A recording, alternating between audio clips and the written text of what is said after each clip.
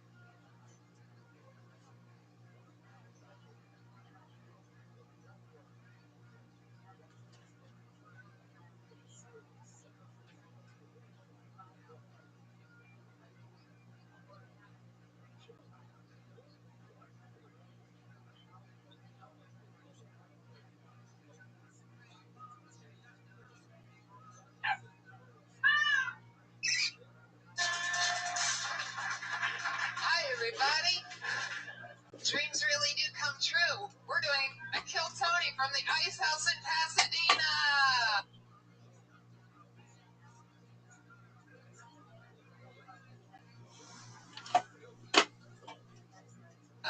This is crazy. This is like going to.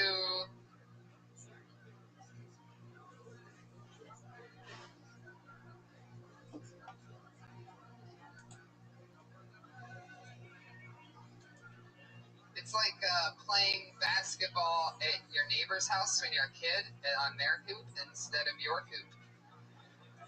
You know, and like hoops are a little bit different. I can tell there's a lot of basketball players in the crowd by the way this is going over. Not really connecting yet. How you guys doing? This is fun. This is a different angle, a different type of setup. The audio actually works here. We have a new sponsor. Give it up for Squirt, everybody. Squirt. Delicious Diet Squirt is now available. Made since, can anybody guess when Squirt started? 1653. So what are you thinking? We're talking about Squirt here. 1653. You're saying Squirt predates the United States of America?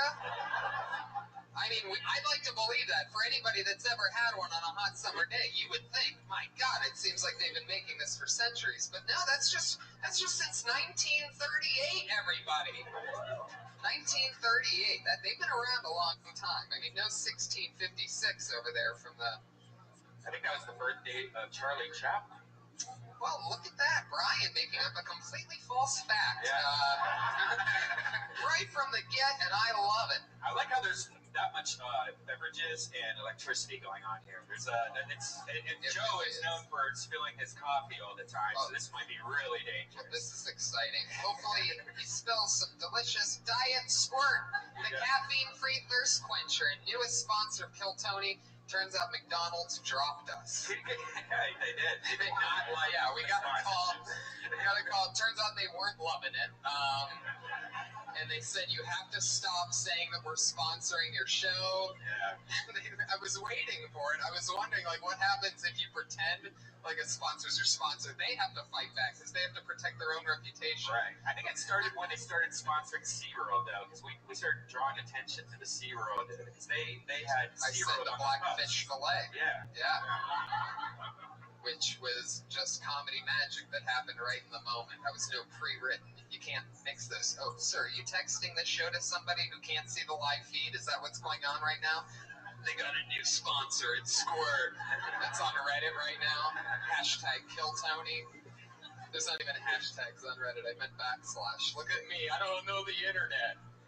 Who here doesn't take squirt and mix it with a little bit of tequila and call it a margarita? Come on. Yeah, that's as white trash as it gets right there, everybody. If you've ever wondered what white trash is for you Latinos in the room or black people, like what's true white trash? Is it, have you ever mixed a squirt with tequila and called it a margarita? That's it. I saw a few Mexican people pass out when you said that. They were so insulted. Like, that's not a margarita. I mean, that's a fucking... Well, I mean, it's delicious squirt, so it's probably better than a margarita. Yeah. Fuck, I can't squirt drop us. It just messed up and said squirt wouldn't be good. Yeah. Well, just don't let Joe, like, knock one over on you. Squirt all over you. Get you wet. I love it. It would be a first on Kill Tony that I've been drenched in delicious caffeine-free squirt. The thirst quencher is their slogan, by the way. This crowd is not into squirt whatsoever. They want McDonald's. That's all that they want. But I love it. You guys dig your McDonald's. How many people here actually know what Kill Tony is, by the way? Yeah? All right. Who here has no idea what they're watching right now? Wow. Really? That's awesome. Congratulations. What we do is we do this show once a week, and we help the local stand-up comedy community out. And they sign up for a show to get constructive criticism from me, Writers Guild member, Comedy Central roast writer, Death Squad Platinum member. You might know me from any of my major credits. And Brian, the creator of the Death Squad, and always two of our funniest friends are on the show. And this week's no different. Yeah. So, getting perspective from two awesome stand-ups tonight. It's going to be very exciting. We have the great Joe Rogan and Dom Irera are with us in the house tonight, everybody. But first, for those of you that haven't been to Kill Tony, you wooers out there that all went, woo! Which basically means, fuck you and your show. We also always have a head of security with us to protect us at all times. It started off, it was the Iron Patriot, an autistic man, undiagnosed, in a very fancy $5,000 Iron Man suit. He would stand next to the stage and defend us. And then when the episodes got in the 30s of episodes, he said he's gotten too big for the show. When he hit 4,000 Twitter followers, he said, I'm going to do my own thing now. I have a new following. Since then, he's lost more than 1,000 Twitter followers since leaving the show, based on the principle of the listeners. So we've always replaced him with a different patriot each week. Pasadena, I bring you a very special treat when I bring to you one of my favorite patriots. It's Iron Jesus Christ! Look at the reach on this man.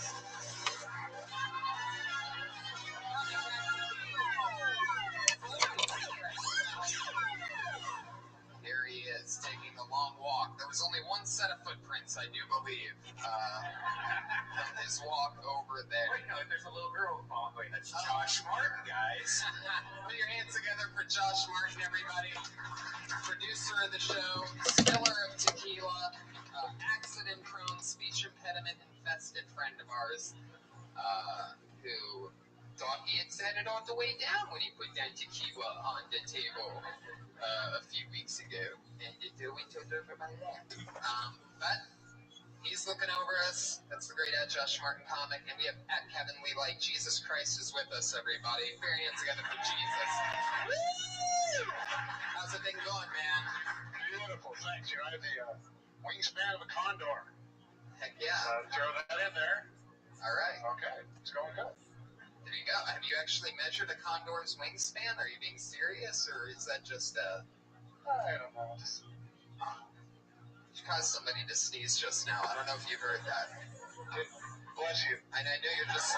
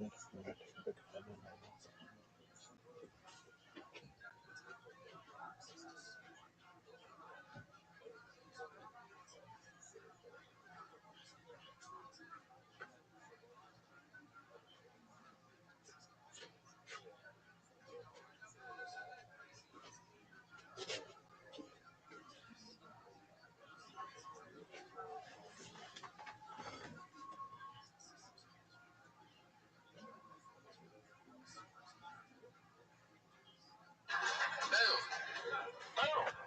Still got it after thousands of years. Jesus Christ. Never loses that sense of humor. And he said, it doesn't go away. Happy to be back in Pasadena. My last time here, I saw Jim Carrey before he was ever Jim Carrey. Wow. 1979 or 80. So you used to come here back in the Disney and see all the old. Did you ever get to see Steve Martin? Because Steve Martin started out here. It was actually the only show I saw, and I figured maybe I would never see one better. Look at you now. All of a sudden you're here on Kill Tony. Woo!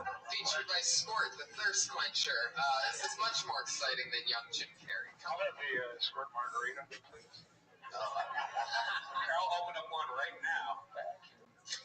I thought that was going to be the worst accident for sure. I just seen I'm like, oh, and here it is. What about this poor guy over here looking at the back of me the whole time? What do I do to that? No, it's fine.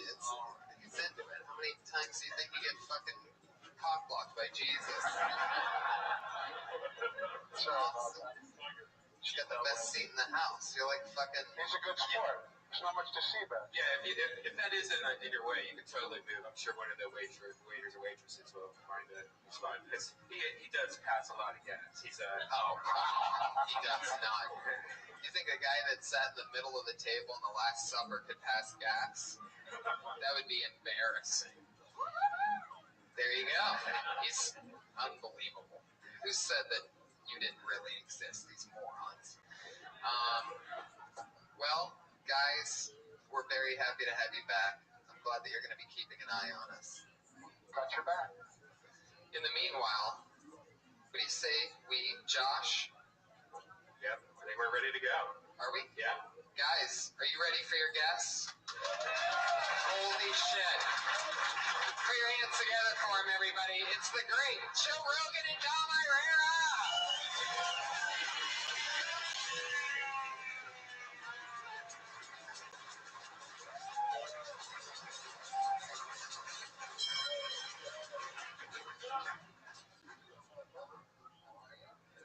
Welcome to the show, guys. We're doing it. Now, Dom, you've been on the show before. Joe, I sort of gave you an idea of what's going on. Is this real booze? Yes, we're hey. Cheers, guys. Salute. Yeah.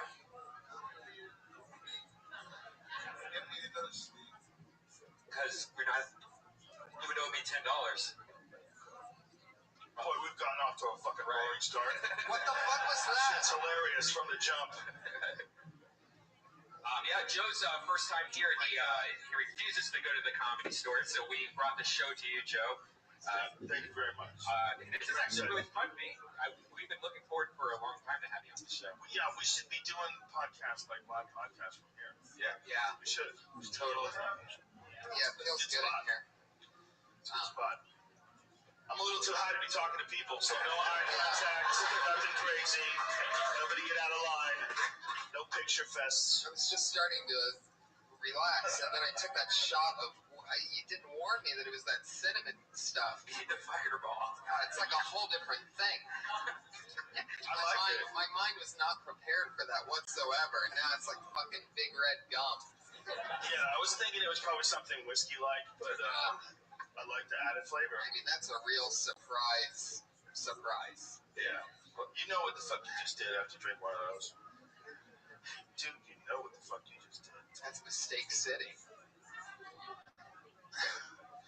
So, That's where all babies come from. That's the fuck it, leave it in juice. I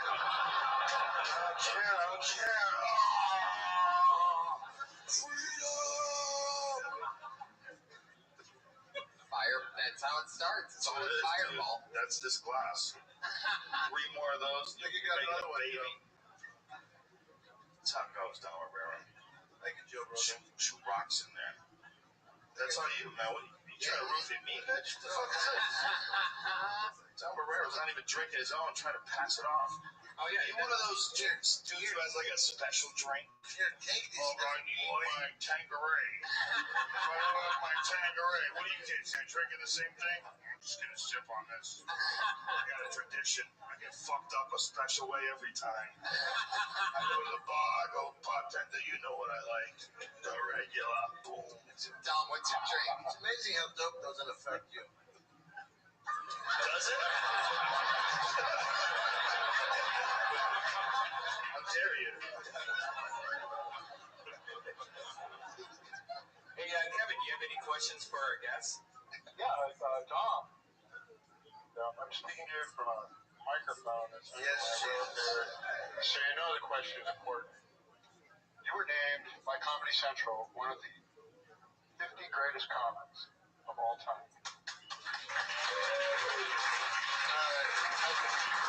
Now, first of all, it was 100, but thank you. 100. Yeah, can I say something before you even ask the fucking question? I'm very bitter about that. Because, I mean, Joe, it hurt, very hurtful. I was number 79. You know who beat me out for 78? Cedric the Entertainer. I can't compete with him. He's an entertainer. I just do jokes. He has people over. He has a nice spread. He dances. What's the question? That was him. You were happy with it. Cedric the who? Cedric the Entertainer. Oh. He's a very funny guy. Very funny. He's like Earthquake, but different. Exactly like Earthquake. Kevin, did you have a question? Just might be on the list. That's amazing. Joe Rogan, you're one of the greatest, cutting edge, brilliant, smart, funny stand-up comics ever. Your body of work is huge and beautiful, and you're always coming up with new stuff. So the question is... I'm getting hard as fuck. And I'm talking about you. Balls are tingling and shit. All this. Leading up to, where's your favorite place to write comedy? To write it, actually on airplane seats. I don't know what it is about being in the sky. but it's terrifying. The only place you can get higher. So much. Yeah, you can't get any higher, but it's also the act of being in a plane is somewhat terrifying, especially if you're high on edibles. It's a terrifying thing, and there's something about being terrified that makes you creative. So I come up with a lot of shit, like where I go, oh no. I come up with a lot of that on airplanes. I love that. Sometimes I put a whole lot of love on it in a loop. Whoa. Well, thank you both. But after a while, it becomes like a meditation after you heard it for like the 20th time. Wow. You're high as fuck on a laptop. You have a system worked out. That was a very specific question, Jesus. And get high and create material. I was being gang raped by these Armenians. What's I was writing like crazy. Somehow my sphincter stimulates my creativity. Makes sense. It would certainly switch it up a bit. Thank you, Doctor. Well, I'd love to just talk with you guys forever, but unfortunately, this podcast is actually about stand-up comedians doing stand-up and doing 60 seconds apiece. And then we talk to them afterwards and figure out how we can help them in any way, shape, or form. That's what they all signed up for, and many of them are waiting just outside that door for their name to be called when they come in and do 60 seconds. What can I say? First of all, I haven't even seen these people. None of them have a job. Just to let you know. We're very special. This is like a boss level episode. You know, it's like for these guys that are in the other room. This is like we announced it just this week. They went crazy. It really is the best of the best of the entire Hollywood open mic that's out there right now. They're dressed better than I usually see them dressed. Like it's a Friday night for them. I usually only see them on Sundays and Mondays. Usually only Mondays. So it's very exciting. It is like the Yankees of the open mic. They've been open mic in their whole life. So close to passing, we can taste it. Now, many of them know, but we'll let the audience and the new people that have been here for the first time, they know that their time's up to 60 seconds when they hear the meow of the kitty. Hear that? Listen how adorable that is one more time. Now that's your 60 seconds. They know not to go any longer than that, or else they're going to bring out the angry West Hollywood bear. Are you putting all ownership on me? This is our show. So, podcast listeners, I'm sorry you had to hear that. However, you have to understand that it's an important lesson in show business to not do over your time. So, you let that thing rip and take it over. That's awesome. So many comedians signed up and made a drive out from all the way from like the heart of Hollywood to have the chance to come up in front of you guys. And I thank you so much for being here, and I want to get it started. Are you guys ready? Yes. Tony, live from the Ice House. 60 seconds, and then we're going to end up talking more to your first comedian, Kobe Grimes. Oh, everybody, stop what you're doing. Oh, everybody. If you're asleep right now, you need to awake. If you're awake right now, you need to stay awake. Because the only riser has finally bestowed upon us their extremely precious time and effort. So thank you so much at fucking 3:15 in the morning. Thank you. Yo, I was here at like 1 and your stream was down. You weren't in here, and I came back and then your thing was on, but you like didn't appear to be conscious. So Right. I think I haven't seen your. And then I looked on your YouTube stream, and then it was like blank, like no stream happening on YouTube. It just had like the Rumble page, and I was like, what the fuck? That's a great question. Yeah. Thought you're the #1 streamer of all time. I am. Bullshit. I am. Of my 25 streams, like 22 of them went out. It happens randomly. There'll be like a flicker of the router or something. I can't explain it, but at least 3 of them were still going, so that's good. I'm sorry. What part of the continuous human data repository did you think didn't include the word continuous? It does. I'm just curious. It does. It had 3 of them going. I'm not kidding. I had that top stream is going. It's pretty dark though, but and no joke. Like they'll be able to lighten it in the future. When I say they, the scientists and the data archivists of the world. But you're right. When I awoke, I was like, "What the fuck happened?" And dude, I did this fucking such a smart thing, right? I don't know. Maybe it's smart. Oh, um, well, firstly, apologies that I like. Basically, if it gets past 11, I sometimes don't know if you're coming or not. So I'm like, I'm just going to bed. Um, and then I don't know why you come so late. Why is it that you come so late? I mean, I've been waking up at like 3, so it's not like super late for me. I know, but just come early. Well, I don't know because you're the one who's up in the middle of the night all the time. That's true. That's true. And it dragged my schedule, and now my schedule's backwards, so I'm dragging yours. Okay, well, let's say just for our own sanity, if you're gonna come in, if you can, I mean, I don't care. You come in whenever you want. You know, you're always welcome here.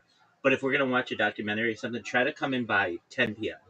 If you come later than, and I'm not saying I'll absolutely always be up, but I'm doing my best to try to get my hours straightened out because it's just, it's just very difficult. I mean, you're in the same boat, so if we can agree on that, but come whenever you want. I love having you here. Can I tell you some stuff? Yeah, go for it. Okay. Well, firstly, how are you? Doing good. I hope ChatGPT has helped me sort out my mural thingy mabobber. I was just using it right now to email both the district person and the Business Improvement Association. We're like trying to gatekeep the wall for the mural festival, and basically what I propose is like they're like, oh, we're that wall is now for the mural festival. The mural festival is in August. So I just said like, look, I've been organizing this mural for like months now. Created a site-specific design. I'm providing like all these materials. I have permission from like the business owner and the property owner. Please, if you're open to it, just allow it to be a temporary mural installation from like April until the festival, and when the festival comes, you can paint over it. But I just I'm trying to use it as a stepping stone in my mural career. So hopefully they won't try to sabotage that plan, and then they'll be open to it because tried to take the least conflict road possible. I understand that. We'll see. Do you think? We'll see if the people who have stolen my wall are going to be nice to me. Do you think they will be? I mean, it seems like they have no problem just bulldozing me right now and steamrolling. So, I mean, we'll see. I mean, if not, there's also another mural spot that I have permission for. But again, I don't know if it's going to be hijacked the moment I try to apply for permission for another wall. But at that point, I just laugh and like, whatever. Can't paint murals in this town. I'll have to figure something else out, but it's fine. I have the important thing is that I am so ambitious and confident in my ability to paint murals that I'm not gonna let. There's just one wall of trillions of buildings, so it'll work out as long as I just stay persistent. Yeah, incorrect. It's not trillions of buildings, but I get what you're saying. A lot of buildings. And even better than that. In the future, with modular houses, it could be trillions. Not really. Probably not that many. I mean, what do you consider a building? 4 walls, a roof. That's basically a building. And are buildings on the inside or outside? It's an excellent question. It's subjective. It depends how you look at it. Okay, so this is just, you're not alone in this process. All artists have to go through these kinds of uh, what do you call it? Hoops that you have to jump through, and you just be patient. And I would go into this personally just being like, they're gonna say no. They're gonna say we have to reserve this wall for this certain area of town for this event, and then have a backup. I mean, like you said, there are a lot of walls out there or a lot of buildings out there, and where you live, and if this one doesn't work, there may be another one that works, and it may be better. You never know. Yeah, no, for sure. I mean, I have permission from a flower shop in like the alleyway, so I'll just do it there. Hopefully, So do you have even though to? there's another spot that's even nicer and it's private. So I was gonna say like, please let me paint your wall, and if I get other work because of the results of this wall, I'll just give you like a commission off of it because it's right off the highway and like hundreds of people go by every day. Do you have to pay? That's the one I really want. Do you have to pay for the paint? I mean, that depends how you structure it. Right now, like the first one, I'm just volunteering my own paint, which I have a decent little.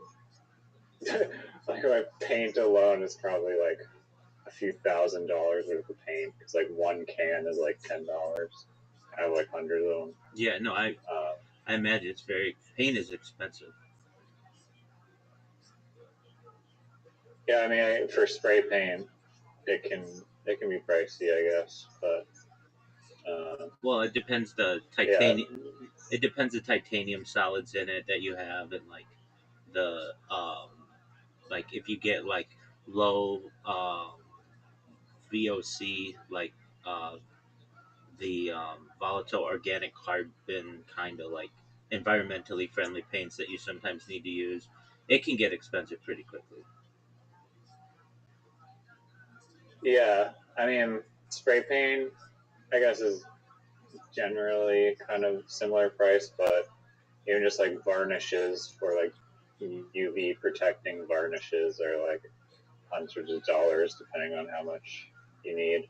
But I was just watching a video today on David Cho, who I've told you about before. Yeah, you're obsessed with this dude.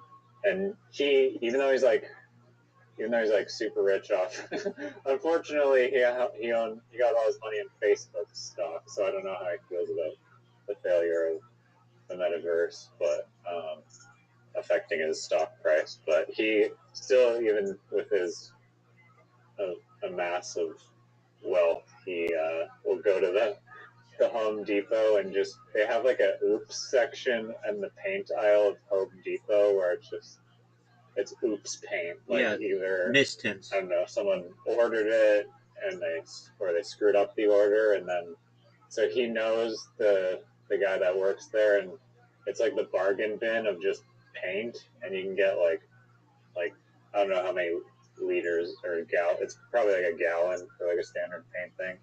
Instead of like $40, they're like $10. And then he said that he can like negotiate it down to like $2 because he knows the guy there.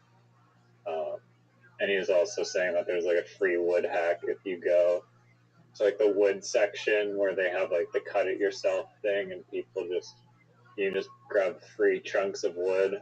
And so he's still very mindful of how much he spends. Yeah, and there's almost like a game to it, I'm sure, at that point too. Like he knows that he could spend extra money for all this stuff, but there's nothing better than a good deal, especially if it's, like creating art, and then he can tell everybody like, yeah, and like this is all recycled wood, or these are all mist tint paints that would have just been destroyed otherwise. So we basically made an accident into something really beautiful. That enhances the art, in my opinion.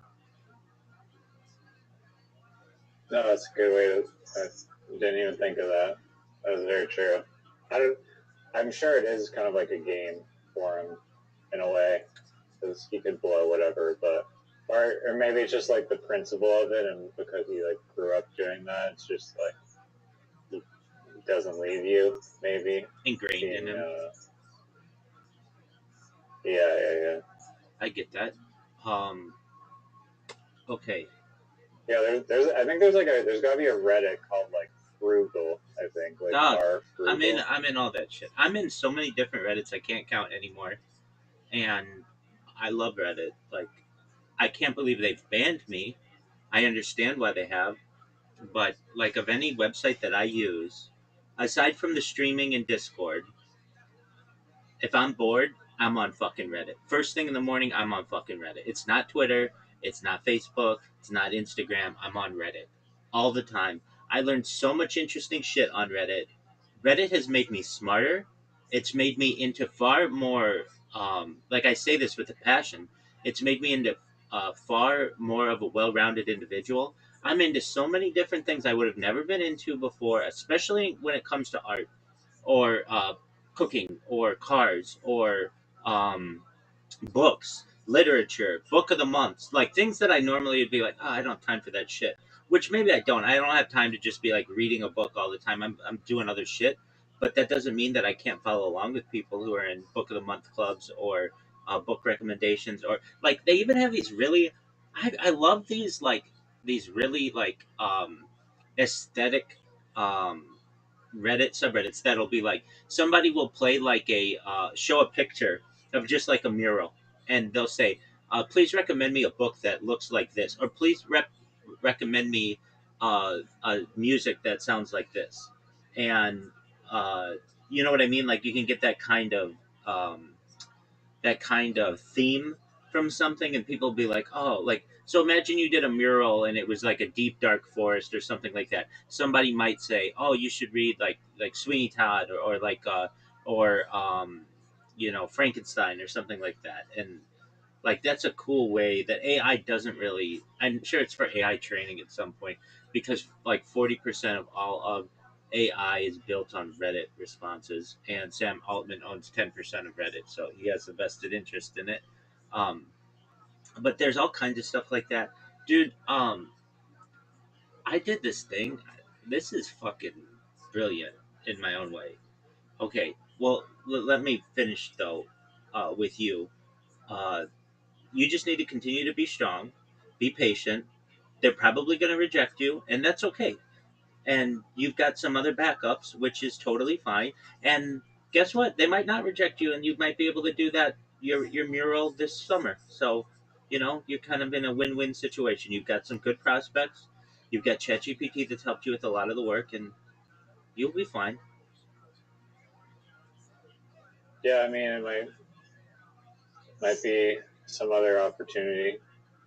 I mean, as long as I just keep the treasure hunt going. That's the other thing about murals, that it's like the part that I like of it is like the game of it, and it's like you see other artists that are doing like creative projects where like they're painting like a cruise ship, or they're doing like a mural in like a really sick hotel like lobby, or all kinds of mediums basically. Um, Another thing that I'm getting into is getting a sewing machine. I'm just gonna like sew these like crazy art, like my art, but like on clothing and stuff. Um, but yeah, I'm gonna keep on pushing. A worry of mine would be, especially in LA, if I ever did a mural, the second that it goes up, it becomes a target for people to tag. Do you have that issue? Um, yeah, I mean, that unfortunately kind of, I've definitely seen it happen. I've had friends of mine that have done murals, and then some disrespectful person just does their like black bubble letters over it. I think that if you do it on a large enough scale, then it's not really a problem, because those people that are quickly doing bubble letters are not going to like go up on like a 15-foot ladder to go over your thing. So you can kind of avoid it with scale, but you can also avoid it, I think. I mean, it depends where, I guess, but if you do something really amazing, typically people like will respect it more. And like you have like cities like San Francisco or whatever, and I've been to San Francisco, and there's some like really amazing murals there, and they've been there a long time because they're really good pieces of art, and it's just like people respect it, and it's good, I guess. But it does suck if you work hard on something and then some guy just scribbles over it, runs it, and then you have to literally just go back and repaint the whole thing. Yeah, it is a risk. It's just a matter of time. Long enough amount of time, every mural will get some kind of graffiti on it. Like they throw like tomato soup on paintings. You know what I mean? Like even like really expensive ones, like to prove a point or whatever. Hundreds of year old paintings. So I was wondering if there was any kind of like glaze or something that you could put, or like an epoxy that would protect your art, and then if somebody just like tagged it, you could just remove their tag pretty easily. And I'm sure that exists. I don't know how um, realistic it is, and also like a lot of times epoxies that are in the sun for long periods of time can cloud or they can yellow, which would change the color of your art. But it's just something that you have to go through. Um, okay, and anything else going on in your life you want to share? I just got my new Yeezys ordered, or received them from China, that I ordered a couple weeks ago. Got here pretty quick. I'm just wearing them around the house because I had these pair of Yeezys that I wore in like, I don't know, a while ago, a long time ago, and they're like the comfiest shoe that I've ever worn. So I was like, I need a new pair of shoes because my other ones are falling apart. So I got these fake Chinese Yeezys, and they're pretty comfortable so far. So hopefully, hopefully they're gonna be super comfy. Do they fit Right you? now they feel like moon shoes, kind of like super spongy, which is what I like very like stable. Do they fit you? Really planted. Yeah, they do. They do fit pretty good. I thought they were gonna be too big, but they're not. They don't appear. They feel pretty snug. What if I may ask? What size shoe are you? Normally I'm a 10, but then on the internet they said to buy a size up because they're really, really narrow-toed shoes, so I got 10.5. You're 6'4" and a 10.5. Yeah. That's small. Well, 10. Or 10. I'm 5'9" and I'm 5'9" and 3/4, and I'm a 13. I'm a freak. Yeah, I guess. What do you want me? What do you want me to say? Well, my friend is a size 14, and he said that it's like nearly impossible to find shoes, like because his feet are so big. So you're almost in that category. Exactly. I have very big hands. I have the hands of a 6'6" person. So I one time, this is like 10, 15 years ago, or like 10 years ago. I got into AliExpress at the time. It was like super high. It's still like China's biggest company. Um, but they were trying to invade the United States market with cheap products. Basically, it was Temu before Temu, except I think the quality was better. Though I don't know because I don't use Temu. But so I started ordering stuff from AliExpress, and it was interesting. It was like it was everything that Amazon was, except it just didn't come as quickly because it had to sit on a boat. And I thought, you know what, I'm gonna buy like all these shoes that I'm not a sneakerhead, but like I guess I've become one sort of. Um, at least just some having some knowledge of things, and I bought all of the Air Jordans, not every single pair, but the originals, and then like the different ones, like the main big ones, like maybe like 6 pairs or so. And I bought them. I took a risk, and I like when you would buy from those websites, they don't sell that shoe in like anything bigger than like an 11, because like Asian feet are pretty small, so it was really hard to find this stuff. And I found some that would say that they're like a 13. Anyway, all the shoes came and they were all too small. They were all just made for a smaller person. And I would like, I don't know, maybe wear them a couple times out, and they look like Jordans, but they hurt to wear. So I was wondering if you had the same issue, but you have a more common foot size, so that's good that they're comfortable and everything. And you can't tell the difference, can you?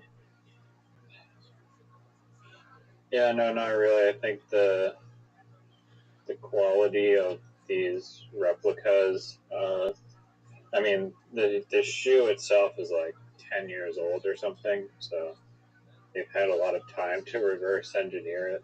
Right. And there's entire stores in China that are selling fake Yeezys, like that you can walk into, like physical stores and stuff.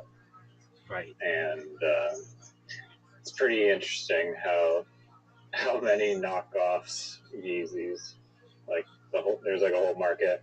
My only concern is that they'd get like stopped at the border or something, because apparently ordering like replicas are not allowed or condoned, but usually people like there's just one pair, so I wasn't really worried. Like if you're ordering like 10 pairs, then they might care because it looks like you're trying to sell them, but Right. these are just for walking around.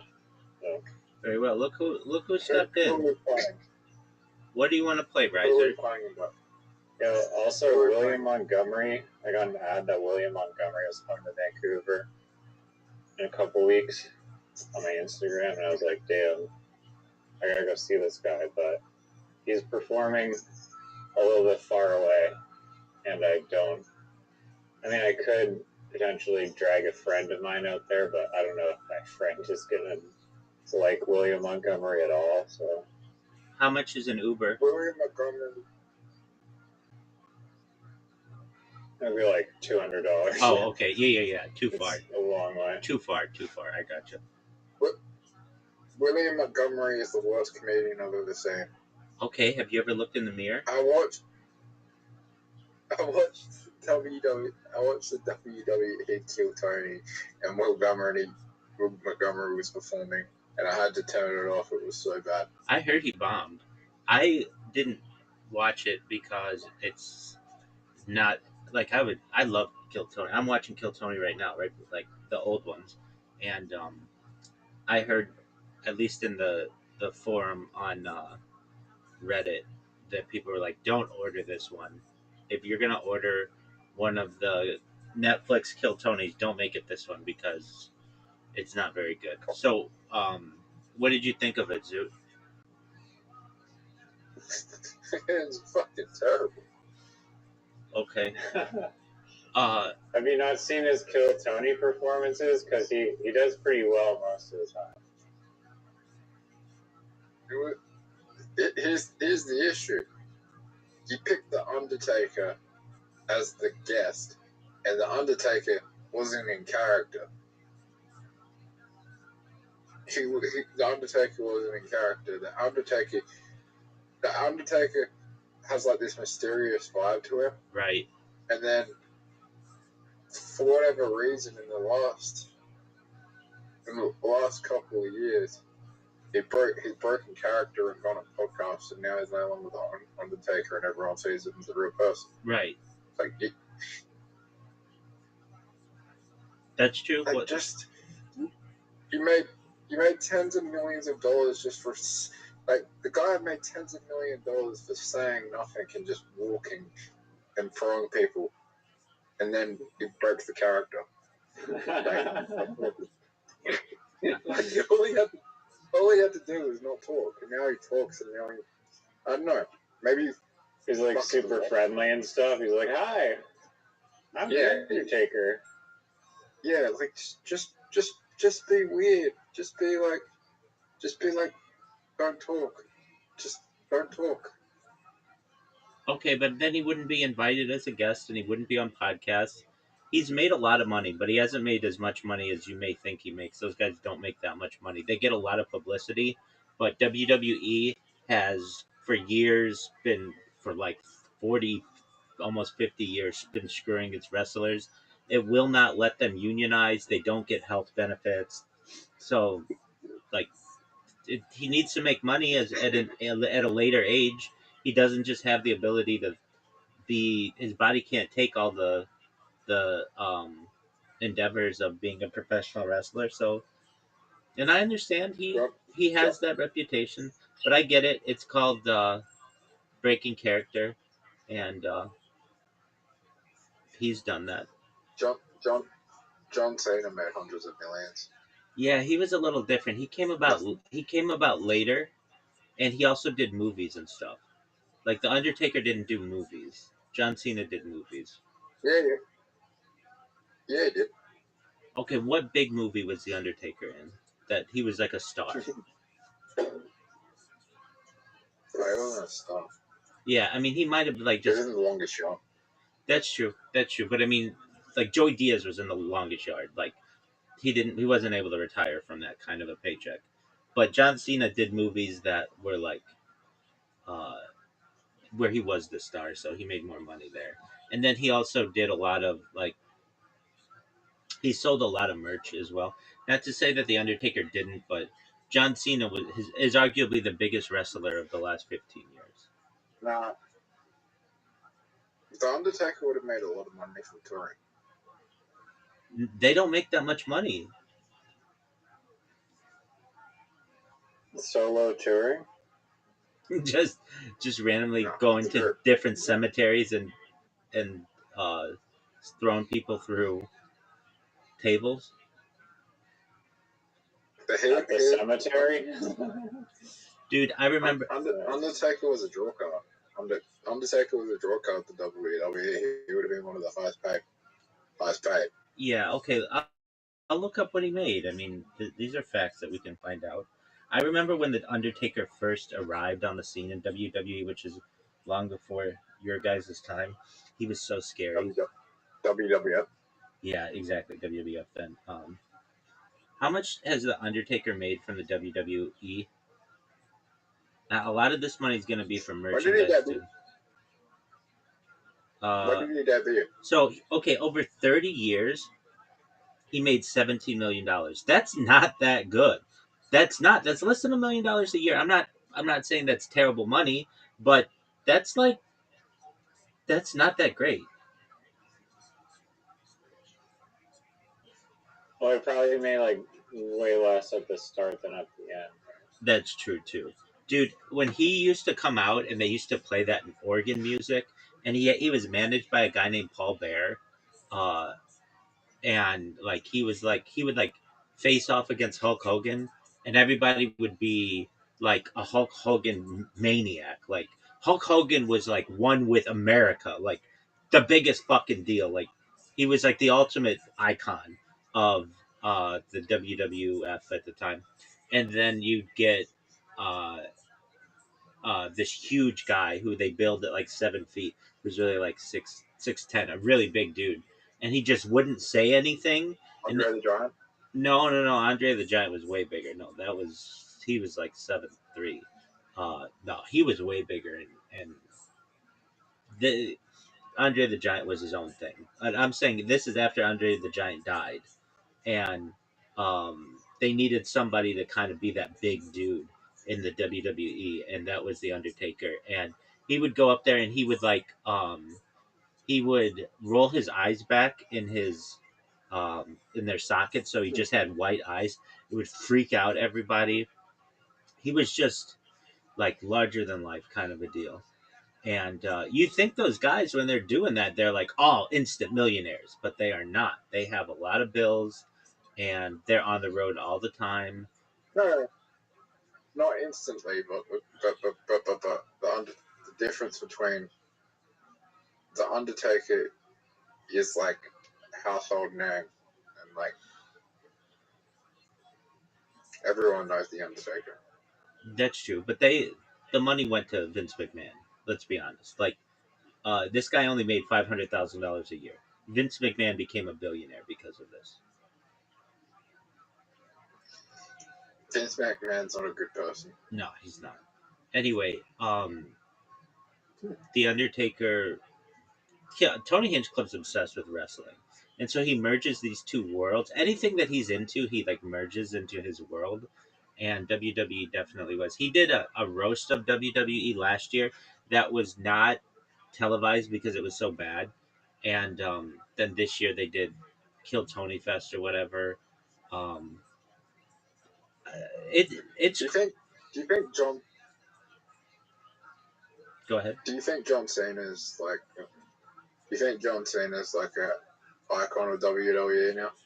Yeah, he's kind of like become a little bit bigger though. I mean, I know he's supposedly like the number one person all time to do make a wishes, like meeting kids who are in hospitals who are gonna die and stuff. Who's bigger, The Rock or John Cena? The Rock. The Rock is like arguably the most uh, bankable person in Hollywood. He has like things in his contract that say he can't lose in the movie. He can't lose a fight in the movie. And if you look at the like when he's in a movie, it just basically becomes an automatic blockbuster. He isn't the top the absolute top banked actor in Hollywood, simply from the fact that I think it's Scarlett Johansson because she's like in all those Marvel movies and stuff, and those make so much money, but like she doesn't carry those movies as opposed to a movie. If The Rock's in the movie, it's like much bigger.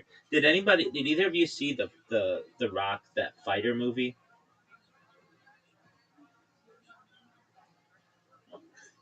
I didn't Same. either.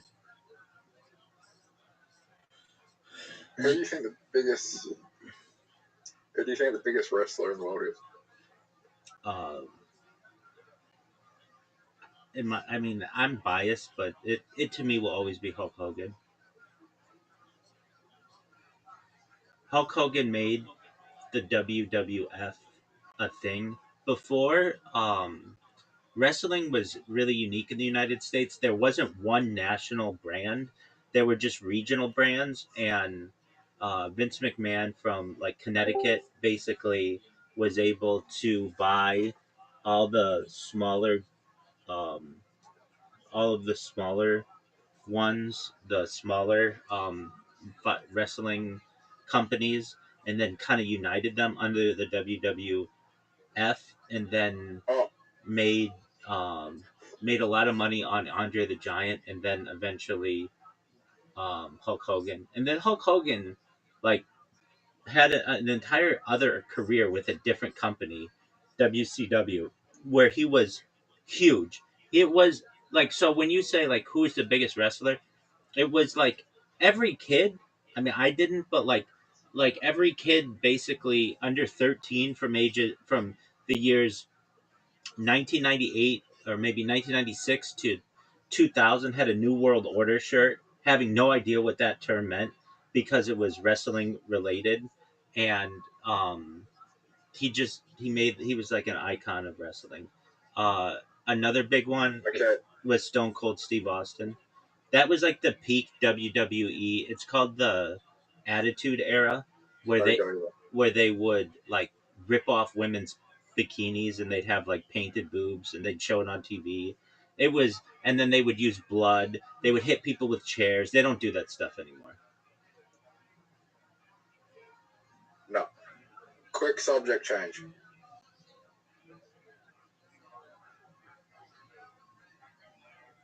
Yeah?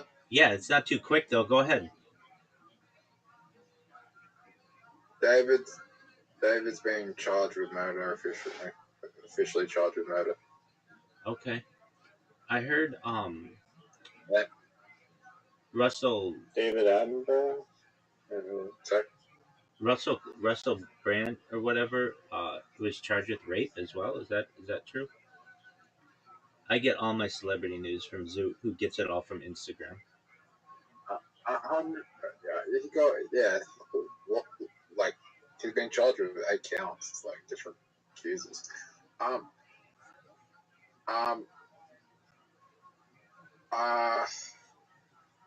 And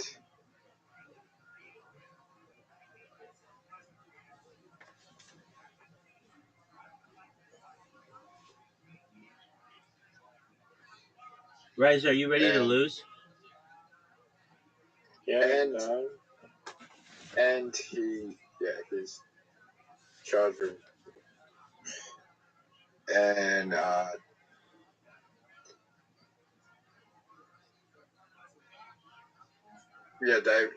David's charged with murder, and there's a lot of people that knew about the relationship and that was the motive behind the murder. There's a lot of people that knew about the relationship that should also be charged for trying to cover up the relationship and knowing of the relationship to begin with and not reporting it to authorities when they knew. Do you think you should be charged?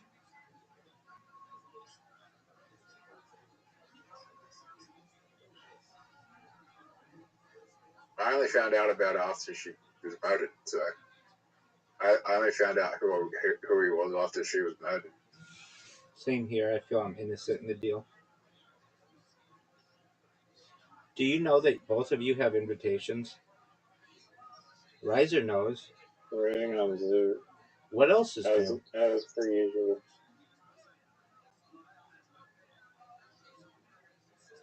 Zoot, you know you have an invitation? Hey, Zoot, you know I was on an Australian podcast yesterday?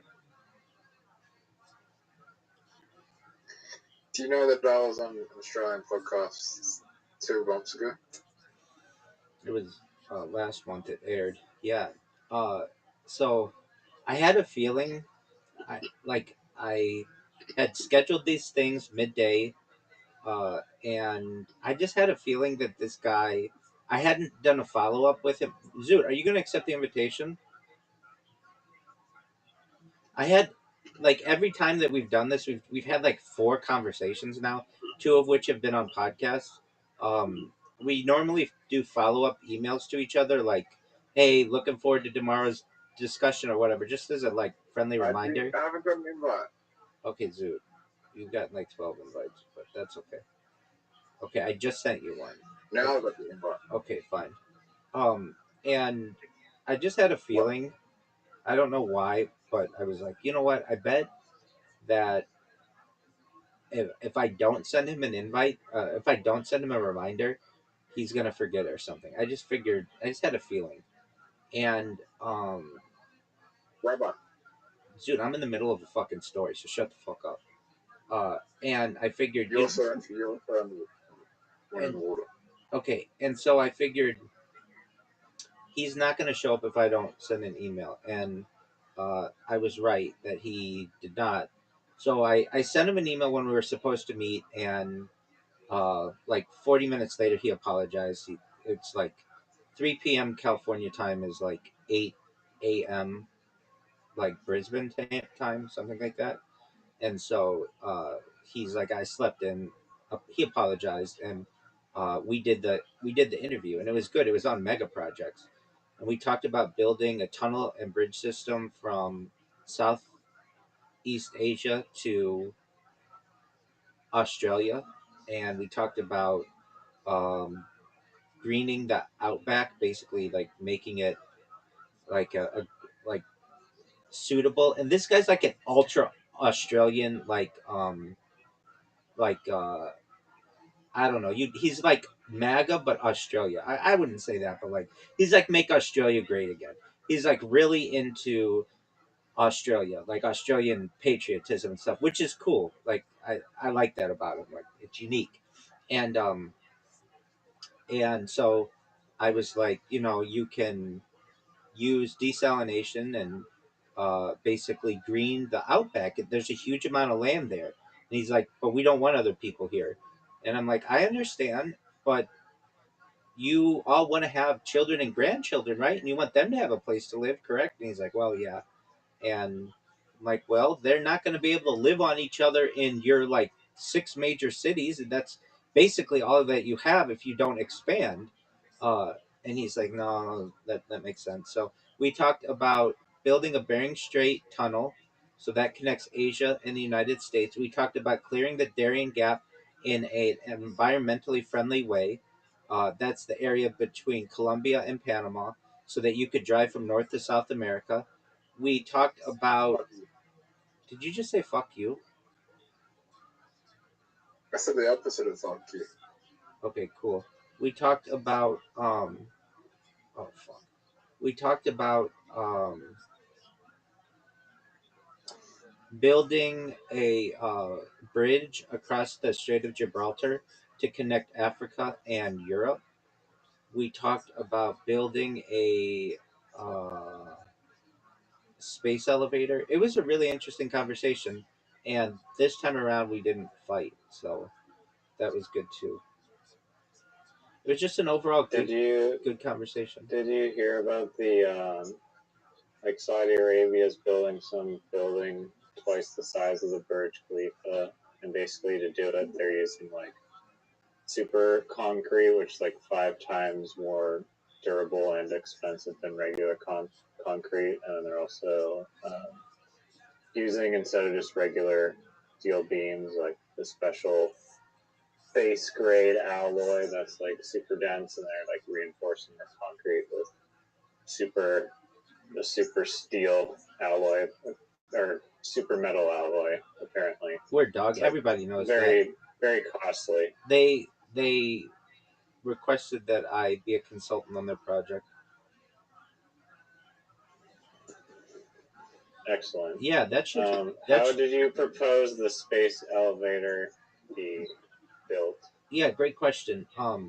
So the main issue is tensile strength of the cable.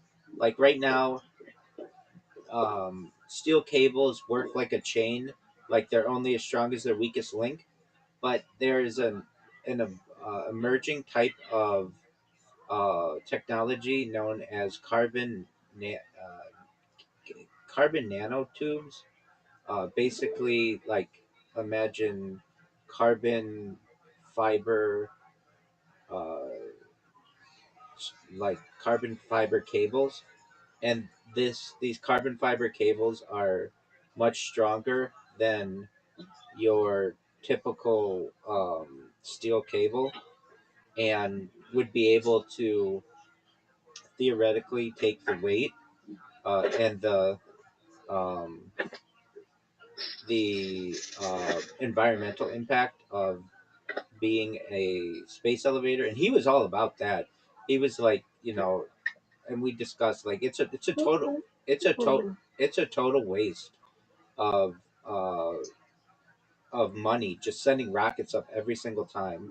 They're not always replaceable, and why would you spend all this money when you could just build a space elevator? And so we agreed on that, which is cool. And these conversations are really short. They're like just 20 minutes, so we didn't have like a ton of time to get into anything. There are elements of it that I like about it, but then again, it's like super short. And I wanted to talk about more. Like I wanted to talk about a Red Sea bridge, basically a bridge from Africa to the Middle East across the Red Sea that could be built. That maybe very beneficial. But I just was able The to touch on space that. elevator, though, like, is the point to cool the Earth by just turning ice or salt water into ice cubes, or what's the purpose of it? No, a space elevator is a way to go into space where you don't need rockets. So basically, think of No, you can transport anything up into space. that's true. Yeah, I mean, it's basically a cable car transporter into space, but you don't need to use rocket fuel. Right. I mean, doesn't it need like an anchor at the top of it to like hold the chain? Let's say just like you know how Yeah, a Zoot, chairlift go. goes around a Yes, big I know. Zoot, wheel. go. Yeah. So that it needs to be in geosynchronous orbit, and once you get it in geosynchronous orbit, it stays there permanently. Well, so long, like, I don't want to say permanently. It needs slight adjustments, but basically, it's like if you get a cable from the Earth to space far enough, it will stay in geosynchronous orbit naturally. Oh, so you just have to get it there and then it'll just Exactly, it stays. float. Exactly, like you know how satellites just kind of float in geosynchronous orbit. Yeah, yeah, yeah. It would be like taking a cable from one of those and bringing it to Earth. I've seen renderings of this, like really cool videos of people who have them, or who have created them. These theoretically came from Florida, but I don't think Florida would work that well. I think a place like Kuwait is like the ideal place to have it. The temperature is really consistent, or the conditions are really consistent. They don't have to worry about um, monsoons, hurricanes, or cyclones or anything. They have the money to be able to do it. And not only that, about like 3 years ago, I was in a Twitter space with a guy from Kuwait, and he's like, "This is never going to happen." I'm like, "Not only is this going to happen, but in the future, the people of Kuwait are going to listen to this conversation, and they're going to want to be the ones to sponsor it." So I wanted to be in Kuwait. Yeah, I mean it'd be like having like a basically like the Panama Canal, and if there's Exactly. only one, which there probably wouldn't only be one, but at first when it came out there'd only be one. Yeah, I mean, exactly. Just you're 100% right, but like there are. Wouldn't they need like a Kuwait space program though to justify it, or there it just doesn't even matter? They have the perfect environment, so They have the other perfect environment. You can use American. international relations for that kind of stuff. And I'm an advocate for building another Panama Canal, at least one. There's a way to do it through Honduras, and it was originally proposed before the Panama one, but it's just very mountainous. And then the other thing, there's the proposed Ben Gurion Canal, which is another Suez Canal that's basically through Gaza. And there are theories that the reason why what's happening in Gaza is happening is to make space for this new canal.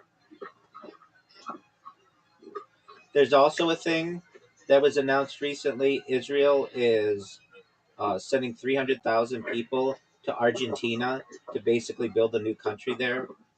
A lot of shit's happening. And these are like mega projects for the coming centuries. And like people don't realize it, but the earth is evolving. Where are they sending to Argentina? I didn't hear it. 300,000 people to create like a mini colony.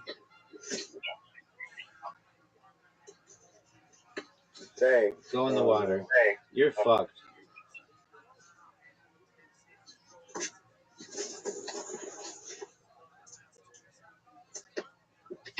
Zoot, what happened to you? I just had to go. I just having a bit of mental health stuff. Let's take a break. I'll be back. Dude, don't go.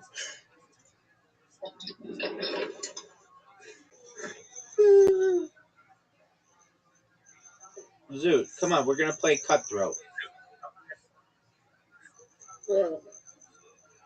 Zoot, are you ready to play Cutthroat? Alright, I'll take that as a no. He bounced.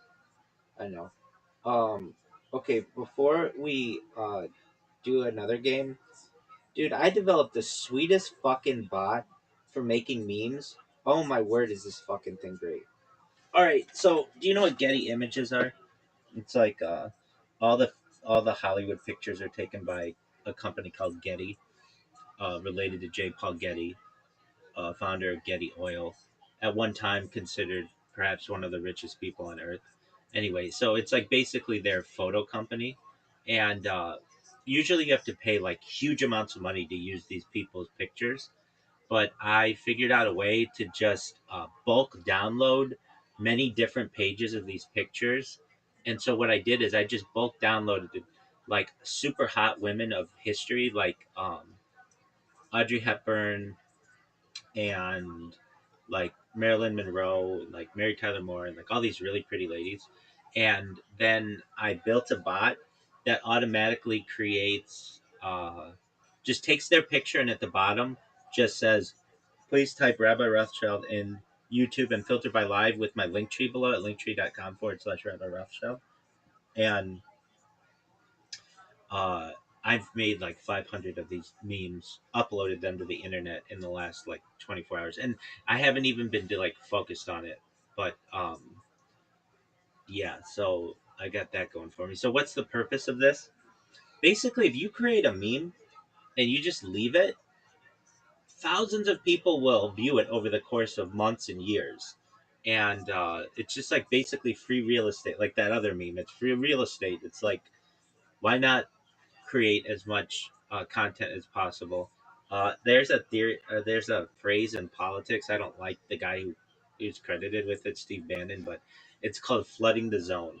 Basically, that's the theory. When you've got something bad, like pub- publicity wise.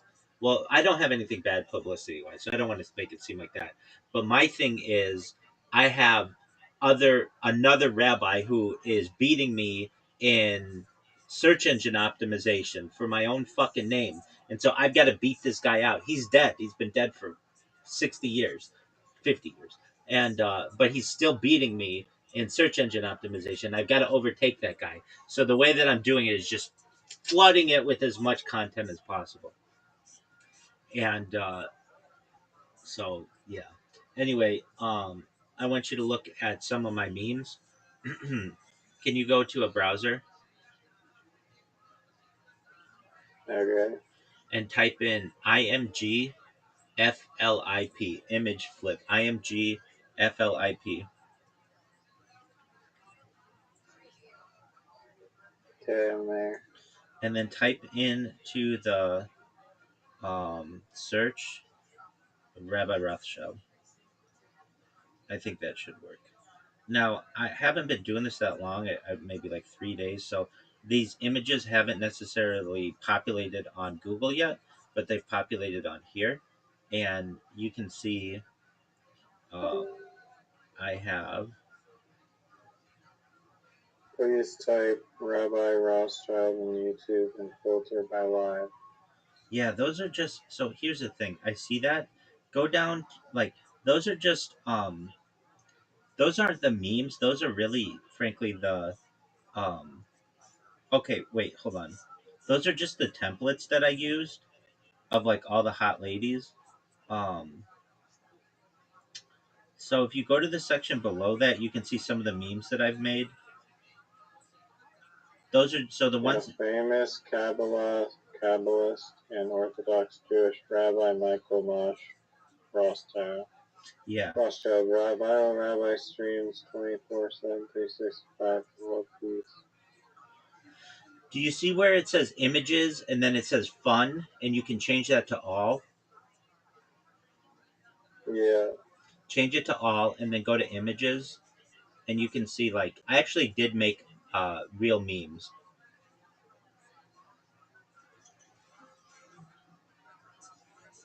So like, do you see the one? Nice. Do you see some of them like Rabbi Rothschild hashtag Bible Rabbi is the most lovable person of all time, and then the thing Waiting for Rabbi Rothschild to go viral. that one actually populated really well in YouTube or on Google. So anyway, if you look at the views, like some of them have like 34 views, 78 views, 14 views, 57 views, 16 views, 9 views, 10 views, 77 views. Like they've only been up for like a few days, and so they do get views. And I don't think I'm going viral from doing that by any means. But when you type in Rabbi Rothschild into Google, it's just more shit of mine that populates. And I can only take so many pictures of myself that like are like interesting. Like I am not going to Bali tomorrow, and I'm not going to Paris tomorrow. So like the pictures that I do take are like I take I have pictures of me that I've uploaded from like the Hollywood sign and like Disneyland and like the beach, and those do okay, but they're not like um you know I'm not like a big influencer or anything like that, but memes do really well. So um I think it's cool that I created this strategy, and we'll see how it goes. And Probably like other people uploading your podcast or the podcast with your name in it also helps, or just other people posting about you. Yeah, it does. It absolutely does. Um, and But I mean, this is all hinging on like the fact that like when people search up your name, stuff will come up about you. And uh, I guess you have. I was reading something where I was like, or maybe you told me where you're like, I know people are searching for me because it says Rabbi Rothschild Kit, Rabbi Rothschild Discord, Rabbi Rothschild Rumble. exactly, yeah. When you know the Google suggestions when you type in Rabbi Rothschild, the suggestions all say that, even to the point where it says Rabbi Rothschild and puts my whole Discord address in there. So I know people are searching this. It's just Google. You know, I get it. Google is taking a historical person and keeping them ahead of me. It's like it would be like your name was, I don't know, Alexander the Great, and you're trying to outdo Alexander the Great. It's like, dude, it's really, really hard. This is a historical figure. It's not that difficult, but it's still difficult. Uh, the There's some guy who I talked to on Telegram who can allegedly just manipulate the Google search results data and get your link above every single thing, dog, including the advertisements. dog. I don't even want to talk about that. I've worked with so many companies when I was in startups that say they can do that. Everybody says they can do that, and then you pay them a bunch of money, and they request you to pay for advertisements so that your whatever the word is goes above your competition. Yeah, it's a pay to play system. Don't believe anybody who says they can do it organically. The only way to do it organically is the way that I'm doing it, by creating tons of videos, tons of content, press releases, memes, gifs, all that stuff. That's the only way to do it organically. Yeah, no, he was saying that he literally was just altering the database of Google. Oh yeah, don't you think Google gives just some random guy on Telegram the ability to do this? That's just what he claimed, and whether that's true or not, who knows? Okay, come on, let's use our heads and think. Google is $1 trillion company. Why are they letting some random guy on Telegram have access? No, he's not. He doesn't have permission. He allegedly is using some backdoor to get in. Right. Okay. But I mean, don't you think that Google has their back doors as tight as possible? According to this source, they not as not as sealed tight as you might imagine. Okay, then why wouldn't But he? I don't think it's a good strategy Wait, to wait. Then why wouldn't manipulate Google's database. why wouldn't he make his result be number one when you type in search engine optimization when you type into Google, right? That if you could do that, then you would make your name number one for search engine optimization, right? No, well then you're gonna get flagged. But if you just make it like when people search viral rabbi that yours comes up, then Google may not notice. But if you start fucking with like when you type in Facebook.com, when you type in Facebook, rabbi shows up, it's like they're gonna know. Yeah. Okay. I will just straight up say this. Everybody says they can do that. I don't believe them. I mean, I've seen these companies make thousands of dollars off of suckers in search engine optimization. So anyway, um, That's interesting. oh, dude, it happens so much. But I can tell you this: of all the things, they do have some good advice. They'll say write blog articles that are heavily um, indexed with search engine words or phrases, and that works. That works really well. I one time wrote for every city in Southern California and every, um, not just city, but even neighborhood. I wrote an article for our website on car washing, and it was a project that I had that I enjoyed doing it, and it allowed us to rank anywhere. You could type in uh, Irvine car wash, boom, we show up number one. You type in Los Angeles car wash, boom, we show up number one. You type in Beverly Hills car wash, boom, we show up number one. Even like neighborhoods, I would do neighborhoods of places where like you would type in what's a neighborhood, out of North Hollywood, like is a neighborhood, boom, we'd show up number one. And Los Angeles is really interesting the way it was incorporated. Like a place like North Hollywood is a neighborhood of Los Angeles, but a place like West Hollywood is its own city. It's like, wait, aren't isn't it Hollywood? Isn't it? And then the term Hollywood, there is no city Hollywood. That's just a nickname for Los Angeles. It's very confusing. Um, but like a city like West Hollywood has incorporated itself, basically broken away from the city of Los Angeles.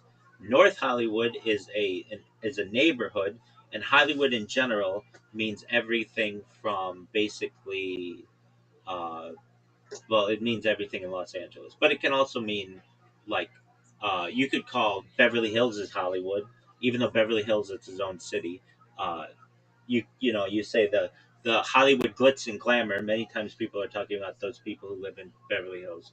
Anyway, I just think that that's an interesting thing. Like, uh, that it's not it's not that clear.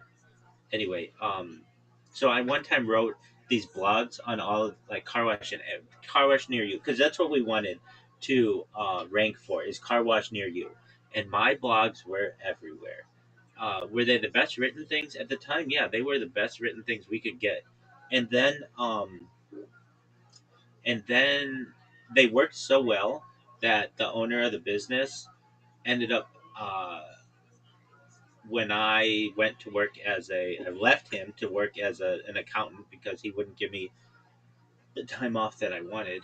Um, he hired this kid from Yale who was a creative writer, and he would take my articles and then write 5 articles on the cities that I had written on. And so we had this huge database of thousands of articles, and eventually, like, just dominate. I mean, that's why, like, even years later, years after that business is closed, like you said, when you like type in things for um, mobile car wash, we would show up. Like that's how much we dominated in the second biggest market in the United States. So I was quite proud of that. Anyway, as people say, the biggest market in the biggest state in the United States. No, we'd say the biggest market in the biggest state in the biggest economy in the world. Anyway, that's that. All with damning internet articles. I can't, dude. That's what I do. But um, I'll never forget where I was when I heard the term SEO. I heard these guys talking about SEO. I had just joined this company, and they're talking SEO, SEO, SEO, and I'm like, what are you saying? They're like SEO. I'm like, okay, I just joined the company like yesterday. I don't know what that is. They're like, it's search engine optimization. It's like the big thing on the internet. It's how you get your stuff to rank. And I'm like, oh, there's a science behind that. And they're like, yeah, it's like a huge science. It's huge money, absolutely huge money. So we bring in these companies. We brought in a bunch of companies. We even talked with the biggest SEO podcast in the world. Um, he was very helpful, very uh, innovative, very nice guy. I got that arranged. Anyway, uh, the SEO team that we brought in initially, these guys come in and they're like, they're telling us like how you can rank really well, and they're like, you need blogs, you need city specific blogs that will be very helpful to you. And so we're like, okay. So I'm like, I can write those in my free time at this business. And I'll never forget, this man said to us that at the time, data was the number two most valuable resource on earth after water. And that triggered in my mind. Um, this was before the economists wrote about data had overtaken petroleum, but this stuck out in my mind that data was a resource and was extremely valuable, and people didn't realize it. And that was in 2017 when I heard that. And in its own way, like I think about that all the time. I mean, I've made data my backbone, and I think that that was a big day. That was a big day.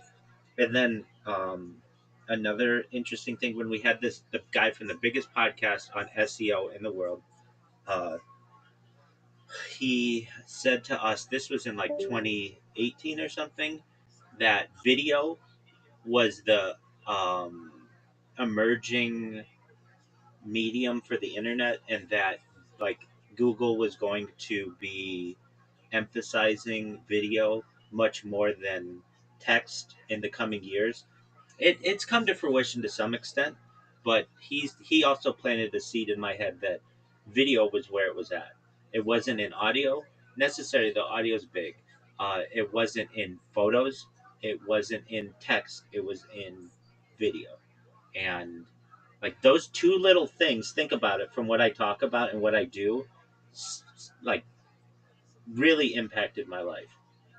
And now here we see that I'm flooding the internet with as much content as possible. I mean, Riser, do you know anybody who makes as much content as I do? I don't, I don't think that's I don't think it's possible. Exactly. I would say this. I think I make more content myself than all your friends combined easily. You don't have 25 streamer friends, and I am live on 25 different streams, generally 24 hours a day. Sometimes they do go down when I'm asleep, but I still have some of them going, three, four, five of them going, and it's certainly on the different platforms. It's an incredible amount of data that I put out, and I don't know anyone. Like, it's a really unique strategy that I've used. That why not create as much? Why not be the person to create as much content as is absolutely possible? Nobody else thinks like that, and I think once people start to hear about it, they will. But anyway, I did this podcast yesterday. It was really good. It was on mega projects. It was 20 minutes. There's another podcast that I've made arrangements to do. I don't know if this is going to work. Well, I think it will. Just take time. There's this guy. He's got 49,000 followers on Twitter. He was the first Uruguayan hacker who was sent to jail or something like that. And I want to be on his podcast. He has a big podcast. And then also Morelight paid like $500 to do these press releases that I wrote for him. And he submitted them, and I kept checking. I kept checking. I kept checking. I did not see. I saw them published, one of them, but they wasn't distributed anywhere, which was the big thing. That's where it was going to be in the Boston Globe and all these other places. And he got a message saying that the article that we wrote wasn't. They didn't consider it newsworthy enough. I mean, and that's a good point. I just wrote uh, Harry Potter Obama Sonic 10 Inu is the best cryptocurrency in global history. Like that's a hard thing to prove and whatever. So we rewrote the press releases under the guise of Harry Potter Obama Sonic 10 Inu launches a new merchandise site to celebrate my having spent 1,000 days in their Telegram or something like that, which is more newsworthy. And so they did launch their own site for merch that earns the company money or whatever, um, or earns the cryptocurrency money. Anyway, so I've got that going for me, which is cool. And We've got an invite. oh, tight! That's what I like to There hear. you go. That's what I like to hear. I've got an invite, so I'm gonna now go. I'm gonna check my invites, and then I'm gonna dominate you. Oh, you're just looking to get your ass kicked early this morning, aren't you? And you're going first. I'm sorry. Are you complaining?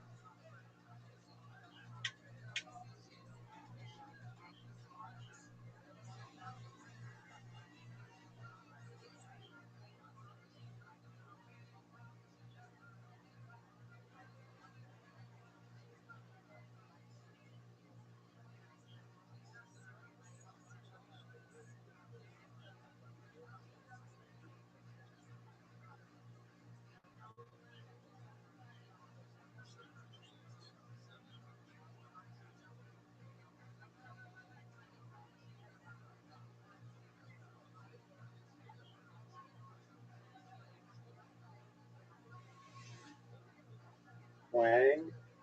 Twang. It's What like in the fuck is twang? you don't know what twang is. It's like the way that people in the South speak. It's like that Southern twang. That's what that's known as. I guess it's just like a way that someone speaks.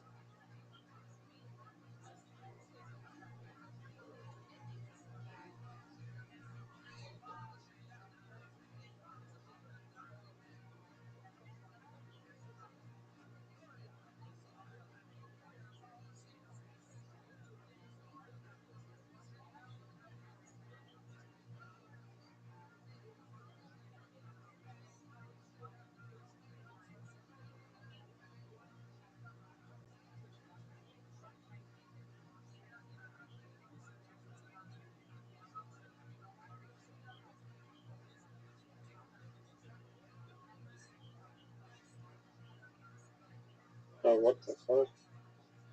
Do you want? How did the time run out? God damn it. Do you want? Do you want your turn back? No, I deserved to lose it. I thought I had way more time. Not paying attention.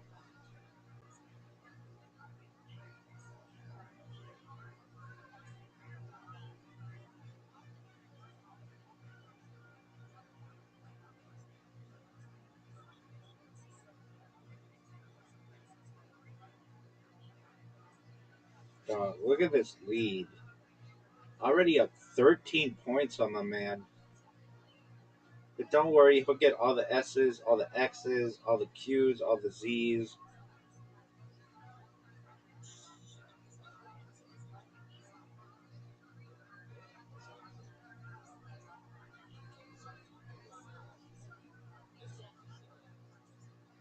Dog, I'm gonna dominate you so badly in this game. It's not even close. Once I get these god awful tiles out of the way.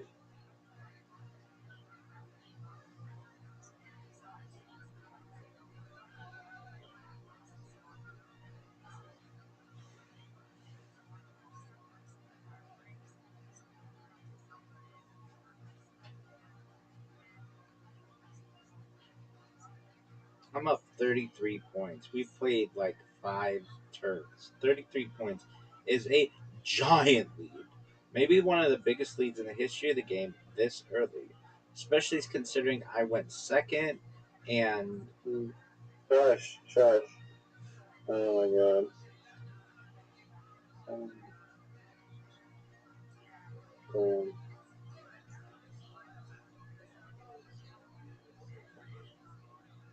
I'm just busting your balls. I've gotten really good tiles thus far.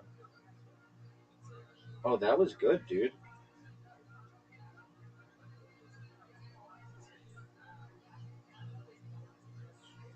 Talking during the backswing is the only way you can win. By just spouting a whole rant of bullshit while I'm trying to think. Cheating. But that's okay.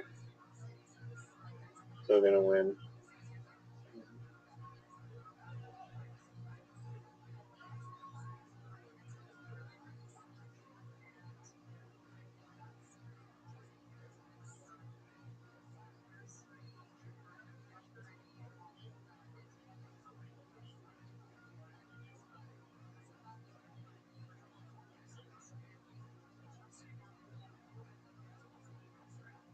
Get out of here. Get out of here.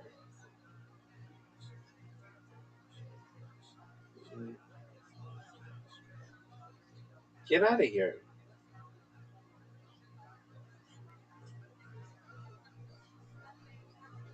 No. No, get out of here. You're guessing. You don't have a word. You're just throwing tiles on the board.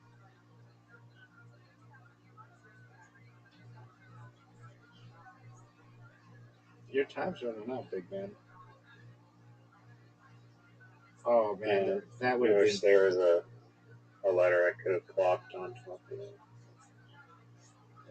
huge. A jar's a really good word though. Gets rid of that stupid J.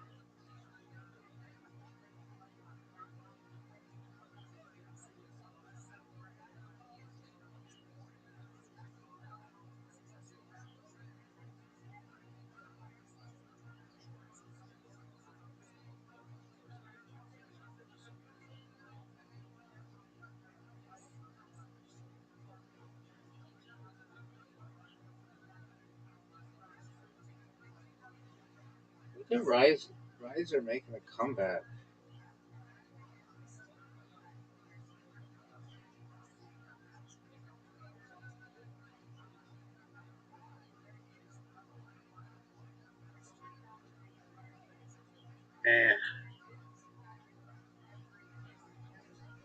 I guess I got rid of tiles, so it wasn't all bad. Just waiting for you to plop down some S's for the group.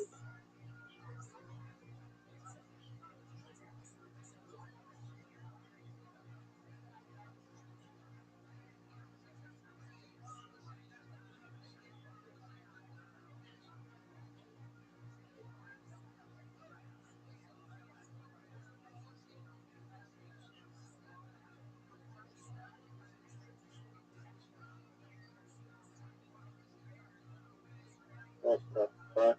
Nice. Thank you. That was good.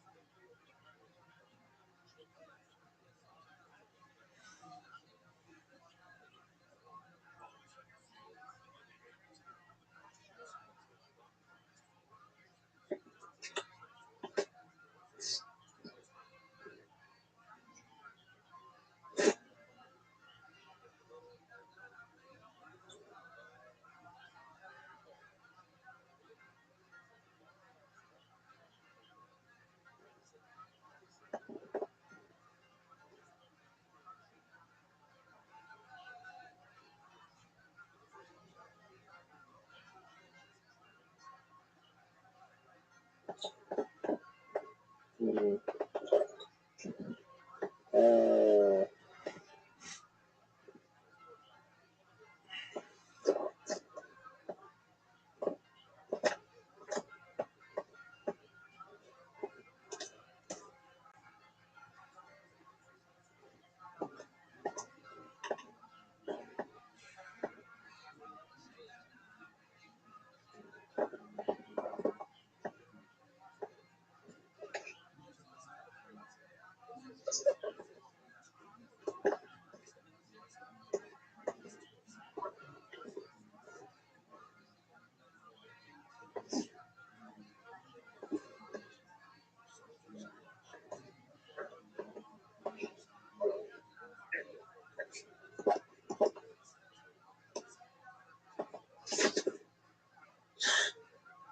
That was horrible.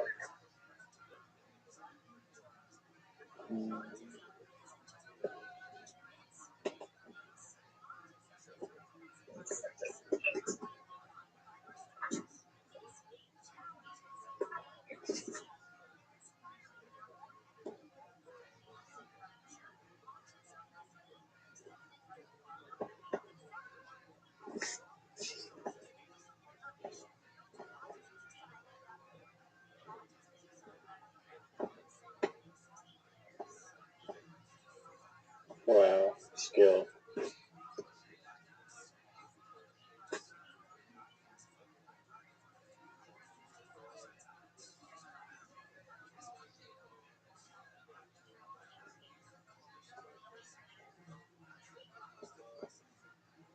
Oh, way to close it off.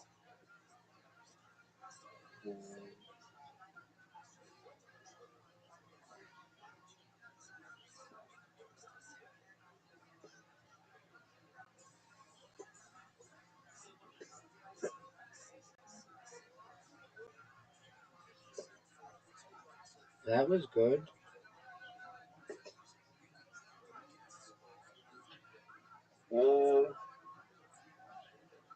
I guess. Yeah, a little bit.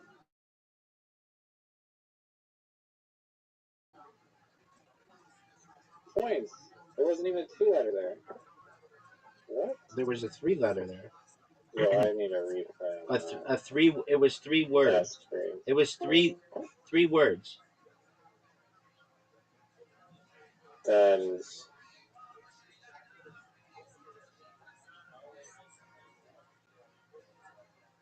There's no like bonus. There was a 3-word bonus. There's not a 3-word bonus there. Yeah. Oh yeah, there is. Look at you, just wasting a cue. On fly.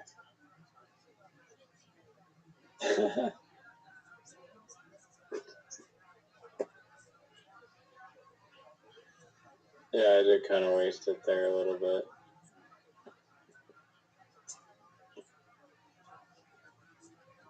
But you both know you're just going to play key anyway, so that's the only cue. Quid or quit or quill or key. Those are the only keywords I've ever seen.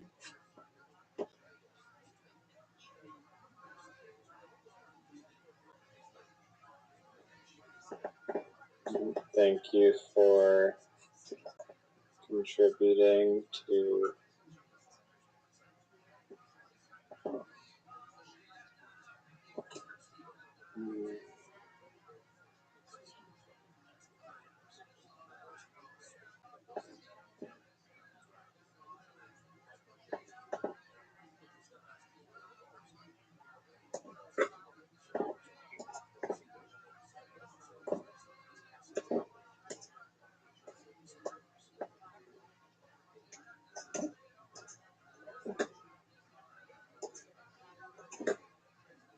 look at this.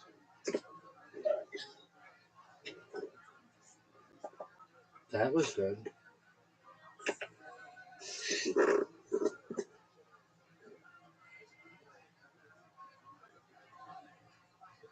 Someone's got a mess. Cheat.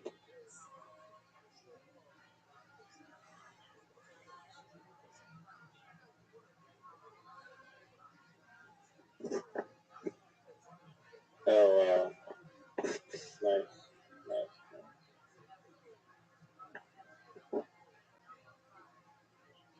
You know what kind of music is going to become really popular in the future?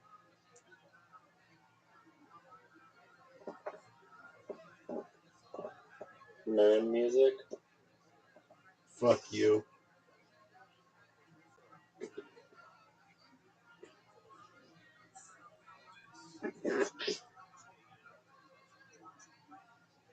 Oh, I could have played the K there for so many more. No. Hey, Rabbi. What up, dude? Are you doing okay? I was thinking about getting on antidepressants, but then I was just thinking if I get on antidepressants, I might overdose. I might be tempted to overdose on antidepressants. Well, you need something, big dog. That's the dilemma I'm having. Okay, why don't you get on the antipsychotics for Tourette's?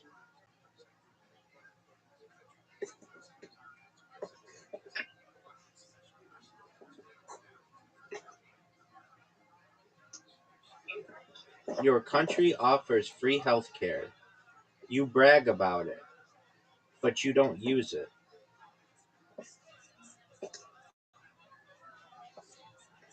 Your country offers free healthcare. No, it does not. Healthcare in the United States is extremely expensive. Why do you think that is? Companies putting profits before people. You, my friend, though, again, for the entire time I've known you, you need a therapist. You need someone with whom you can speak regularly about what's going on with you.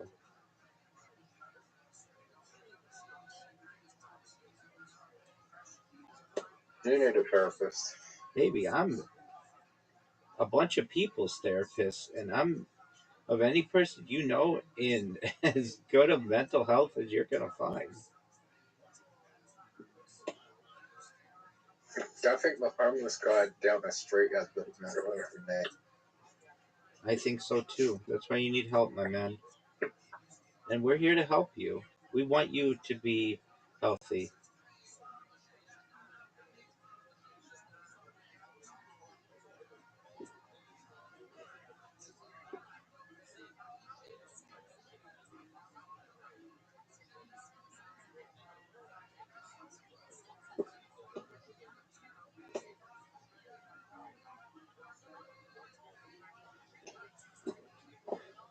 Riser, this game is a lot closer than I want it to be.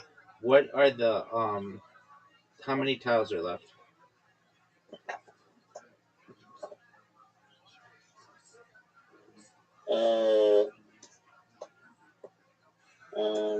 Let me say.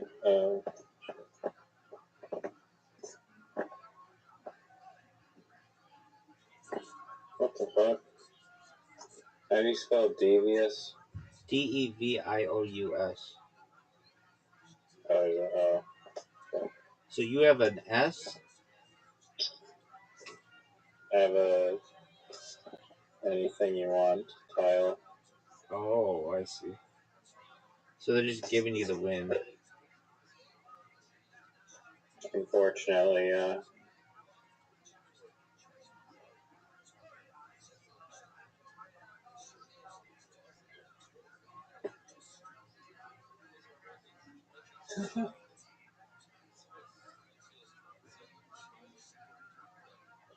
The less people who know about the Ponzi, the better. About Fonzie? Yep. You want to be early to the Ponzi. Fonzie, like the guy from the Muppets? Or Fonzie, like the guy from Yeah. The Happy Days?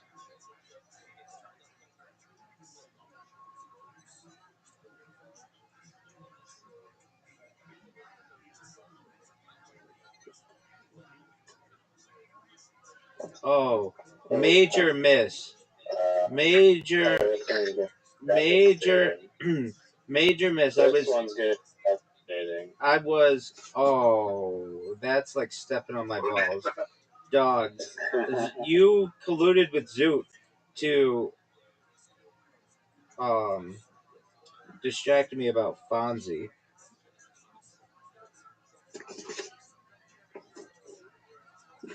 How many tiles Oh, are... you're done. There's 0 tiles left. Oh, fuck this. You did collude with Zoot.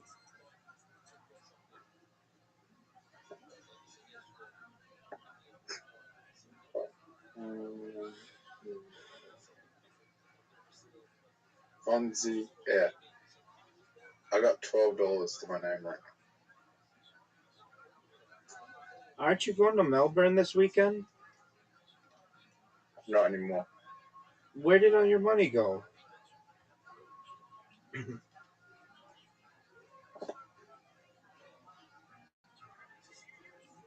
Drugs. Zoot, what are you doing, dude? Drugs. What drugs? Heroin. No, I'm kidding.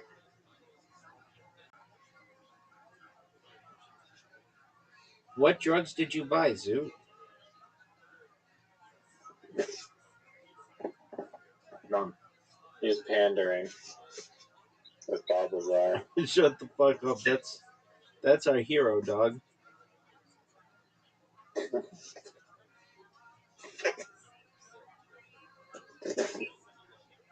GG. Wow. Great way to have Zoot distract me so you could play size about Fonzie Bear or Fozzie Bear or Fonzie. Zoot, where did all your money go? Did it go to crypto? You bought that stupid coin, whatever it was called, dog or something. Not dog with hat. Well, oh, monkey.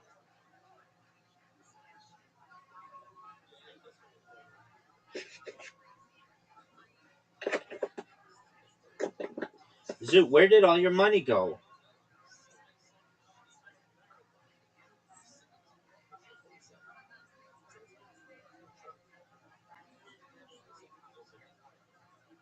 Yeah, it's way too late for me. All right, big 5 man. a.m. No. Go to sleep. I know. Good Come, chatting. hold on. Listen to me. Get your sleep. Come back. Be here at 8:00, and then we'll watch a documentary, and we'll get into a rhythm, and then we'll get our hours back. Okay? All right. Can we do that? I'll come a little earlier. Wait. Can we? I came earlier, but you Dude, you came at 1 a.m. Okay? Listen to me, and I mean this. 8 p.m. tonight. Let's watch the Richard Branson documentary. Okay? All right. Excellent. So I'm It gonna. might be a little later, like 10, but I'll try to do it. Dog, well, that's a 2-hour shift. You have to understand, I'm waiting on you, and if you don't come in, then I'm like, well, I get tired too, and I want to go to bed. let's get our hours back to normal. That way we're not up till like, 1 or 2. We'll be up till like 11 or 12, which is like more healthy. Okay. Just do that. No, I need to fix my goddamn sleep. Exactly. But, yeah. So come in at 8. It's fine if you need to make dinner or whatever, around that time. I don't care. You can do that while you're making we're watching the documentary. But we got to get our hours back. So I'll see you tonight at 8, God willing. Okay. All right, bet. All right. Take care. Hey, best wishes with the mural. Keep me posted. Hell yeah. Hey, good job in Peace. good job in literati too. That was really good. Take care, my man. Yeah, that fucking S. Sized. Saved my ass Sized, there. dog. And the Z. I got the S and the Z. That was baller. No doubt about that, man. When people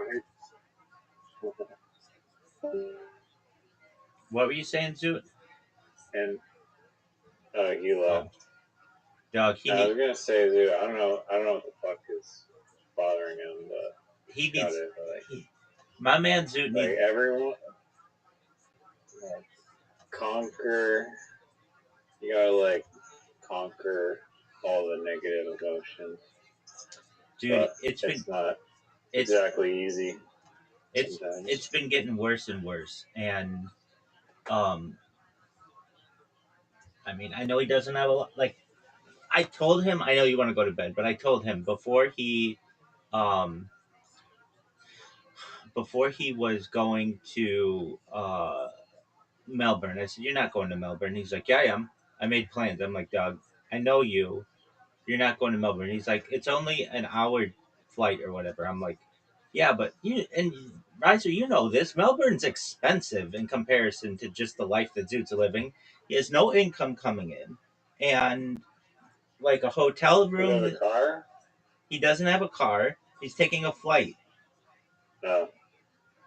So that's like pretty expensive, and I don't know, like getting a hotel, getting an Uber, eating, all that shit's expensive. That he's looking at like at least $1,000 for the weekend, I would say. Maybe I'm a little off it, but if he's staying multiple days in a big city, it's going to be expensive. And I told him, dude, he's going to see comedy. Yeah, exactly. He wanted to see his comedy friends there. I'm like, dude, you're not gonna do Doesn't he? Oh, he has friends there. No, he doesn't. No, he doesn't. Come on, they're like the people. Well, you just said that. I'm saying that he says he has friends there. These are the people from the comedy club who won't let him open for them.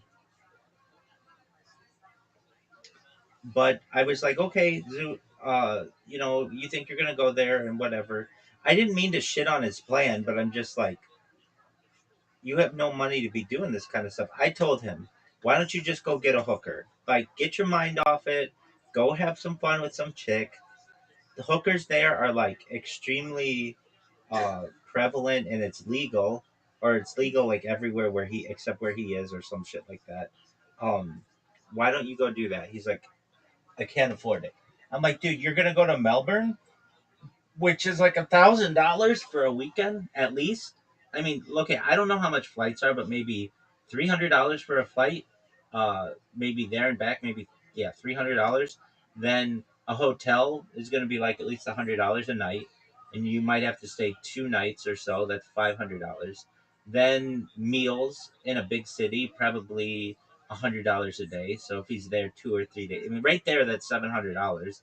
That doesn't get him into any comedy clubs. It doesn't include Uber. Uber is going to be, because he doesn't have a car, it's going to be another $100 a day. So that gets him to $900. Getting into the comedy club is going to be probably another $20, $30, $40, $50 for a couple nights. Like right there, that's $1,000. It's $950.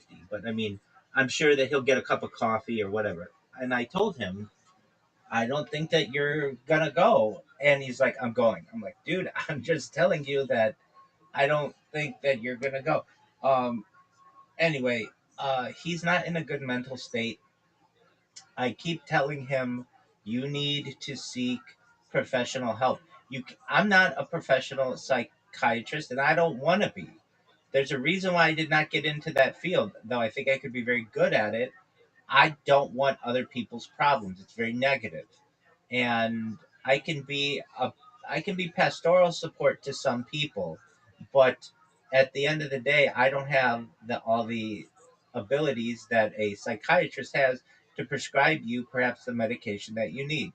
And I have been fighting with him for over a year that he needs to go seek psychiatric evaluation, and he he instead just said that he was autistic so that he gets $1,000 from the government a month, which is fine.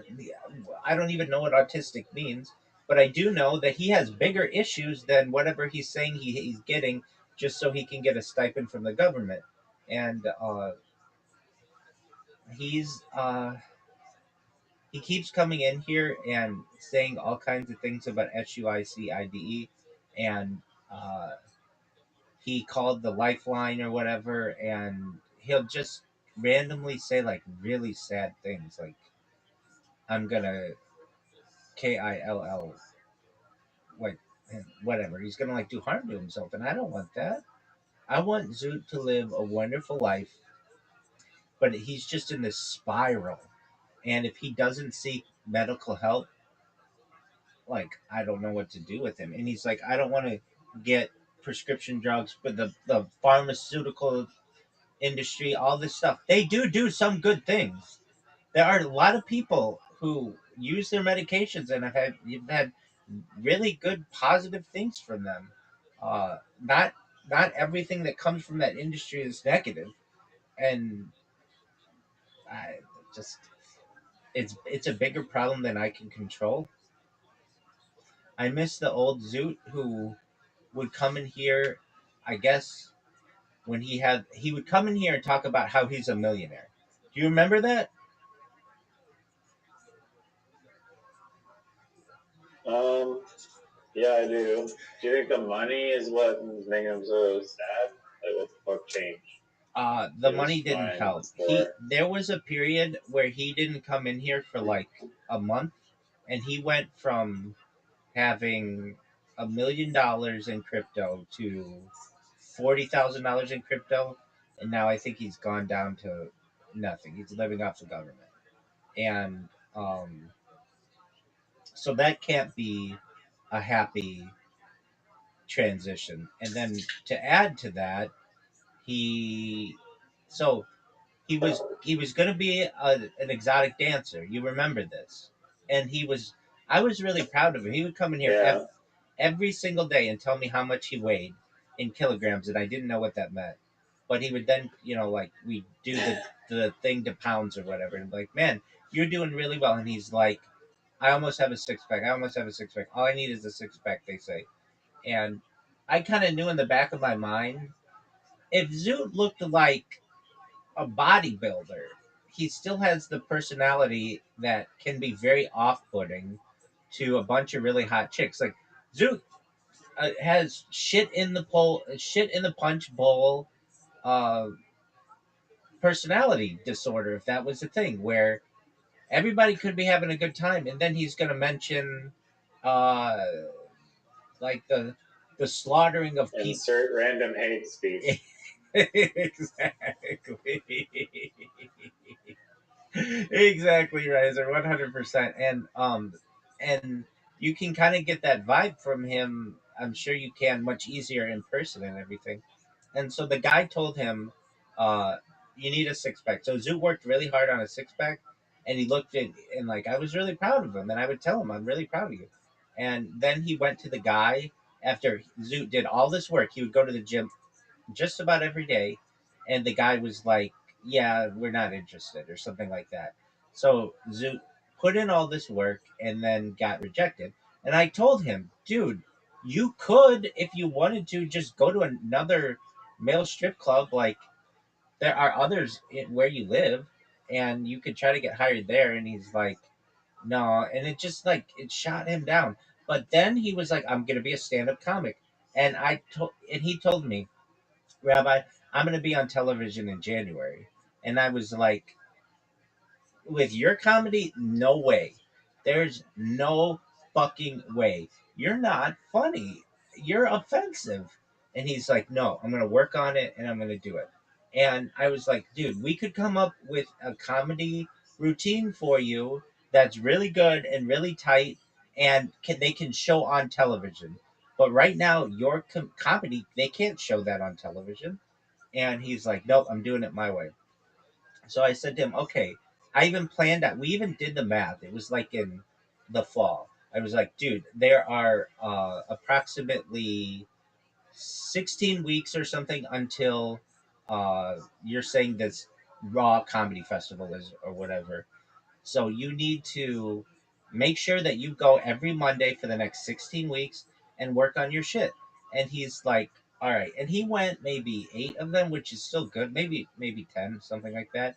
But he wouldn't work on his he wouldn't work on one set. He would just come up with something new, come up with something new, come up with something new, which is fine. But that means none of your comedy is going to get developed, and also you're not going to be comfortable with it. And believe it or not, he gets on the I mean, William Montgomery does that. I mean, or every Kill Tony kind of standard. Yeah, but I don't think it's that. Hold on. But he writes it down. He writes it down. He's basically not a stand-up comedian. He's a reader, which is fine. But there's a certain amount of connection that you lose with the audience when you just sit there and read cards to people. And I get it because that's still his form of stand-up, and that it's like I think he's doing it like ironically somewhat.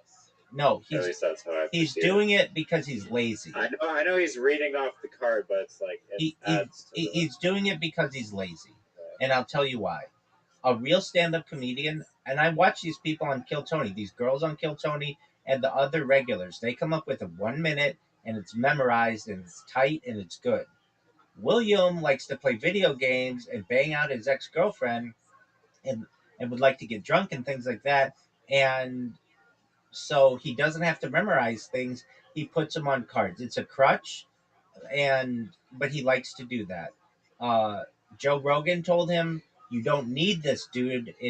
You're not as good a comedian as you could be because you're not connecting with the audience. When you normally could be making eye contact with people and showing facial expressions, you're just reading to them some really funny jokes. But I'm not putting that down. But you're losing the connection to the audience, and I've got to say, I agree, and it's like 3 jokes. It's like not even anything to memorize. Now that's the thing. In 1 hour, if you worked at it, you could get those jokes down. William Montgomery comes from a very smart family. His dad's a lawyer.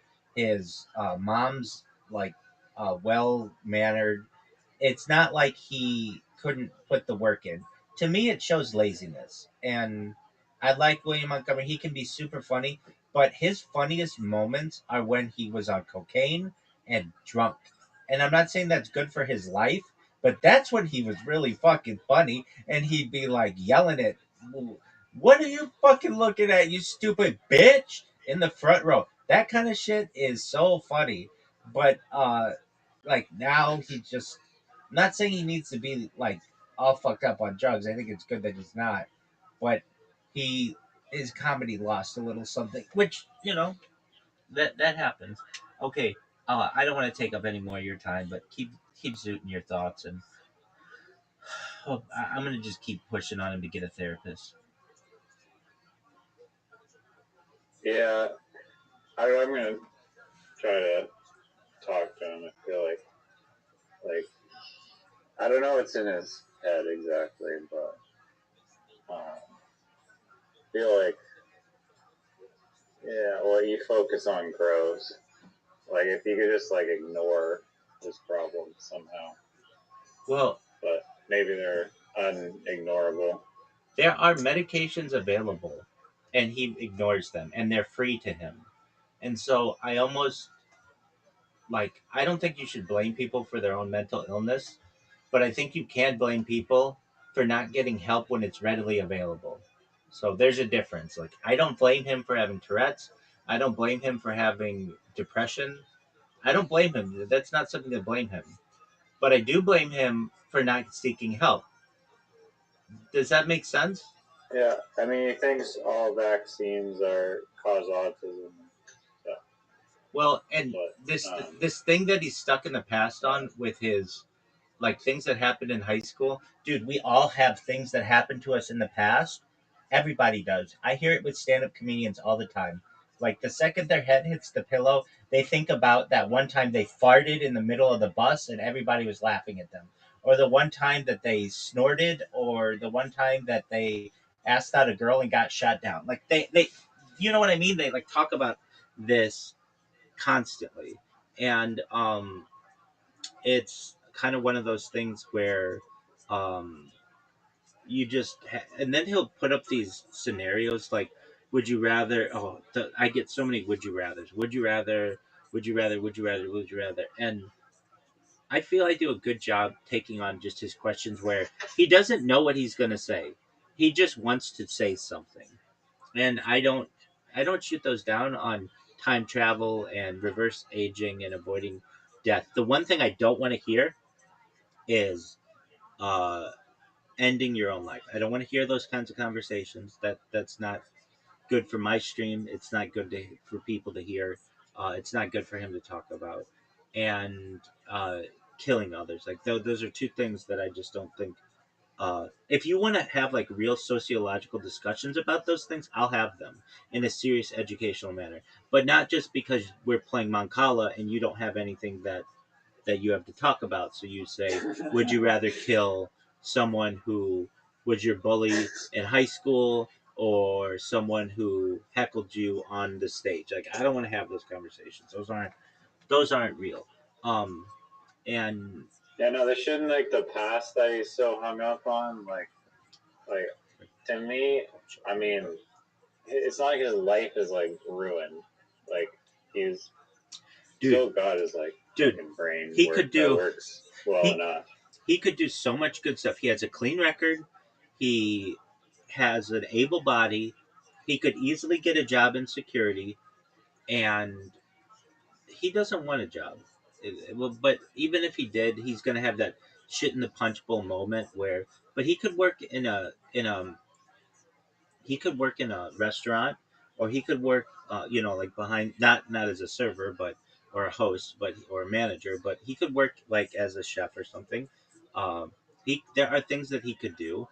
He could also, I mean, he wants he has these pipe dreams of being a trader or whatever. He wants to turn, like, maybe the worst thing that ever happened to him was buying those uh Pokemon cards, and then turning that into crypto, because he made a whole bunch of money doing it and now he keeps blowing money. I mean, it's kind of one of those things. Um he is he needs a profession. He needs some stability in his life, which would be Zoot once a month or once a week or whatever your behavior professional feels is necessary. You need to connect with someone and talk about your mental health with them and what you're feeling, and they can prescribe things to you and you can make adjustments with medication. But right now it doesn't help him to come in here and say, uh, I tried to. There was this girl who liked me when I was 15 years old, and uh, I should have asked her out, but I didn't. And then just last week, I friended her on Instagram, and she blocked me. Like that. I mean, you can shoot your shot, man. But as I told him, dude, those women are married by now. They have families. They don't want anything to do with you. You're the past. And maybe she did like you. That's cool. But that's the past. Find someone who likes you now. Um, Something happened to Zoot, I think, when he said when he was a little kid he did not have the ticks. But you know what, Riser, I have to say, for all that I say of Zoot, I feel really badly for him. His dad died when he was 1, and I that's didn't know yeah. I didn't think you did know that, and that's devastating to me as his friend. Like, I don't. It makes me so sad, and it doesn't have as much of an impact on him as maybe it does, and I just don't know psychologically. But he doesn't talk about it that much. But it does have to do with his fear of death. And sometimes I'll press him on it. Zoo, why are you always so death oriented? And he's like, because my dad died when I was 1.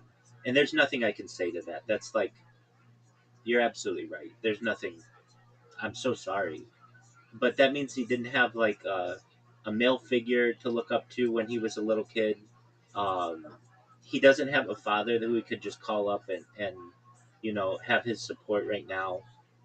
It's so for all these things that like we say, Zoo, you need to get your shit together.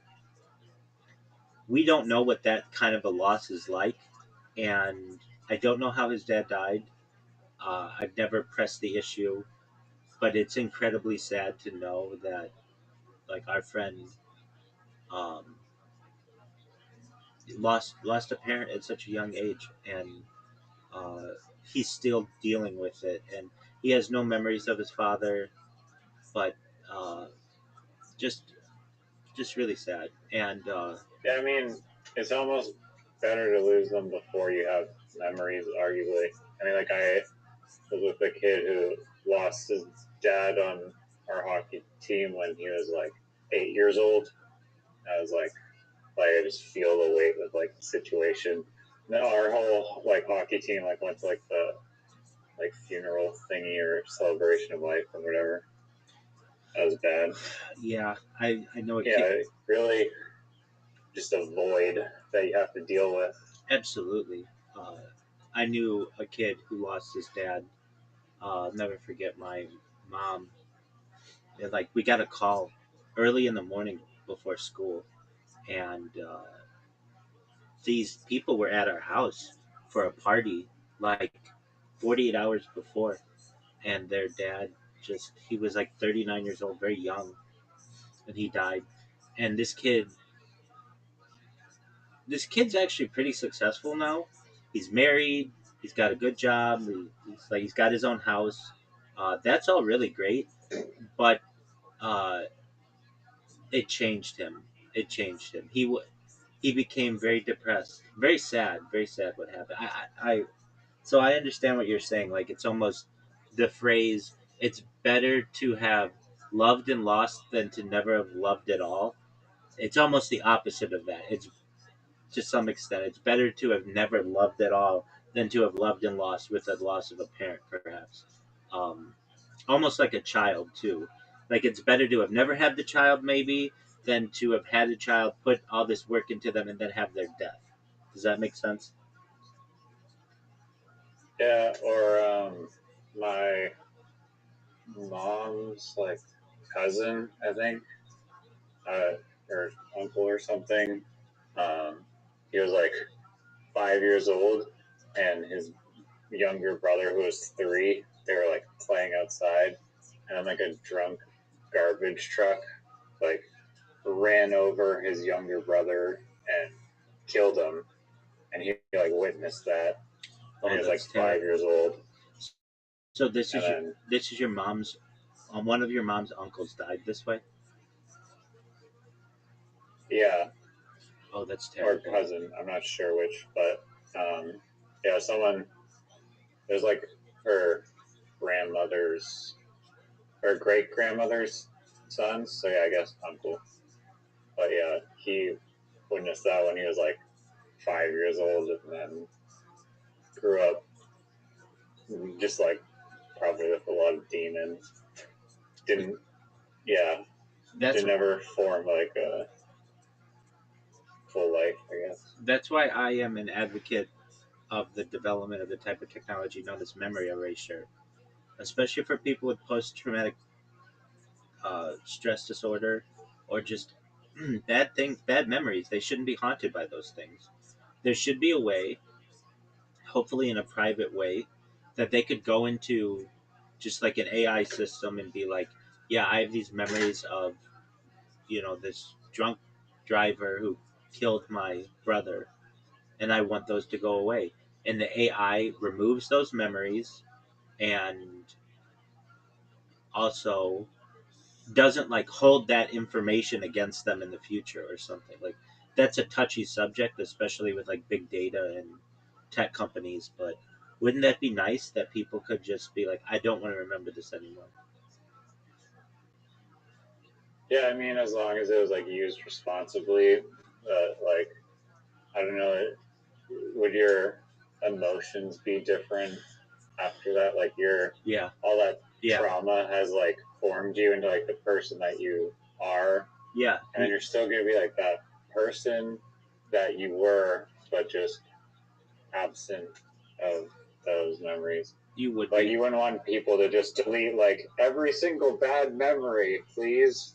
Almighty AI, get rid of them. Fresh slate. I want to be only happy ideas I and don't. I memories. actually don't think that's that bad. That'd be okay. No, because you need polarity to balance you out as a person. I get that, but anything that And you. just to some degree, you don't need to be like tortured. Yeah. To Yeah. be a Exactly. human, but Exactly. So, perhaps there could be some memories that you would want to keep that were um, help you grow, but others you people should not be haunted by things. And in a situation like Zoot, where he got into a fight when he was a young man, like maybe not even he was like maybe 13, 14, 15, something like that, and his mom got scared and had him change schools, and that changed his entire life. And he went to a new school, and all the kids made fun of him, and because he was the new kid or whatever, and none of the girls liked him. And like if he had a male role model there, the role model might have been able to say to his mom, he doesn't need to change schools. Boys have fights. Boys will forgive, perhaps not forget, but he's not in danger.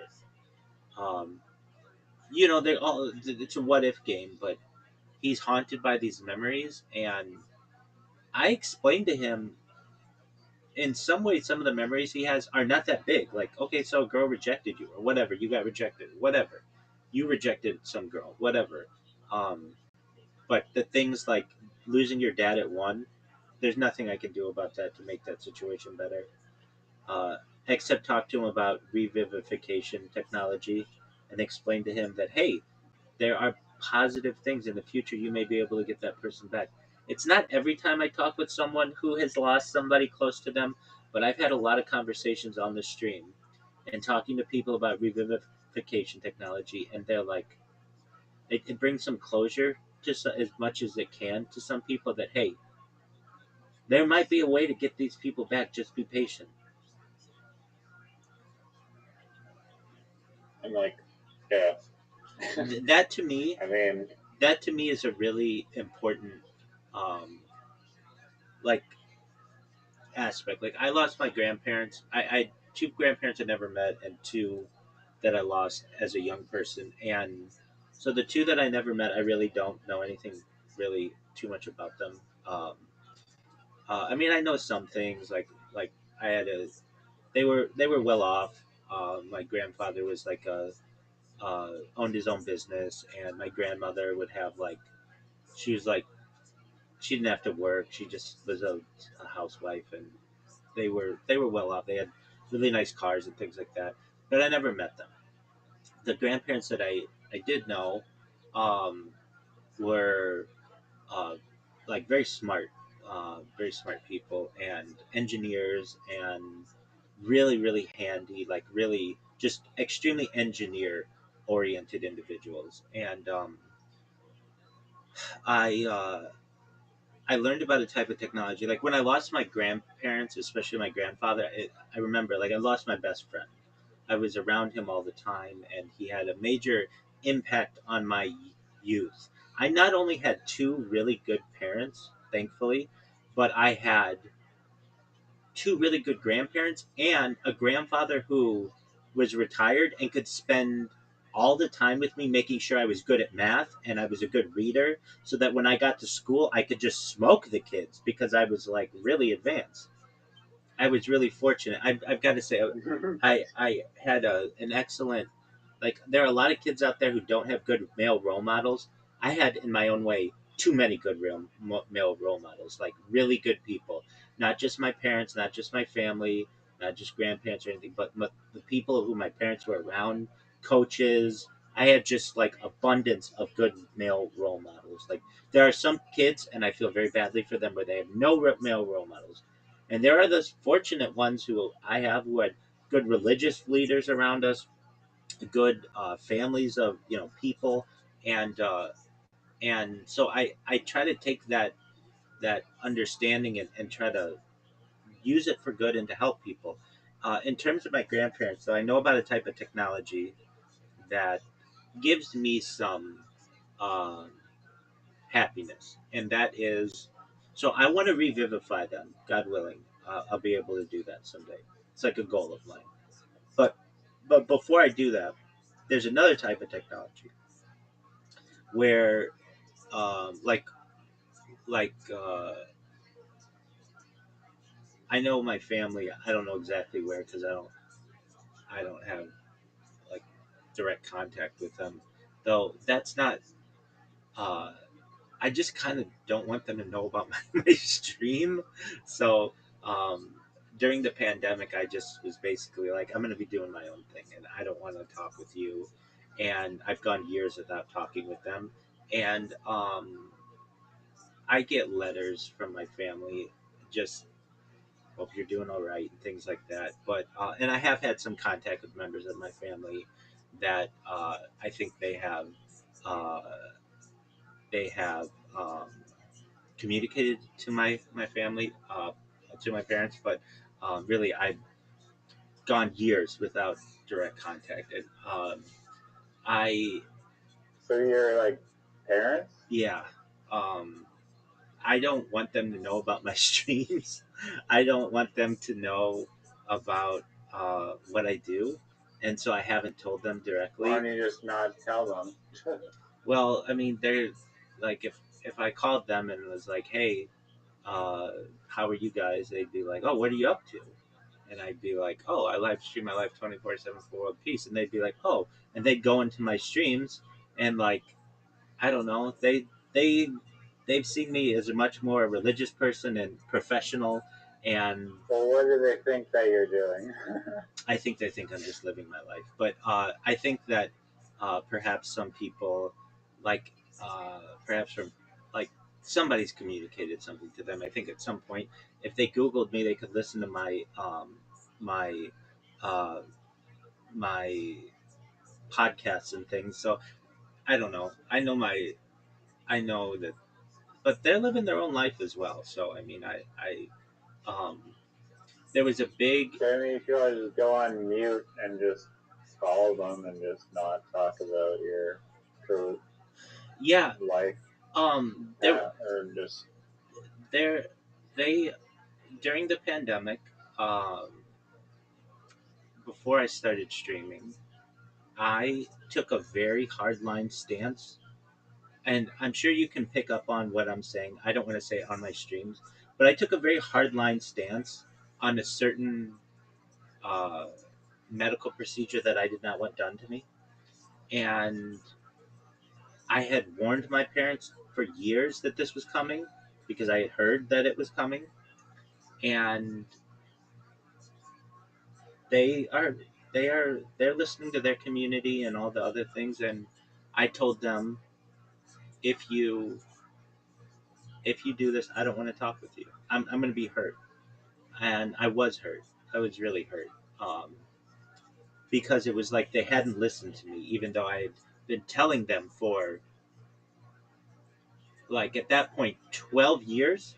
I told them there's a pandemic that's coming, and I think at the time I might have used the term epidemic, but and they're going to force everybody to do this certain medical thing, and don't do it. It's experimental technology, and uh, so there was a little bit of a fight, and I cut them I off. mean, arguably they do not have I don't know if they're working or whatever, but like people with jobs were like practically forced to do it or lose their job if they didn't get it. Yeah, I don't know. I And didn't get. I think there was like just they just felt like everybody else was doing it, and I was hurt by this. I was really hurt, and um, the last communication that I recall to my parents, it was like I don't want to talk with you anymore. Um, I was very hurt because it was like no matter how hard I worked at trying to tell them what was happening, I was always going to be their son who just, they had wiped my butt as a little kid and they're not going to take me seriously. And uh, the last time my family visited, um, we, I wasn't yet a rabbi, but I was in the process. And my parents were positive towards it. And I had asked for their permission and everything. And my family had met my rabbinical colleagues and been to my shuls and met my community and ate Shabbat and their Shabbat dinner and lunches and the whole thing.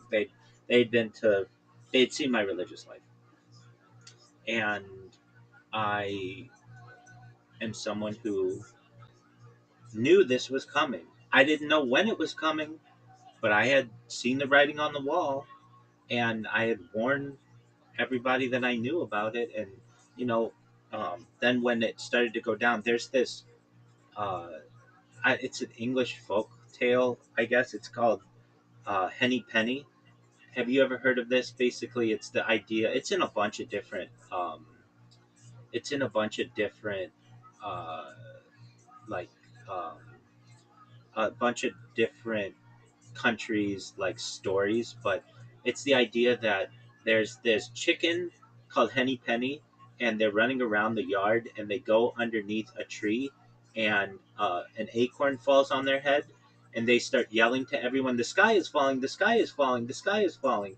And then the whole city ends up getting really scared because Henny Penny said the sky was falling, and that's kind of how I felt with what was going on, and so I just Yeah, no, I read all these like crazy 4chan posts on like the paranormal board of like how it was like MRA and there's like graphene oxide in the vaccine. all And that. it's like a portal for demons and whatnot. Well, I don't want to say And that, but it just I did not think that this was a good thing because it was experimental. That's just how I felt about it, and um, yeah, and I was heartbroken, and I still am that like my family didn't listen to me. So because of that, in combination with me streaming my life, I've just kept as much distance as possible. But with that being said, well, I mean, I told my parents about the my schizo like 4chan knowledge about the vaccine, but then and I didn't get it, but then I think they all got it, and I was like, wow, seriously, there you go. you So guys are gonna be like the sheep, and there I'm you gonna be go. like the black sheep that's like all red pilled There you go, or dude. whatever. Okay, so you But they're like reading the news, and they're like, Ex- oh, we don't want to be in a ventilator in the hospital, and exactly. they trust the science, blah blah blah. And Wait. it's like the science is experiment, like not proven Wait, at all or tested at any length like a vaccine should be. Exactly, and that's anything. There's no studies, and it's mRNA like altering your DNA. But wait, all that. whatever. So you and I are of one mind on that, and so basically, I just cut my family out of my life, and I Do you know, think you should forgive them though a little bit? Like, yeah, no, I mean, I was cheesed at my parents, but then I realized that they're boomers, and boomers are gonna boom. that's Yeah. true. That's true. I'm not mad at them. It's just I'm disappointed, and I don't like it. At certain points in my life. I'm fine with it. Like, um, I'm happy with the life I'm living, and I'm sure I could go and ask them, hey, I need like if I got this like a good amount of money to be able to promote myself with bots and stuff like that, I could go viral. I don't want that. I don't want to depend on my family financially as much as I can avoid it, and so I haven't gotten to that point where I've had to call and ask for money or anything like that. I don't want to. I'll go back to working if I need to before I have to do that. But um, I do now. I'm at a point where I've got this like really big project that I'm doing, and I don't want their input. I don't want their opinion on it. I don't want them to be like, "That's not what you should be doing. You should have a normal life. You should go get married and settle down and go back to being a certified project management professional and scrum master and go back to doing that. Get this. You I don't want to hear them say you've wasted your life doing this, because I haven't. I feel that it's really important. I don't want the negativity that I perhaps could get. So I avoid all of that, and I'm happy like just avoiding that. um, I know if they need me, they could get a hold of me if they really wanted to. If something happened, um, I'm an email away. And but yeah, so I'm not so mad at the decisions they made. I get that, but I'm glad to hear that you had the same thing. That's what started the rift, and then from there I started doing this live stream, and because of that, like I don't like it's like it's like a secret that I have. Like I love to surprise people. It's something that I've always loved to do, and I want it to be one day that all of a sudden their son has gone viral and they didn't even know it. Like that to me is really exciting. Same with my friends in my community. They know that, obviously I haven't been in shul in a long time, and that I told them, like, I told some of them that I was going to be streaming and everything, and like, we're just working on this project, but I don't, uh, there's like an excitement to me that'll be like, hey, one day this could go viral, and it would be like, oh, uh, like how do I want to describe it? Like somebody who invented something or came up with a big discovery, and it's like I don't need their help. I don't want their help. I'm just going to continue to do what I do and keep grinding it out. Anyway, the reason why I got onto this is because I was talking about being fortunate and having good role models in my life and my grandparents and wanting to bring them back. And there's a kind of technology where you can take home movies and put them into like an AI model, and it creates AI models of the people, and then you're able to have virtual discussions with them. And I dream of that. I dream of having virtual discussions with my grandparents someday after having gone viral and being like, I did it. I did it. Like, and they would know. I'd have like really interesting conversations with them about the old country, about Europe and what life is like living in Hungary and the places where they had lived. And I just that to me is an exciting thing. That okay, I'd love to revivify them and bring them back, absolutely, but I don't know if I'm going to be able to do that right now. So in the meantime, it'd be cool to have some kind of AI model of them. And I know it's not exactly them, but it's pretty good. I think that's a cool thing to be able to utilize. Now, for Zoot's case, uh, he may have home movies or he may have pictures or whatever, or their writings or whatever. There's some record of his father. And I would love to be able to give that to him someday so that his father could say, you know what, you did the best that you could with the cards you were dealt. I think that would be very valuable to him. And then perhaps someday revivify his dad. That's the big goal. But in the meantime, he is uh, he's dealing with some really difficult subjects, and if you think there's something that you can do for him, by all means, try to help him. I do what I can to be as consistent a person for him as anyone on earth, basically. Uh, and if he wants to Yeah, talk, I sent him this video on this dude called Bashar, and he's like claims that he's channeling like some alien civilization or whatever. But I watched him when I was like a kid, like 11 or something, on YouTube, and like whether or not he's, I don't know. He says he's pulling the information from somewhere, and he's like a channeler, spiritual guy or something. But he just had a cool ass way of deconstructing like the human mind and like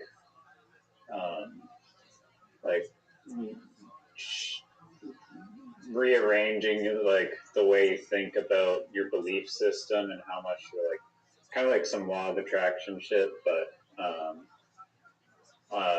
like in more detailed, like detailed law of attraction type stuff, and because he really emphasizes just like how much like beliefs like impact your day to day like thinking and life, and it's like really mind blowing to me, and I still appreciate everything that guy has ever said. So yeah, hope Zoot figures it out, but I do too. it's way late. So I know. God willing, I'll see you tonight, 8 p.m. Don't do 10. Don't do 11. Come at 8, and we'll get our hours together, okay? All right, if I'm even awake by 8 p.m. But yeah. You can do it, big Oh man. yeah. All right. All Peace, right, big peace. dog. Take care.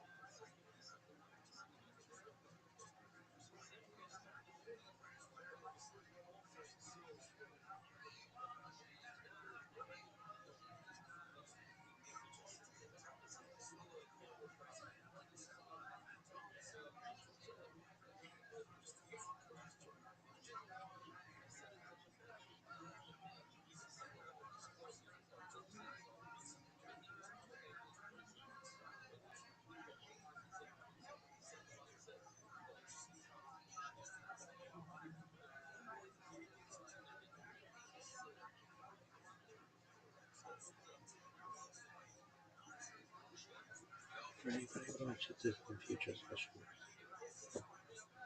sometimes I just need to talk about things and I can't notice. I wish I could be more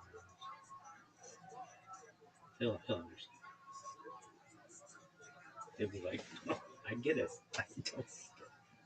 Really? I know.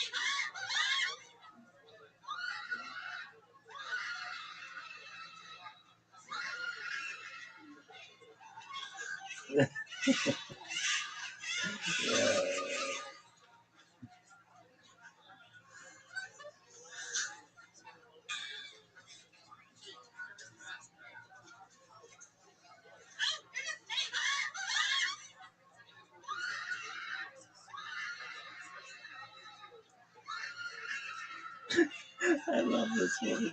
She's my spirit animal.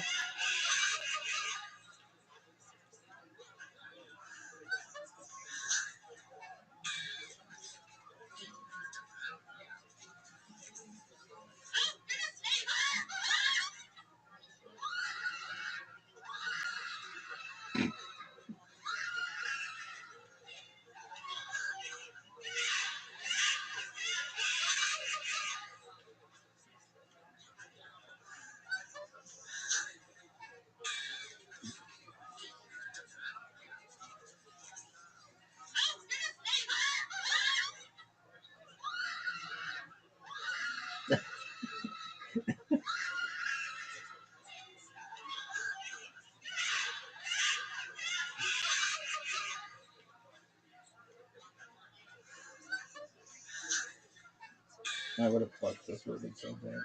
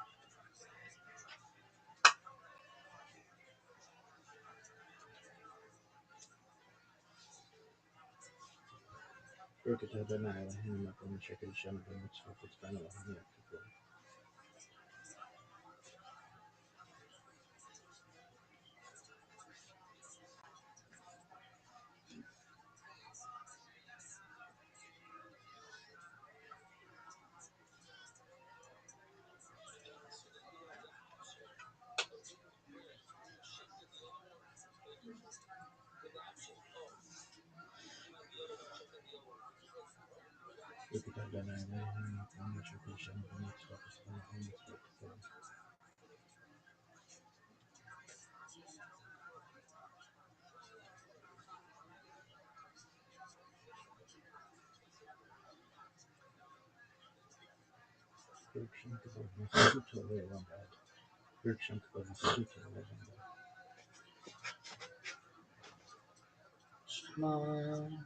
Yisrael Adonai Eloheinu Adonai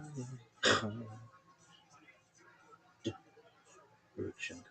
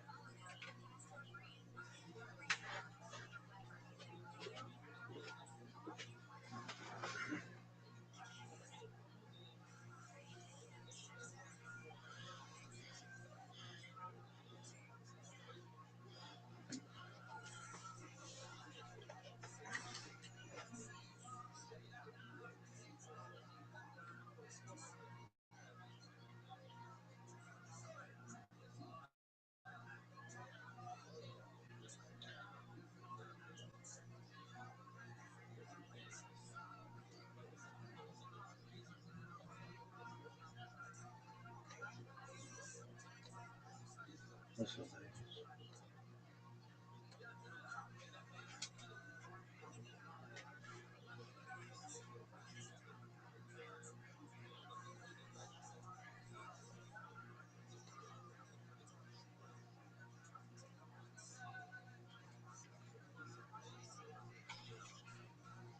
What's up, babies? What day is it? No, fucking hours.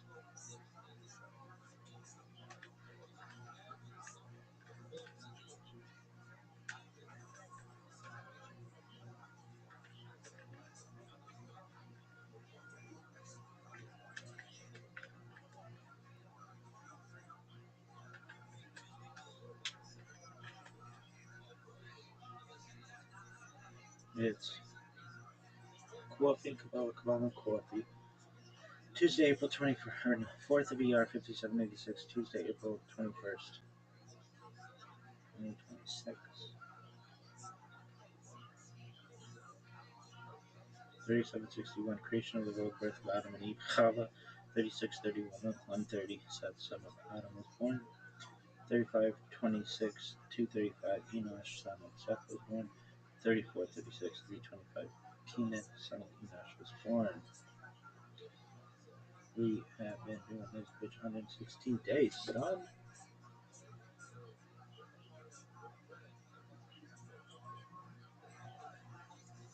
And it's the Omer.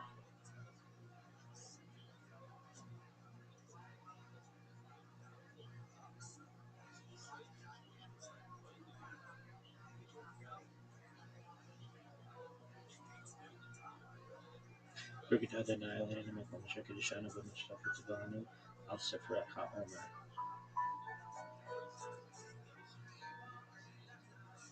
Oh, count for Tuesday night. First. Cricket had an island and make one check the shine of the stuff it's Vanu. I'll separate Ha Omer plus be Hashem God, King of the universe, who has sanctified us with his commandments and commanded us concerning the count of the Omer. Today is 20 days, which is 2 weeks and 6 days of the Omer. May the merciful one restore unto us the service of the Beit HaMikdash in its. May the merciful one restore unto us the service of the Beit HaMikdash to its place speedily in our days. Amen. Shalom. Shalom.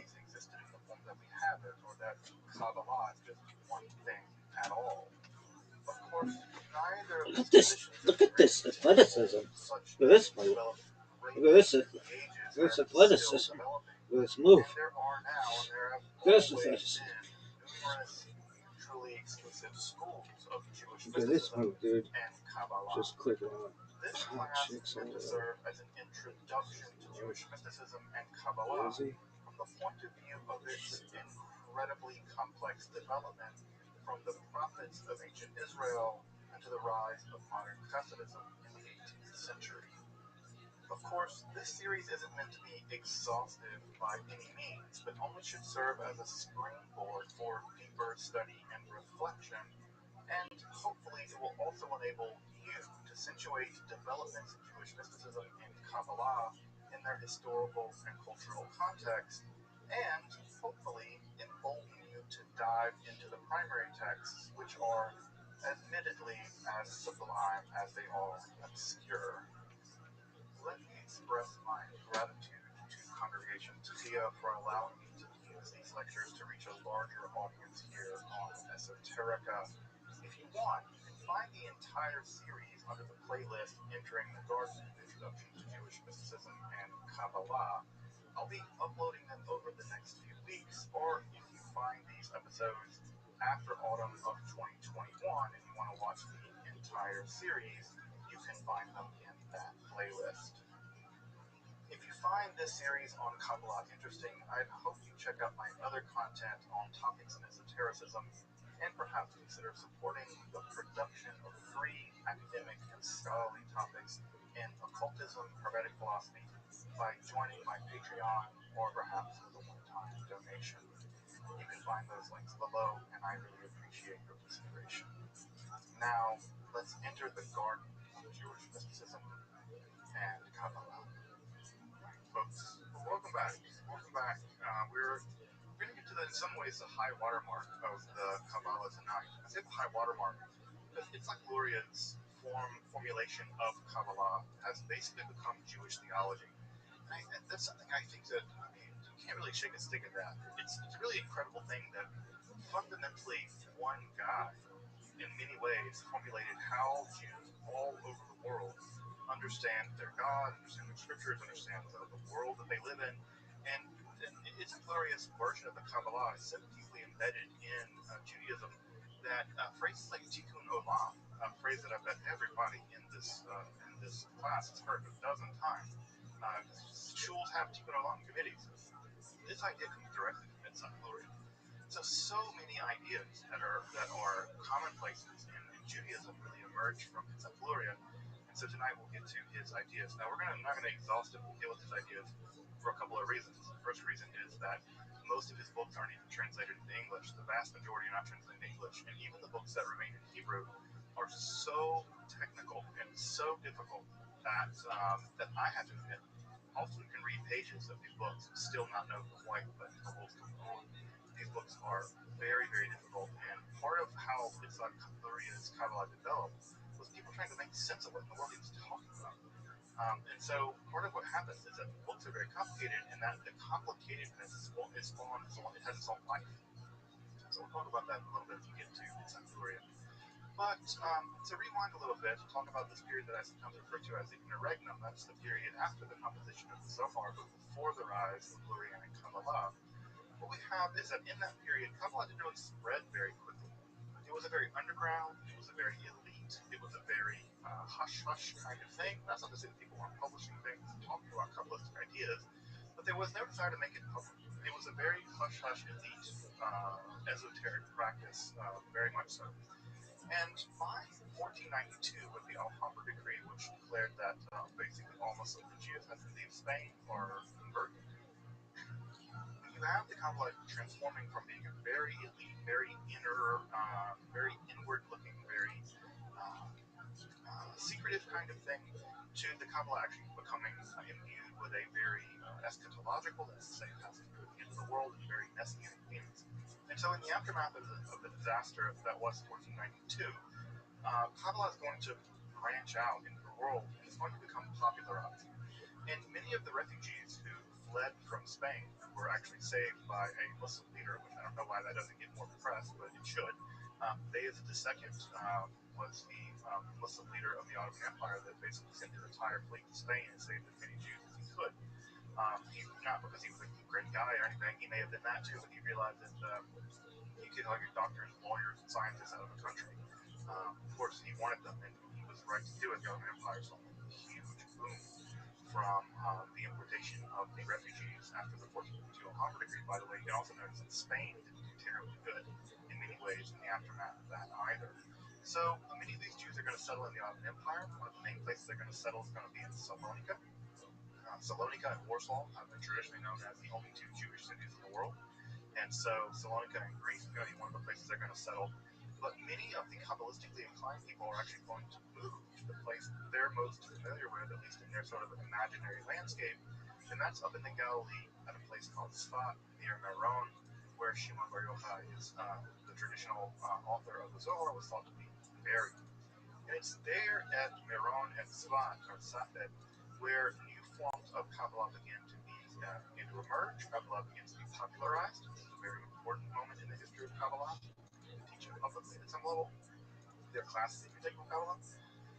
And what ends up happening is in this area, there is a rise of a new form of Kabbalah that is highly systematized, highly intellectualized, very encyclopedic, and very synthetic, which is just to say that it's organizing all kinds of Kabbalistic ideas into something like a Kabbalistic system. That system, of course, though, the major one is going to be Joseph Cordovero. We'll talk about him in just a moment. Of course, other forms of Kabbalah also existed at this time. We talked at length last time about Abraham Abulafia and his so-called ecstatic Kabbalah. This is a completely other form of Kabbalah that doesn't really care much about the Sefirot and that kind of stuff. He knows about them and he's aware of them and he's interested in them, but that's not part and parcel of his project. His project is a kind of intellectual communion with the divine, and that's accomplished by a wide range of things like breathing techniques and focusing in on combinations of Hebrew words, and various kinds of mantra-like structures. So there are other forms of Kabbalah that came about in the milieu of the Zohar that didn't quite make it. Now, what's going to be really important is that in the Safed milieu, in the Safedian form of Kabbalah, Isaac Luria and his student Chaim Vital are going to reincorporate some of Abulafia's ideas. That's going to basically save Abulafia from oblivion. Remember, he got basically excommunicated and exiled to a tiny island in Corsica, and he kind of vanishes from history before he dies. He's going to be kind of resurrected in many ways by Luria and Kabbalah. And as I mentioned, this is the area in Safed where Kabbalah is being systematized and it's being popularized. I cannot stress that enough. Kabbalah is being taught in public. Why? Because they think the world must end. They think that the 1492 Alhambra Decree was the beginning of the end, and that Kabbalah, the unveiling of Kabbalah to the world, would ultimately lead to a kind of eschatological and end of the world event. And that end of the world event would be led at some level by Kabbalistic speculation, and it would urge in the Messiah.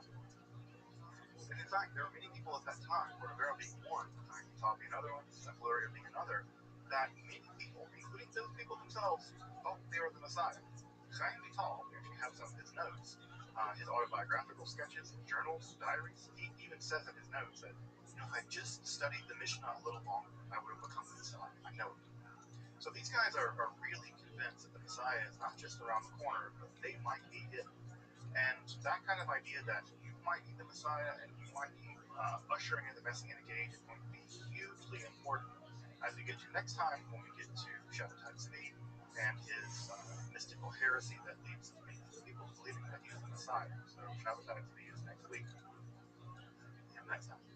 So as I said, this is a time period where Kabbalah is being popularized. This is a time period where Kabbalah is being opened up to the masses at some level. I say the masses is being opened up to really elite dudes. It's not opened up to everybody. There are new services invented. Kabbalah Shabbat, almost certainly the most popular Jewish service that exists today. Into a Jewish service, you can into a Friday night Kabbalah Shabbat service. That service is developed at this time, and Shlomo Alphabet's writes the centerpiece of that text, that prayer service, Lachadudi, come my beloved, come my bride, and that text, Lachadudi, is a classic now, basically all Jews and everything. And so that was being written by Shlomo Alphabet. Also, it's worth pointing out that not only these guys studying together, they're marrying each other's sisters and stuff. Joseph Cordovero married Shlomo Alphabet's daughter. So Cordovero, or Alphabet's, was Cordovero's father-in-law. So you have all kinds of, this is not just sort of an intellectual thing. They're kind of in bed with each other. And so this is a very tight-knit world. I can only imagine some Kabbalist drama that must have precipitated in those circles. I would have loved to see the Kabbalist drama, but unfortunately a lot of that doesn't survive. We just want a rough idea about what some of these texts look like. So this is Pardes Romim. This is the main text of Joseph Cordovero. This is the central text of the Cordoverian system of Kabbalah. A rough idea about how dense it is. It's about that long. Right? So it's a substantial text. This doesn't have any commentary, by the way. It's just a straight text. If you want to get a sense of what this looks like inside, it's pretty dense, wall-to-wall text, right? So you get a sense of what this looks like. So these texts are no joke. Pardes Romim is an incredibly difficult, incredibly challenging text to try to read. There is no translation of this into English at all. I don't think there's no systematic translation for sure. And these texts, many of these foundational texts of Kabbalah still do not have English translations, which is kind of mind-blowing considering how popular at least some version of Kabbalah is, and many of the foundational texts aren't available in English. Even finding copies in Hebrew is challenging. So this one is an example of early systematization of the Sacred Zohar we found in Cordovero. And again, trying to find these texts are super difficult, and finding English translations that just don't exist. They just straightforwardly don't exist. So studying Kabbalah in the original languages is basically what you have to do if you're going to get really deep into Kabbalah. The main text remains fundamentally in Hebrew. We'll talk about some other texts later as well. So, beginning in the 15th century, not only are Jews interested in Kabbalah, but Christians are too. This is a strange turn of events, but it's really important in the development of Western Christian spirituality, especially esoteric spirituality. As you, I'm sure, know, by the 15th century, there was a movement in Italy that we call the Renaissance or whatever. But what we have is the arrival of a great deal of new texts that are being imported from Greece. I say new; they're actually really old texts. But they're being imported into Italy, and what's happening is that many of these old texts, they are underwriting an idea that's going on, that in order to get sort of a pure intellectual reality or a pure intellectual appreciation of what's going on in the world, we need to go back in time and look at the original text, look at the original foundations of this literature. This is sometimes called the Ad Fontes revival, which is the sources revival. And what you get is a massive translation project led by people like Marsilio Ficino, who are translating for the first time the entire works, for instance, of Plato. Most Christians in the Middle Ages had basically never read Plato. They had fragments of things. They had the Timaeus and they have other documents, but most pieces of Plato had never been read by a medieval Christian. It just didn't exist. And so you have an enormous influx of new, old ideas coming in from Greece in the 15th century.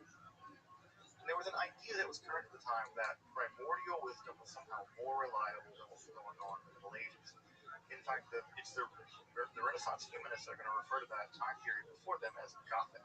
The Goths, of course, were the people that destroyed the Roman Empire, the Western Roman Empire, and the humanists really hated these people. They thought they were backwards, superstitious, their writing was incomprehensible, etc. And so there was a long idea of the Renaissance humanists that that the Middle Ages basically was a mistake. All of the scholasticism, all of it was a mistake. And so what we need to do is go back to the original Latin and Greek writers and learn from the original sources, not through a bunch of commentaries and cut all that out and go back and read just the original sources. And so this ad fontes approach also included a great deal of what's going on in Jewish writing as well, because Christians believed that fundamentally Christianity had emerged from Judaism and that there was primordial wisdom to be had by Jews, and that primordial wisdom captured things that perhaps Christianity had not quite covered. And so Kabbalah fit that bill, because that's exactly what Kabbalah claims to be. It claims to be primordial wisdom given to Moses at some level, and then transmitted to Shimon Bar Yochai eventually transferred into the Sefer Zohar. And so the idea is that the Kabbalah was one form of this primordial wisdom, along with Zoroastrianism and Plato and Hermes Trismegistus and these sort of figures. And so there was an idea that Kabbalah had secrets that have been preserved by the Jews, but the Jews had preserved them, but they didn't understand them. Because, of course, the Jews are backwards, blind people who reject the Messiah and don't understand anything. And so the idea was that the Jews had all this Kabbalah, but the Jews really didn't understand it. And so these Christians really begin to turn their attention to the Kabbalah, and they begin to recruit non-Jews, that is to say, Jews, former Jews, who have converted to Christianity, or Jews who are kind of amenable to this sort of humanistic project. And so we have converted Jews, converso folks like Rhesius and Thucydides, and we also have just Jews who are just kind of cool with learning together, folks like Yochanan Al-Melem. And what ends up happening is that many of the texts of Kabbalah slowly begin to be translated from Hebrew and Aramaic into Latin. And as those texts begin to get translated into Latin, Christians begin to see that, one, there's something really, really interesting and really captivating about the Kabbalah, and two, they begin to believe that the Kabbalah actually proves the truth of Christianity. And so they use it not just as a way of accessing primordial wisdom, but also part of what is sometimes referred to as the Latin polemical tradition, where Jewish texts are marshaled against Jews in the interest of converting. And so the Kabbalah is actually mined for all kinds of Trinitarian ideas. The first three Sefirot are actually the Father, Son, and the Holy Spirit, and all kinds of other ideas where the basic structure is that underneath the hood of Kabbalah is actually a kind of mystical Christianity. The Jews just can't see it. And so what ends up happening is a lot of these texts begin to be translated from Hebrew and Aramaic into Latin. And this begins to form a time period where some of these early Christian Kabbalists are combining ideas from Plato, ideas from the Hermetic world, the ideas from Hermes Trismegistus. They're beginning to combine ideas from Kabbalah. They're beginning to form synthetic new versions of Christianity, as you can imagine, are pretty controversial. So Kabbalah becomes one of the admixtures by which a new kind of Christianity is beginning to emerge, a kind of esoteric Christianity begins to emerge in the 15th century. And some of the doctrines of these are some pretty famous folks, at least in the history of mysticism or the history of the occult. These are going to be folks like Giovanni Pico della Mirandola, who's famous 900 Theses, challenged the Pope to basically debate him about these. And basically, Ficino thought that Pico had thought that he had fundamentally synthesized all knowledge: Kabbalah, Christianity, Pythagoreanism, everything. He thought he had systematized every form of knowledge into a coherent system of 900 theses, and that he basically said, I want to debate people about this, and I'll show you that I'm right. And his Kabbalistic theses are among some of the earliest examples of Christian Kabbalah, and they are at the pinnacle of the book. They come at the very, very end. There's some of the final theses in the 900 theses, and he really thinks that Kabbalah has really landed on some of these things in a way that no one else has. Francesco Giorgi is also a really early systematic incorporator of Hermetic and Kabbalistic ideas into Christianity. His works are really, really difficult to access. I don't think they've been translated to English, and they are some of the earliest examples of systematic analysis of Christianity using Kabbalah as a lens. Athanasius Kircher, of course, the famous German polymath, also integrated Kabbalah into his thinking, and his version of the Tree of Life, the Eight Science, has gone on to basically become the standard one in the Christian occult world, or the occult world more generally. Folks who exist in places like the Gold Dawn or and Hermetic orders. Often the form of the Kabbalah they're inheriting is actually traceable back to folks like Athanasius Kircher or to Johann Rothschild. Rothschild also a very important scholar of Hebrew, one of the greatest scholars of Hebrew in the Renaissance. And his two works, De Versificio and De Ars Kabbalistica, are systematic presentations of both Kabbalistic ideas, but also Kabbalistic texts translated in their entirety into Hebrew. Many non-Jews whose first encounter with Kabbalah was almost certainly going to be a translation of De Ars Kabbalistica, and that or another version is another text is Kabbalah de Data, the Kabbalah Unveiled, by Christian Northern Rosenroth. You see a bunch of these guys are Germans. The Germans were pretty interested in this, and in fact, many people have made the argument that the Protestant Reformation has its origins in this kind of touch with Kabbalah. That Kabbalah is sort of the escape velocity that the Protestant Reformation at some level needs to get over Catholicism, and that the bridge at some level away from Catholicism, the gravitational pull away from Catholicism at some level at a very early strata was Kabbalah. Now, of course, that doesn't mean that Martin Luther was terribly interested in Kabbalah. He wasn't. Ball of wax. At any rate, Kabbalah de Data is incredibly influential. Cornelius Agrippa's 3 books of occult philosophy is probably the standard text in the Renaissance on occult philosophy and magic. Virtually all magic practitioners who operate now in the West, let's say folks for whom magic is a part of their spiritual practice, almost certainly trace all of their theory back at some level to Cornelius Agrippa. So Agrippa's his 3 books of occult philosophy are foundational, and Agrippa integrates Kabbalah into his thinking seamlessly. He really is deeply connected to ideas and Kabbalah. So what I want to point out is that Christians are also interested in Kabbalah. I think I mentioned this maybe a couple times ago, that the first time that the Zohar was printed, it was printed in a single volume at Cremona at the behest of Christians. Christians wanted it. It wasn't Judas trying to get it printed. The Jewish version was printed in Mantua just about a year later in 3 volumes, which is still standard now to print the Kabbalah, to print the Zohar in 3 volumes. But the Cremona 1-volume edition was basically printed at the behest of Christians, and it's extremely rare.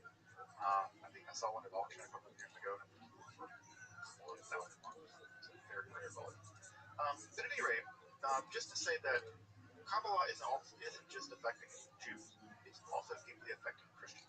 Christians are also really interested in the development of Kabbalah, and what's going to end up happening is that will form a trajectory by which Christians will begin to interiorize a lot of Kabbalistic ideas, and that will, at some level, lay the foundation for what we sometimes call Western esotericism and the practice of the occult.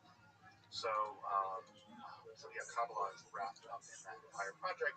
And I bet if you've ever seen an example of like a magical circle or something, you'll see Hebrew words written all around the periphery or whatever. A lot of it has to do with the influence of Kabbalah onto Christianity and onto Christianity's more esoteric, more occult side. Christian Kabbalah has its own life, and eventually comes to become a new form of Kabbalah called Hermetic Kabbalah, which is very influential in the occult circle, primarily beginning in the 19th century.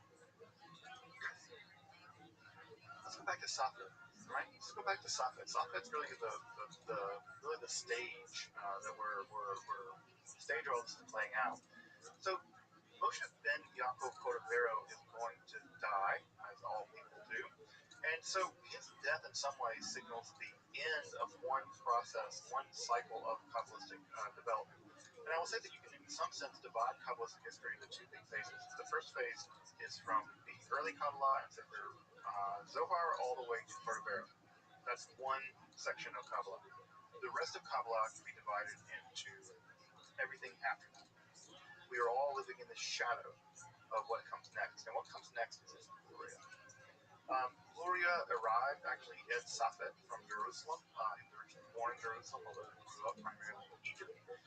He arrived at Safed, according to the legend at least, on the very day that Cordovero died, and allegedly he saw as the funeral train was making its way to the graveyard, which you can still go see Cordovero's tomb in Safed. I've seen it right there.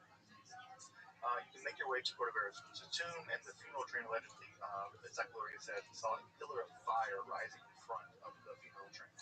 Now, folks who know some Bible, you'll recognize that image immediately, right? That's how God appeared to the Israelites during the Exodus. That God appeared to the Israelites as a pillar of fire. And so, literally, Itzhak Luria says that God appeared before the funeral train before the Pharaoh as a pillar of fire, and Luria settled in Safed. Luria's life prior to this whole couple years before he dies in Safed is actually relatively unremarkable. He is born in Jerusalem. His father dies when he's relatively young. He's raised by his maternal uncle in Egypt. His uncle is actually relatively wealthy, pretty wealthy guy, and he provides Luria with a very high quality Jewish education. And in his 20s, Luria obtains what seems to be an early printed copy of the Zohar, maybe the Mantua, the 3-volume Mantua version, and he becomes completely infatuated with it. In fact, so infatuated that he basically goes derelict of duty. He was supposed to become a business person. He just abandons that. He had married, and he just basically abandons his wife. And he just kind of lives most of his days meditating out in a hut near the Nile. And it's during those years, those 15 or so odd years of him meditating on the Nile in this hut that he built for himself, that he begins, it seems, to formulate the idea that ultimately will become Luria and Kabbalah as we know it. At some point, he has a kind of mystical breakthrough. I mean, even his birth was allegedly heralded by Elijah the prophet. He saw all kinds of legends that have now grown up around Luria. That his birth, that before he was born, that Elijah the prophet appeared to his father. At any rate, Luria would eventually make his way back to Jerusalem, and then he would eventually make his way to Safed, arriving, as I said, on the day of Cordovero's death. And he would spend a couple of years there, just a couple of years, probably 2 or 3 years, and he died before he turned 40. This is one of these guys that, the flame that burns twice as bright only burns half as long. This guy just burned out. He was just such a titanic individual, and his ideas were just shockingly original. Well, with Cordovero dead, many people, I think, did believe that Cordovero was the Messiah, and when he died, it was a real big disappointment that he but when Cordovero died, there was the idea that, no, there's something else coming. Cordovero is a herald, maybe kind of like Elijah for the coming Messiah. And it's like Luria fit into that perfectly. Luria began to teach Kabbalah basically every day. He had introductory level Kabbalah classes. You could come to Luria's Kabbalah Academy and learn intro Kabbalah. He also began to develop an inner circle of people that he began to teach his own ideas to. And the inner circle was composed of several students. We know a good bit about those students. And what's weird is that he seems to have taught different versions of things to different students. And we know that because they say so, that some people are allowed some things, some people are allowed others, some people got some part of the system, and some people got others. And we can see this in the publications because, for instance, one of Luria's students, Israel Saru, doesn't really get any credit for anything. No one really pays attention to him because of the fact he's tall. But Israel Saru was one of the earliest publishers of Chaim Vital's works, or Itzhak Luria's works rather, and he published them in Italy and popularized them.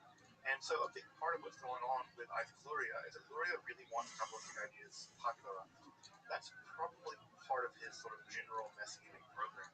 He believes in a very intense way that the Messiah is a hair's breadth away, and that if Kabbalah gets out there, it will usher in the Messianic age immediately. That kind of Messianic fervor is going to prove to be a disaster here in Easton. So let's get back to that. Messianic fervor is almost always going to be a disaster.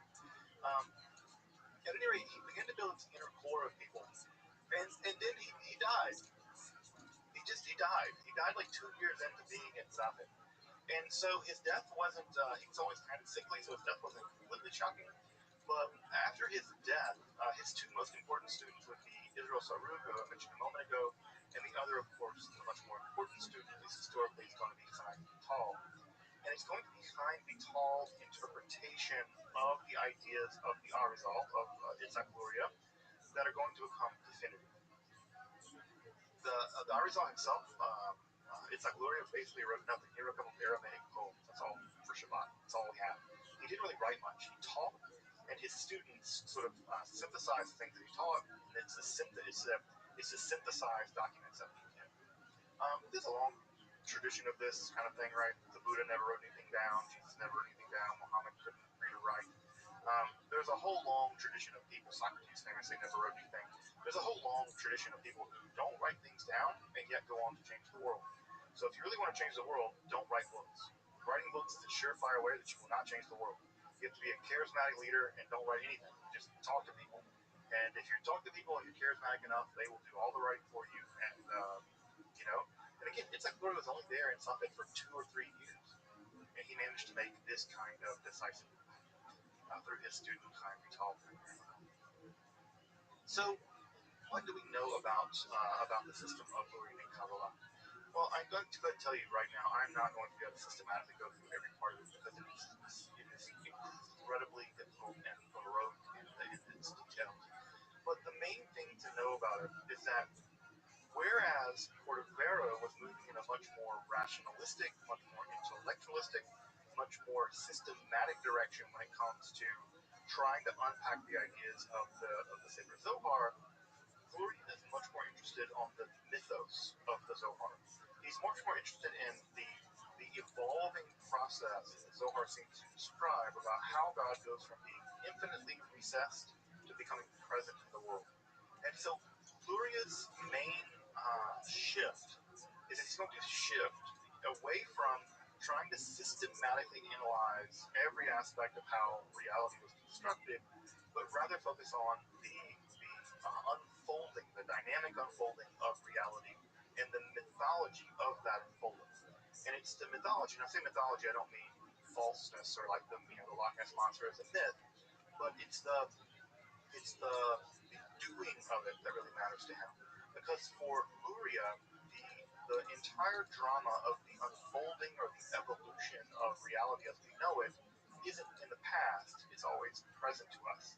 And so in a way that the Cordovero might describe that the events of the unfolding of the universe via the Sephirot or events in the past, the primordial past, the metaphysical past, for Luria, time is really weird because for him, it's all happening at once. It's happened back then, it's happening now, at some level, it's kind of happening in the future, and the future is kind of reaching for us to redeem us.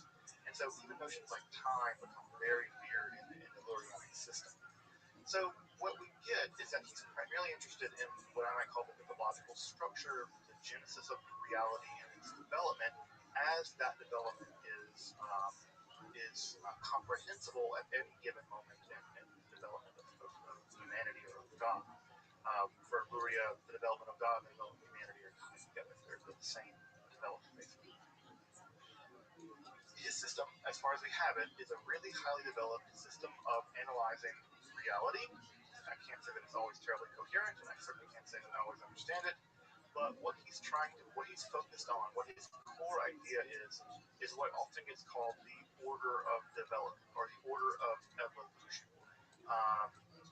This is often referred to as the Seder Ishtatut, the order of evolution. In fact, Ishtatut is actually a standard modern Hebrew word for evolution, like Armenian evolution.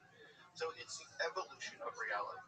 Now, and again, these evolutionary models are actually instructive, right? Because at some level, biological entities contain the past inside them. That is to say that you contain all kinds of things in your DNA from what we used to be. We're not apes like the apes before us, but we contain DNA fragments of those apes. The past is still with us. Or as Bill Faulkner said, that the past isn't dead, it's not even the past. And that's true also for Lurian and Kabbalah. The idea is, yes, there were things that happened in the primeval past, the primordial past, but those things are current to us now. They're still happening. And so what we get is that there is a sort of spiraling cycle of egression. That is to say, the world is coming into being, the world is emerging as such, it's always emerging as such. And further right, it's also regressing. It's also going back to the way that it was. So there is an incredible dynamism in the Lurianic system where you don't know quite where you are in time, in space. You don't quite know where you are even in righteousness sometimes. There's a kind of a constant movement to and fro where the world is on the one hand becoming exiled and on the other hand is becoming redeemed. And so the Lurianic system, part of what makes it so difficult is that at the heart of the system is this dialectical structure where everything is happening all at once and everything is also being erased all at once. And so it's very difficult to figure out at what moment something is happening, because at every moment, everything's always happening. And so knowing exactly what's going on in the system is very complicated because the system is so dynamic, and it's almost like a fractal. That the more you zoom in on a region of the fractal, the more the entire fractal is reproduced for you. And so the system is very, very fractalized like that. And so it's often difficult to know exactly what's going on. But let's go to some of the core ideas of encyclopedia. The big first idea is his concept of Simsum. Simsum was an idea that was developed by Cordovero, actually. In fact, Cordovero was a teacher of encyclopedia for a brief time, 15, 17. And so Cordovero had to solve a problem.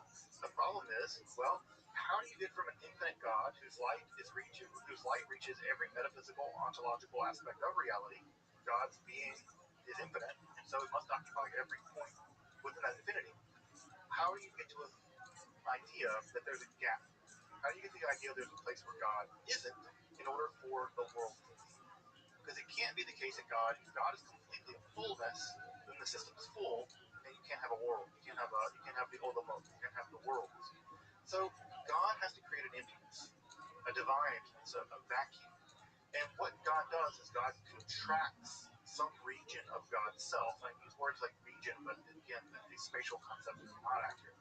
But God ontologically contracts God's self, and that ontological contraction creates a void. And that void is both surrounded by God and yet is not God. It's a kind of gap. It's a kind of void or a vacuum. I don't know. Always imagine like when you have to you gained a couple pounds and you need to get in some old pants, so you like suck your belly in and tighten your belt real tight. It's like God instead of sucking in God's belly to get the belt on or something. I don't know how to. I always imagine that image for some reason. So God creates this void, this simsum, and into that simsum, into that void, into that contraction, that will be where the Olamot appear. The Olamot are the four worlds that comprise our reality. We do not have access to God's infiniteness. We just don't. We're finite. We do not have access to God's infiniteness. And so what we do have access to is what's left over from the process of filling that void. Now, how does that void get filled? Well, it's almost like a laser. God concentrates some of God's light. God finitizes some of God's light. And that finitized light, that finitized existence of God is permitted to enter into the void. And when it enters into the void, it cascades into the void. And that cascading, as it moves from the primal source of the divine into the void, it begins to weaken, so to speak. And as it begins to weaken, as it titters down into the void, as it flows down into the void, it begins to weaken. And as it weakens, there are strategic parts or the decisive parts in the weakening of the light into the void, just like if you were shining a laser, right? A laser is only going to be so powerful, only going to reach so far. The farther it gets, the wider it gets, and the more it begins to break down and begins to fade away. God shoots that light into the void. This is also found in the Simcha Zohar. And as that light goes in, it begins to break down. And as it breaks down into four distinct realms. And those four distinct realms are the fundamental structures of reality. The first one is Adam Kadmon. Adam Kadmon is the primeval body of God. It's the way that we imagine God to be. It's just, when you think of God as a person, what you're imagining is Adam Kadmon. It's the first primeval glimpse of God as a being. Because before that, God is just infinite light, and God is utterly unimaginable. The first glimpse is Adam Kadmon, sort of like a negative image of God broadcast into the void. The next layer down is the realm of absolute or emanation. Then down further is the world of Beriah, right, where God is becoming more and more concretized, not yet physical, but more and more concretized. And then we get to the world of formation, where God is recognizable. And then finally we get down to the world of Asiyah, and we are actually in a subsection of the world of Asiyah, and that sometimes is called the five world, the four world, because our physical reality is distinct from all other four worlds, even the world of Asiyah. So the four worlds, the Olamot, are the ontological registers of reality. And what Luria imagines, and the reason why he imagines these four worlds, is that every single time there is a movement within the Godhead, an evolution in the Godhead, a change in the Godhead. That change has to be understood as a logical, dialectical progression of how God is mutating, how God is changing. Because every time God interacts with something, that image of God, that aspect of God alters.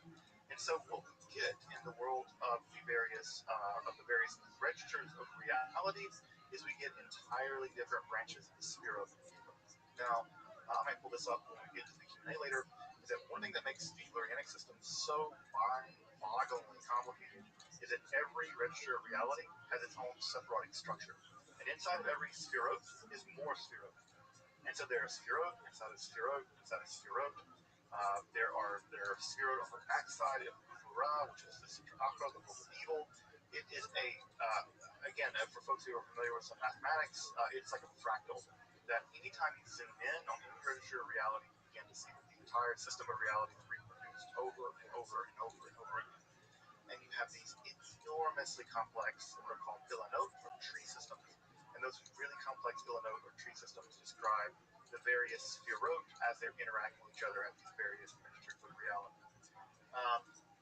We can't go into the various levels of reality because we don't have time, but each one of them is distinct, and each one of them is a moment in the development of the Godhead. Now, some folks who have some background in philosophy, folks who had some background perhaps in Hegel, this is going to sound really familiar because if you ever read the logic, the progression of the logic in Hegel, Hegel actually commends Kabbalah as prefiguring his logic. Now, I'm not sure if that's an indictment of Kabbalah or not, so depending on what you think of Hegel, but Hegel's system of the unfolding of reality is deeply influenced by the Lurianic sort of folding out structure of reality. Now, as God's light begins to travel through the void, what ends up happening is that the very structures that emerge to hold God's light, the very moment of the divine, as the light gets further and further and further into the void, the very structures that are meant to hold the divine light can't. They're just too far away. It's just like, I don't know, it's a moment where you feel yourself, you're holding on to something right, and you feel yourself just slipping off. There's a moment where you just let go. And that let go moment, the moment where the spheres, the actual vessels that hold God's light, because they've gotten so far away from the original source, they don't have enough energy, they don't have enough dynamism, they don't have enough of chizuk, they don't have enough strength to hold God's light, and they shatter. And that shattering, the shtirah, the shattering of the vessels, is as it falls in, they overpower the vessels, right, and they shatter. It's like putting, folks ever seen this, right? You take a really cold glass vessel and pour really hot water into it, right? Or I'm sure you've seen folks, right, throw hot water on a cold windshield. That's people who don't know any better. But imagine, right, hot water being poured into an ice cold vessel. The ice cold vessel is the vacuum, the void, the seamstone. And when you pour the lightning hot rays of God into it, the vessels just shatter. And that shattering forms what are called klipot, shards. And these shards of the vessel, these shards are characterized by disharmony and disunity. They're broken aspects of the divine. They're aspects of the divine that are localized. It's like if you imagine taking a part of your own personality and breaking it off. So just imagine your curiosity, right? You took pure curiosity, which is a pretty good trait, and broke it off and made it its own thing. Pure curiosity is a disaster. Because anything that's purely curious is going to get something killed, it's going to hurt people, it's not going to have any ethics, it'll just experiment on people. And even love, right? Pure love, if you take it away and put it with no checks at all, it's too much. Any aspect of the divine broken away from the divine and then given its own reality will always be too much. No matter what it is, whether it's God's wrath or God's goodness, whether it's God's curiosity, whatever, none of these things can exist on their own. And the shards of these vessels, according to Luria, become evil. Now, they're not inherently evil, but because they're localized, intense versions of the divine, they shouldn't be allowed to exist on their own. And because they shouldn't be allowed to exist on their own, they go haywire. And these become evil in the Lurianic system. This is the origin of evil. The demons of the world are the shards of the vessels that once held God's light. Because they're just out of control. They're completely disunited, completely unharmonious. And And so they're sort of like extreme versions of God. And so these demonic aspects of the demonic aspects of the Lorraine system are these klipot, and they are the object of a process called tikkun. I bet you're already beginning to hear right where we're going to get to next. Right, the idea of tikkun olam. Well, we are right at the very end of that system. The entire giant system of God, Simsum, and God pouring God's light in, and the entire process of the shattering of the vessels. We are at the very limit of that system. And so it's a very limit of that system, right? Just like a rubber band, right? As you stretch a rubber band out, let it go, it flies all the way this way, then it flies back. We are at the very end, the receiving end of all of the divine system. We are at the very bottom of the system, and we are the part of the system that begins to move back up. Right? We are the system, we are the part that moves things back up. And what happens is that we recognize, Lurian and Kabbalists recognize, that the shards of the divine, the klipot, can be rectified by engaging in the magic of the Torah. Again, Itzhak Luria is not sort of a hippy-dippy mystic. He says, no, you repair the world, you metaphysically repair the world by engaging in the metaphysical act of engaging in following God's law. Because the divine law, the Torah is the system, it's like the source code of all reality. And if you follow it, if you do it correctly, it fixes reality. Reality is broken at some level. And so the fix is, according to Itzhak Luria, the very strict following of the Jewish law, of the Halakha, and of the Torah. So by following the Torah, you repair reality. And this is where the phrase tikkun olam comes from. You are repairing the world. Now, I know that most folks hear the word tikkun olam and we think of something like helping people or charity or something like that. But for Itzhak Luria, it's not just a fixing the world in terms of the social ills or doing social justice stuff. That's, of course, part of it too. But by having the right kavanah, by having the right concentration, by having the right intention, by doing the Jewish law with absolute intention and purity of heart, by performing things like Shabbat, by putting tefillin on, by observing the fast of Yom Kippur, whatever, all these things help to repair reality. They fix reality at the metaphysical level. They give reality a tikkun. And further, you begin to build the world of the Messiah. Because for the Illyrian system, the act of reparation, the act of repairing the world, begins to sort of build the world in which the Messiah can emerge.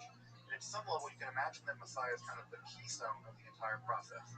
The Messiah is the person who will turn the key. We will build the world worthy of Messiah. The Messiah will come and turn the key, and they will unfurl the final redemption. And so it's by repairing the world that we prepare the world for the possibility of the Messiah. And this idea is going to have enormous impact in the history of Judaism. If you've ever hung out with folks in the Chabad Lubavitch movement, I don't know if folks have ever been around Chabad people who light candles, felon. I'll be walking around New York and I'll have a Chabad guy like on the street like, hey, you put the tefillin on today? And I'm like, no. He's like, can you put the tefillin on now? Why would they bother you on the street to put the tefillin on? It's not because they're trying to do you a favor. They're trying to engage in tikkun olam. They think that every Jew, whatever that means to them, who can engage in the process of tikkun olam and can put the tefillin on, will usher in the days of the Messiah that much more quickly. And so they're trying at some level to accelerate, right? One can think about Kabbalistic ideas or Lurian and Kabbalah as a kind of Jewish accelerationism. The world is broken and they're trying to accelerate the process by which it is repaired. And you accelerate that process by engaging in spiritual warfare against the klipot and by binding and then repairing the klipot in a way that allows you to basically accelerate the process by which the Messiah comes. And if you read Chaim Vital, he really does think that he definitely thinks he's a Messiah. He just thinks that he has to be a little bit more righteous. If he could just be a little more righteous, if he just didn't think about that woman right when he was praying, if he just didn't think that dirty thought, if he just memorized a little bit more Mishnah, then he would have been revealed as the Messiah. He would have emerged as the Messiah.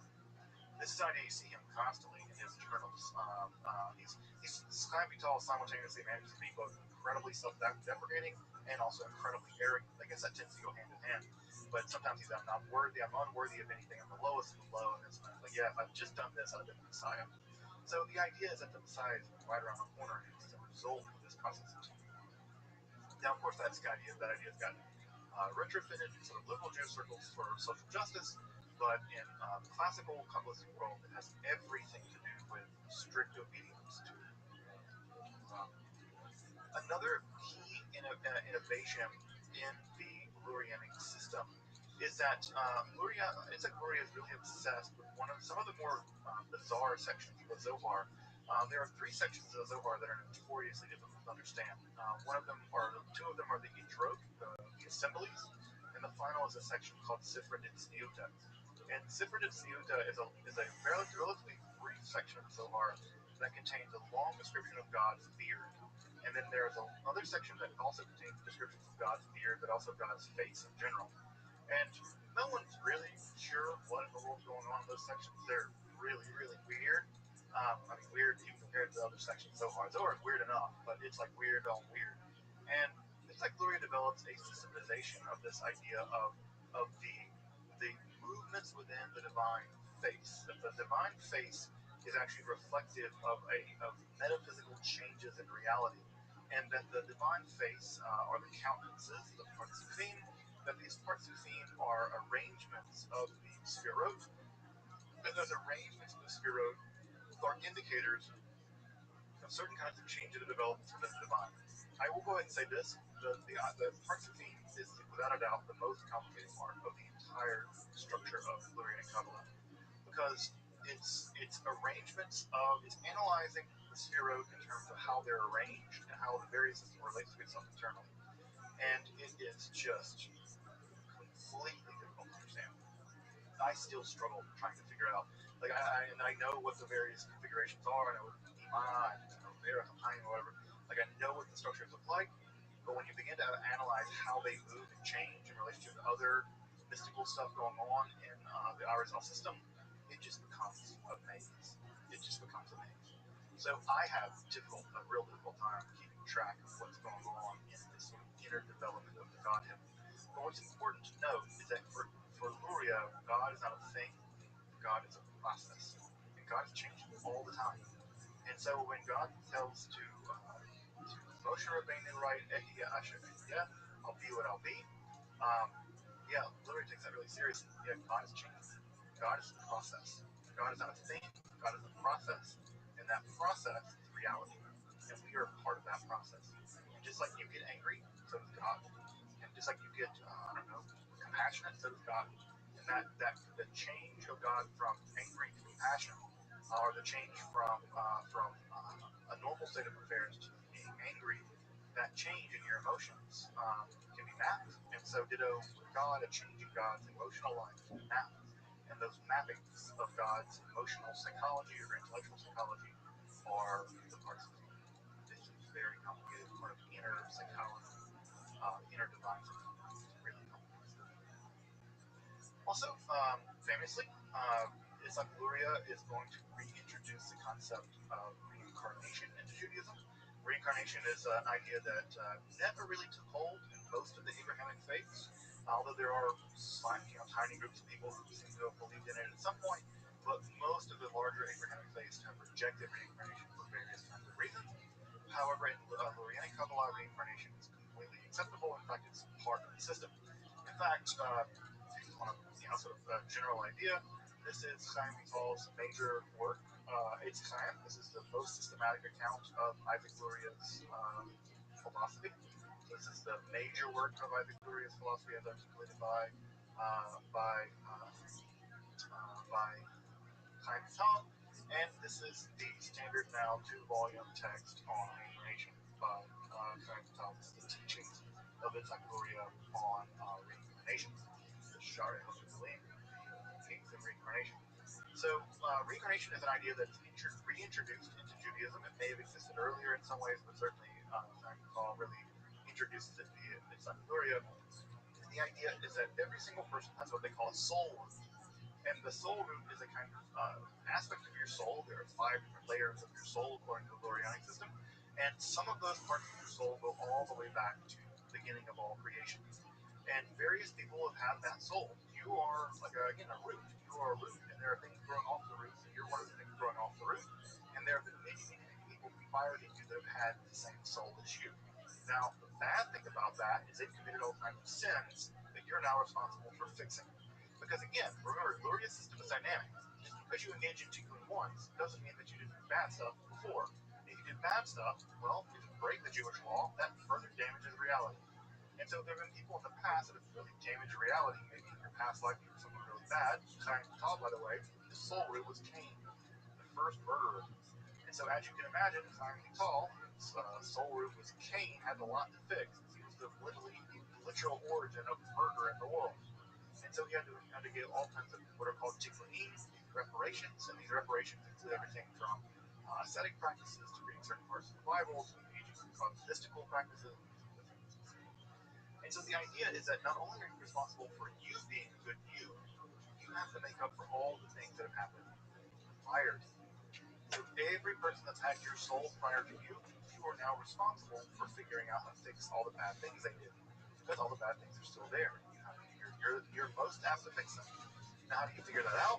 You go to a mystic Kabbalist, and the Kabbalist will tell you who your soul root is, and they will tell you all the bad things that you've done, and they will give you tikkunim and how to fix them. Tikkunim can be anything from extra prayers to amulets to fasting. There are all kinds of tikkunim that we can have. If you ever go to Sfat, if you ever go to Safed to this day, you can go to a Kabbalist. I've seen signs in Safed where they will go and they will figure out who your soul root is. And they're alleged experts who know how to do this. I don't know how to do this, but I will give it to them. It's fine.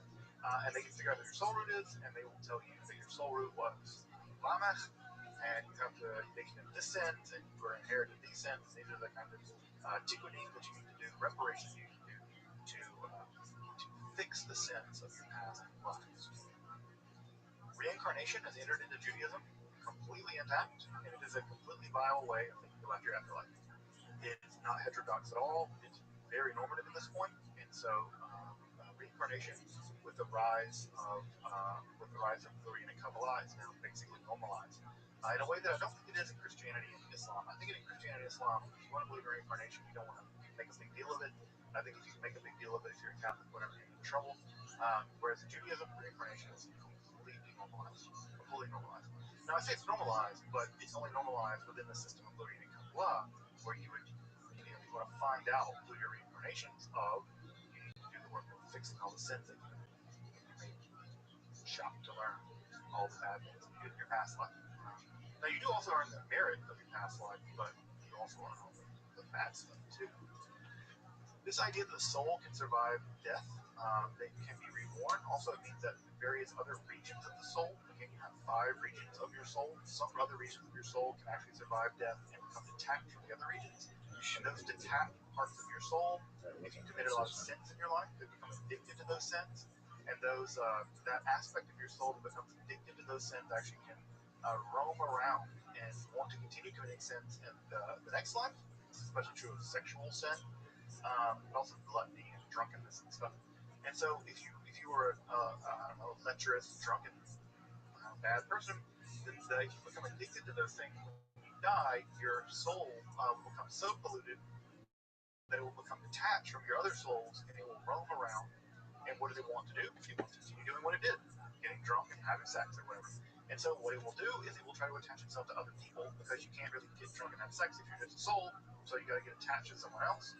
And so when your soul attaches, your evil soul attaches itself to the people, the word for to attach in Hebrew is dabak, right? Like the modern Hebrew word for glue, the same root word. Your soul dabak, it clings to other people, and that soul that clings to other people possesses them. This is the origin of the divot. The divot is the evil version of your soul, it's the evil aspect of your soul that roams around and tries to attach itself to the people. And the very earliest exorcism stories that we have in Judaism are actually from Satan. In fact, you taught a whole class on spirit possession in Judaism. And if you want to learn more about this, I have some episodes on my YouTube channel as well.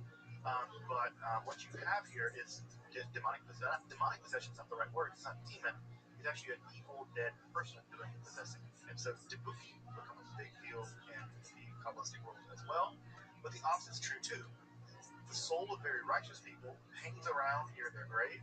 And if you need to get some spiritual chizuk, some righteousness, Let's say that you're traveling somewhere and you know that your old paramour is going to be there and you don't want to like hook up with them. This is a real example, by the way. You don't want to hook up with them if you're married or whatever. You want to adultery. That's bad. So what do? You go into the graveyard of a righteous person, lay on the grave of the righteous person, and you meditate on their soul and invite their soul into your soul, and they will impregnate you. This is called ibur, and the soul of the righteous dead person will impregnate your soul with a little bit of their righteousness, and it will give you enough of a chizuk, enough of righteousness, that when you go to face the spiritual challenge of committing adultery, you won't do it, because it's like a shot in the arm, shot in the soul from the righteous person, and the righteous person will give you the spiritual power to overcome your failure, your whatever, your sin, and then they will come back to their grave and they'll have for folks who know a little bit about Buddhism, right, this sounds a bit like bodhisattvas, right? The idea that there are people who are enlightened in the Buddhist tradition. They become so enlightened, they don't become completely enlightened, so they can stick around here to help the rest of us schmucks, right? So bodhisattvas, they don't leave, they don't go to nirvana, they stay here to help the rest of us get a little bit more enlightened. And so these tzedakkim, these righteous people, you can go lay on their graves, and you can get a little bit of spiritual power from their soul, and go into your soul and help them. People do this to this day. People do this. It's a problem, actually, that people get caught sneaking into graveyards and lying on graves to get soul power. Soul power is a cool 70s thing. So at any rate, so this idea of ibur becomes a big idea as well. So tibuk, right, is evil souls becoming attached to your body. They can also get animals, by the way. They don't like to be an animal. It's like not good in there, but they want to get people. And Chaim Vital, by the way, also became one of the earliest exorcists in this whole tradition. And by the way, he failed. He also gave the Dybbuk to leave, and then as soon as the Dybbuk left, he will come back and repossess the person who killed him. And so there's all kinds of great Dybbuk stories. If you've ever seen the movie The Dybbuk, it's one of the great classics of Yiddish film. It was filmed in the 30s. In fact, many people that were in the film died in the Holocaust. And so it's really, I think they remastered it, they've redone the Yiddish subtitles, and if you've ever seen The Dybbuk, it's a great film from the 30s. It's a classic example of Yiddish theater and eventually Yiddish filmmaking. Probably the crowning achievement before it all went to hell with the Holocaust. But The Dybbuk is a classic movie. We're getting close to Halloween time, most of Jewish Halloween movie watching, watch The Dybbuk. So the Dybbuk is an idea that emerges also from Lorraine Kabbalah, but also as I said a minute ago, Lurianic Kabbalah comes just Kabbalah. If you've ever studied Kabbalah, you've heard this term, Tzimtzum, Tikkun Olam, right? You've heard of the world of Atzilut, the world of Asiya. You know that the soul has, the Yechida, and the Neshama, and the Ruach, various parts of the soul. Lurianic Kabbalah just became Kabbalah. It absorbed all other previous forms of Kabbalah, whether it's Abraham Abulafia's Kabbalah, whether it's Barrow's Kabbalah, whether it's other forms of Kabbalah, it absorbed them all, and in some ways transcended them all. It abolished them all, and it ascended above them all. And by both eliminating all of them and then conglomerating all of them into one thing, it became a new thing. And that new thing basically has become Jewish theology. If you've ever read books of Jewish theology, modern books of Jewish theology, they're almost always derivative of Itzhak-Lurian's Kabbalah. And that's true of Hasidic people. That's true of Messianic people, components of the Hasidic people. That's true of hardcore Jewish rationalists, people like the Vilna Gaon, right? He's a hardcore rational guy. Also hardcore Kabbalist. Kabbalah, Lurianic Kabbalah, is at some level just Jewish theology. Now, what's ironic about that, we'll talk about this more as we wrap the class up in a few weeks. Why aren't these texts available then? If at some level, Tikkun Olam and all these ideas are just basically now part of our theological landscape in Judaism, why isn't it that you just can't go buy a copy of Eitz Chaim in English? Why isn't it you can't just go buy a copy of Cordovero's Partis Romanim in English? Why is it that the entire 15-volume Kitvei Ha'ari, collected works of the Ari, are not translated in English? There's a reason for that. Now, we'll get to that in a few weeks. There is a really important reason for why that is. It has everything to do with liberal Judaism. How liberal Judaism decanonized Kabbalah. It rejected Kabbalah. That's part of what made liberal modern Judaism is the amputation of Kabbalah from Judaism. Now that's changing, but it's not changing in the right way. Because the way that it's changing is not changing in the sense that Kabbalah's ideas are being imported. They're being imported haphazardly. And the original texts are not being consulted, and they're not being really translated.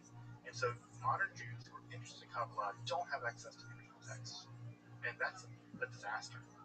It's a real disaster. I mean, you can imagine if, if the works of Thomas Aquinas just weren't translated in English. You would have to rely on old Latin editions and something like that would be a mess. Well, that's basically what we have. It's as if Thomas Aquinas had the influence he did in the Catholic world, but no Catholics have access to his actual works. A reliable, translation. It's a mess. It's a real mess. So, and again, this is a standard volume of Beis Chaim in Hebrew. You will not. There's no English translation. There's no translation. We'll talk about why in a few weeks, but there's not one. It's a mess. It's a bad situation. So, at the end of the day, Yitzhak Luria's version of Kabbalah wins. It wins. Now, I'm not saying it's completely systematic, and I'm not saying it's completely all worked out. There's still a bunch of kinks in the system. But at the end of the day, the 15-volume collected works of the Arizal, really the works of Chaim Vital, is systematizing the works at some level of the Arizal. That becomes Jewish theology. Now, on the one hand, that's really cool because Kabbalah won. On the other hand, it's a disaster because most Jews who are interested in Kabbalah, at least in the non-Orthodox world, have no access to it. It's a mess. This is a real problem. I don't know how it's going to get solved, but I mean, it's just now in the past 10 years that the entire Zohar has been translated reliably in English. So this is a big problem. We'll talk about this problem. We'll talk about why we're in this boat and how we're going to get out of it in a few weeks. But it may just, in our lifetime, we may be getting out of that problem.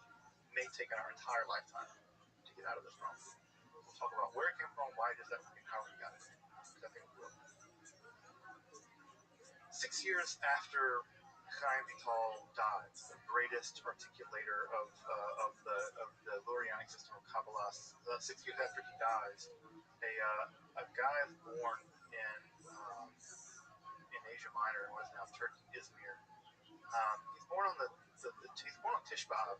He's born on Tish B'Av, which happens to fall on Shabbat that year. And there's a long-standing idea in Jewish lore that the Messiah will be born on the saddest day of the year. That the day of the year that we'll be born, every bad thing that's ever happened to us. But the great hope is that on that day, Messiah will be born. That in the future, Tish B'Av will no longer be a sad day. It will be a glorious day because that'll be the birthday of the Messiah. On Saturday of Tish B'Av, 6 years after the death of Chaim Vital, Shabbatai Tzvi is born. And Shabbatai Tzvi is going to transform Kabbalah because he's going to become the Messiah. And not just become the Messiah. When I say that, I mean the majority of the world's Jews were convinced he was the Messiah. He convinced the world's Jews that he was the Messiah via his publicist, of Gaza, using Kabbalah. And he will become enormously influential. In fact, in many ways, you think about Judaism as a religion. In some ways, as before Shabbatai Tzvi and after him. And Shabbatai Tzvi is going to transform Judaism. He's going to transform so much of what's going to happen in Judaism. And so what we're going to do is that he's going to basically shake Judaism to its core. Because as you probably know, he will declare himself the Messiah. The vast majority of Jews will believe that he's the Messiah. Many of them literally have their bags packed on the docks in Amsterdam, ready to go back home to Israel to live in the Messianic age. And in 1666, he converts to Islam. And it is a titanic disaster. A disaster, prior to the Holocaust, there's been no greater disaster than the Shabbatai Tzvi episode. No greater disaster. And from a theological point of view, it's a disaster. So, in many ways, right, you can think about Shabbatai Tzvi as the fulcrum And I imagine most folks here have heard the idea that you can't study Kabbalah until you're 40. I'm sure folks have heard that idea. Well, notice that Yitzhak Luria died before he was 40. Clearly, he was studying Kabbalah before he was 40. Where do ideas like that come from? They come in the aftermath of Shabbatai Tzvi. Because the idea that Kabbalah is so dangerous, they can lead the entire Jewish world into a disaster.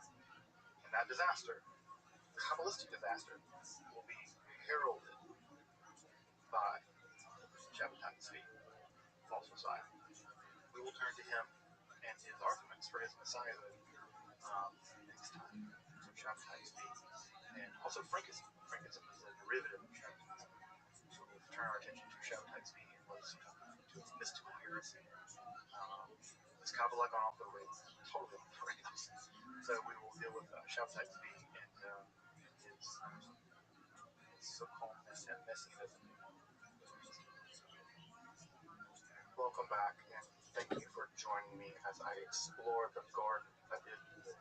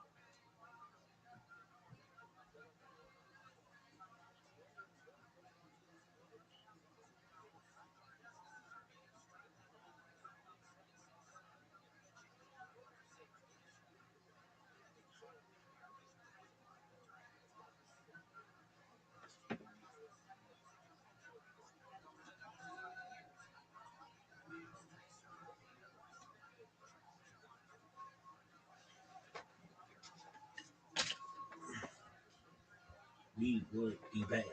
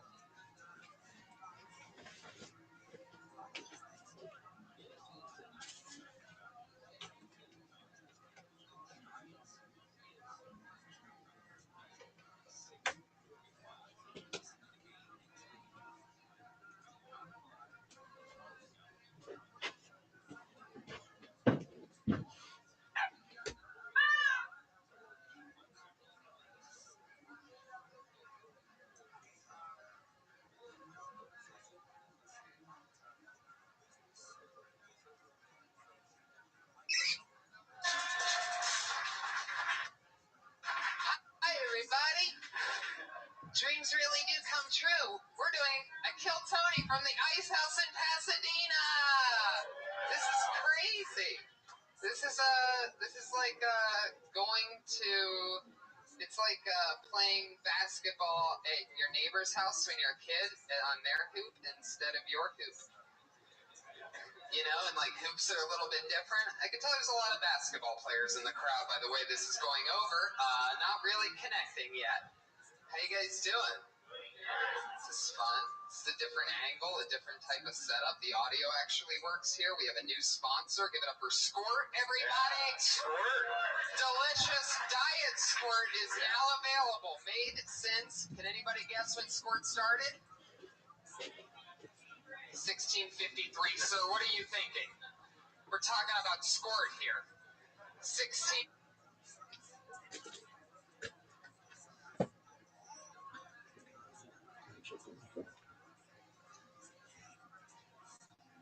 1953. You're saying Squirt predates of the United States of America? I mean, I'd like to believe that. For anybody that's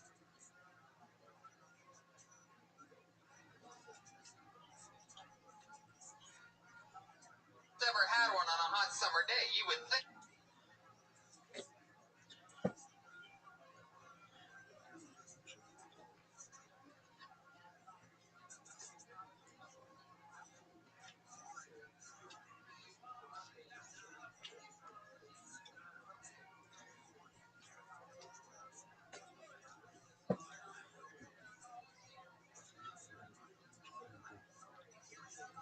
My God, it seems like they've been making this for centuries, but now.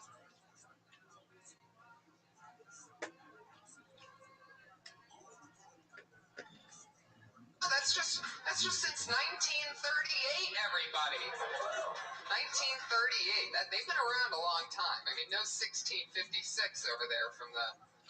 I think that was the birth date of Charlie Chaplin. Well, look at that, Brian, making up a completely false fact. Yeah.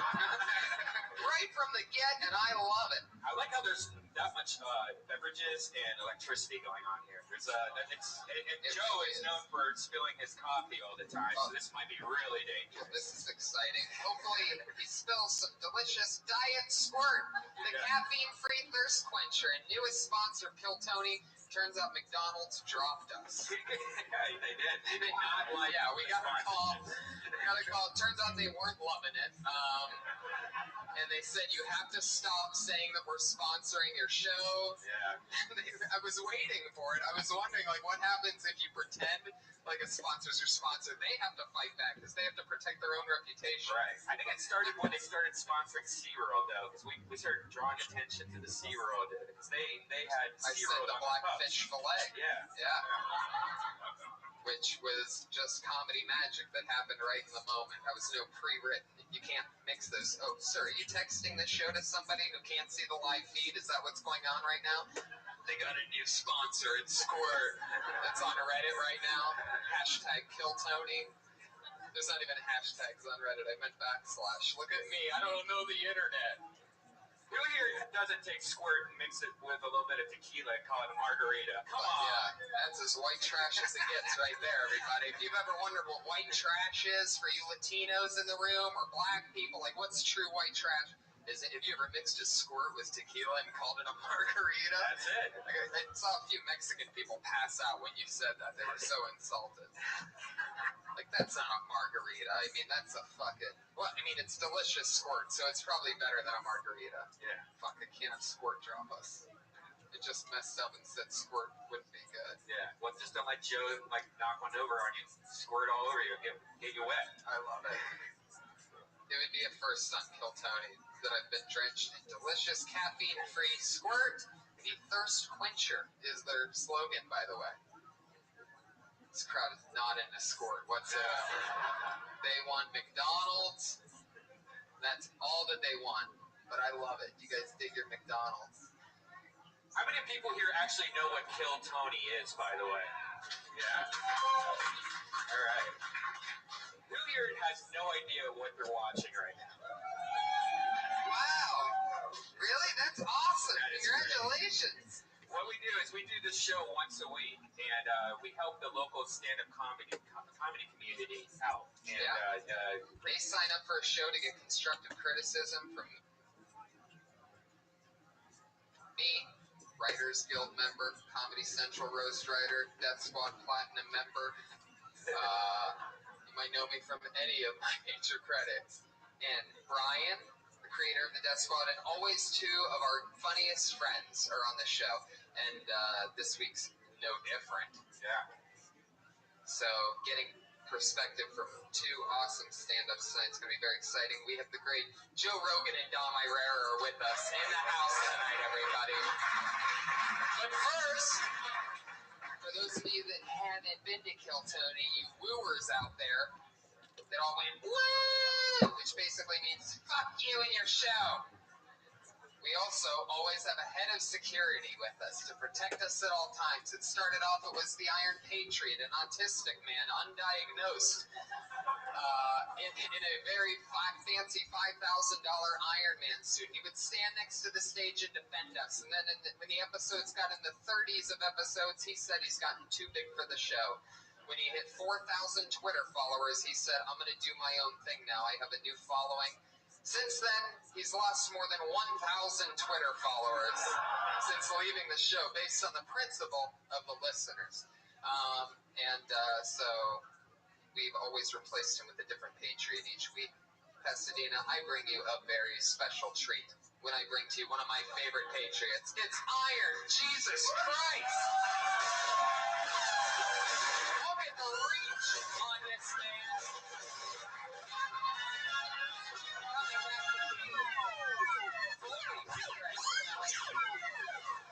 Here he is, taking the long walk. There was only one set of footprints, I do believe, from his walk over there. Wait, no, there's a little girl following. Wait, that's Josh Martin, guys.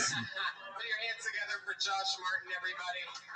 Producer of the show, spiller of tequila, accident-prone, speech impediment-infested friend of ours, who Thought he had said it all the way down when he put down tequila on the table a few weeks ago, and it we took over my lap. But he's looking over us. That's the great Josh Martin comic, and we have @Heavenly Light. Jesus Christ is with us, everybody. Put your hands together for Jesus. Woo! How's it been going, man? Beautiful, thanks. You know, I have the wingspan of a condor. Heck yeah. Throw that in there. All right. Okay, it's going good. There you go. Have you actually measured a condor's wingspan? Are you being serious, or is that just I don't know. Just You caused somebody to sneeze just now. I don't know if you heard that. bless you. And I know you're just... Boom. Boom. Still got it after thousands of years. Jesus Christ. Never loses that sense of humor. Penny said it doesn't go away. Happy to be here back in Pasadena. My last time here, I saw Jim Carrey before he was ever Jim Carrey. Wow. 1979 or 80. You used to come here back in the Disney and see all the old. Did you ever get to see Steve Martin? Because Steve Martin started out here. It was actually the only show I saw, and I figured maybe I would never see one better. Look at you now. All of a sudden, you're here on Kill Tony. Woo! Featured by Squirt, the thirst quencher. This is much more exciting than young Jim Carrey. I'll have the Squirt margarita, please. I'll open up one right now. I thought that was going to be the worst accident for sure. I just seen him like, oh, here it is. What about this poor guy over here looking at the back of me the whole time? What do I do about that? No, it's fine. He's into it. How many times do you think you get fucking cock-blocked by Jesus? Sorry about that. You got the best seat in the house. You're like fucking... He's a good sport. There's not much to see back. Yeah, if that is in your way, you can totally move. I'm sure one of the waiters or waitresses will find that spot because he does pass a lot of gas. He's a he does not. You think a guy that sat in the middle of the table in the Last Supper could pass gas? That would be embarrassing. There you go. He's unbelievable. Who said that you didn't really exist, these morons? Well, guys, we're very happy to have you back. I'm glad that you're going to be keeping an eye on us. Got your back. In the meanwhile, what do you say Josh? Yeah, I think we're ready to go. Are we? Yeah. Guys, are you ready for your guests? Holy shit. Put your hands together for him, everybody. It's the great Joe Rogan and Dom Irera.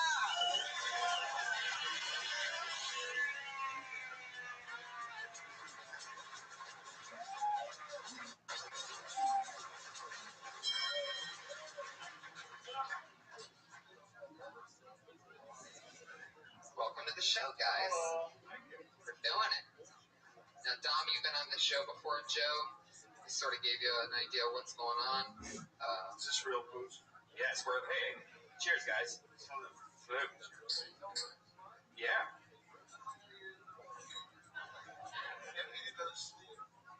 Because we're not. It would owe me $10. Boy, we've gotten off to a fucking roaring start. What the fuck was That that? shit's hilarious from the jump. Yeah, Joe's first time here. He refuses to go to the Comedy Store, so we brought the show to you, Joe. Thank you very much. This is actually really fun, me. We've been looking forward for a long time to have you on the show. Well, yeah, we should be doing podcasts like live podcasts from here. Yeah. We should. Totally. Yeah, it feels good in here. Spot. I'm a little too high to be talking to people, so no eye contact, nothing crazy. Nobody get out of line. No picture fests. I was just starting to relax, and then I took that shot of... you didn't warn me that it was that cinnamon stuff. The fireball. It's like a whole different thing. My mind was not prepared for that whatsoever, and now it's like fucking big red gum. Yeah, I was thinking it was probably something whiskey-like, but I like the added flavor. I mean, that's a real surprise. Yeah. Well, you know what the fuck you just did after you drink one of those. Dude, you know what the fuck you just did. That's Mistake City. So, That's where all babies come from. That's the fucking leave it in juice. Chill.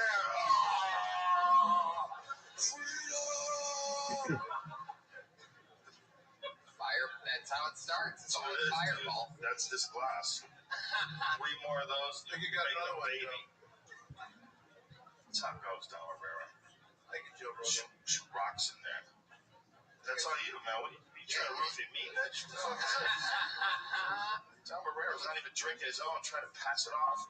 Oh, yeah, you're one of those dudes who has like a special drink. Here, take this. Oh, I need my Tanqueray. If I don't have my Tanqueray, what are you kids here drinking the same thing? I'm just gonna sip on this. I got a tradition. I get fucked up a special way every time. I go to the bar, I go, bartender, you know what I like. The regular. Boom. Dom, what's your drink? It's amazing how dope doesn't affect you. Does it? How dare you? Hey, Kevin, do you have any questions for our guests? Yeah, Dom. I'm speaking to you from a microphone. That's Yes, so you know the question is important.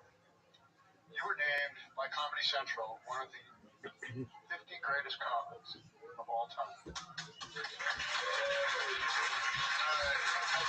Now, first of all, it was 100, but thank you. 100. Yeah, can I say something before you even ask the fucking question? I'm very bitter about that.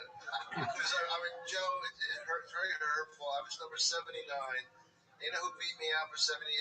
Cedric the Entertainer. I can't compete with him. He's an entertainer. I just do jokes. He has people over. He has a nice spread. He dances. What's the question?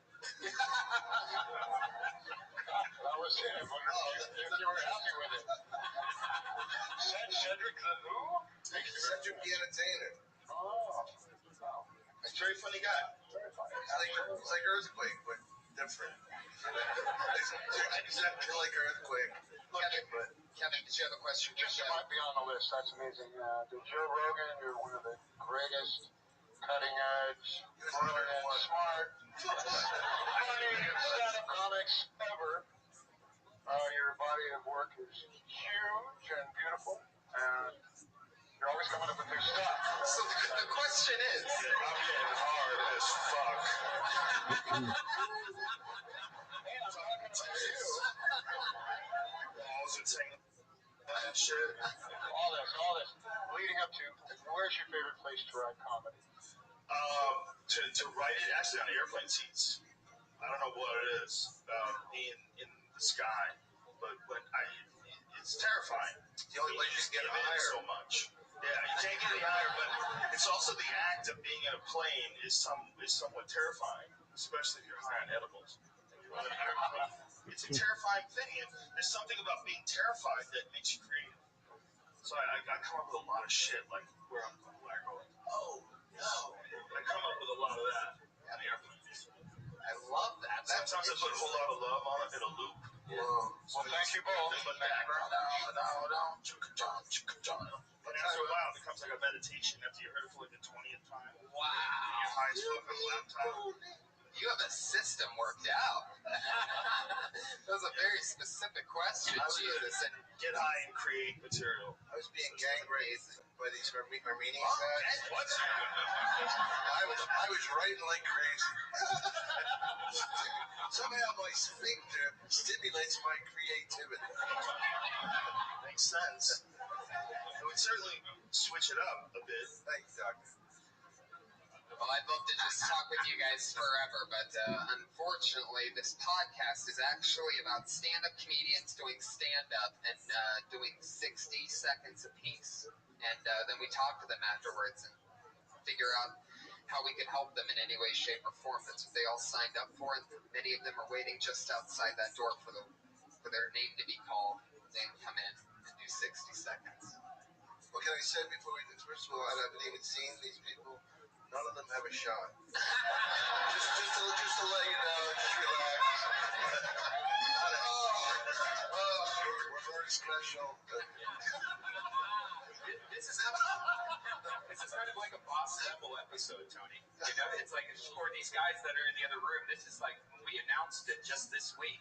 They went crazy. It really is the best of the entire Hollywood open mic that's out there right now, and they're dressed better than I usually see them dressed. Like it's a Friday night for them. I usually only see them on Sundays and Mondays. Usually only Mondays, but so it's very exciting. It is like the Yankees of the open mic.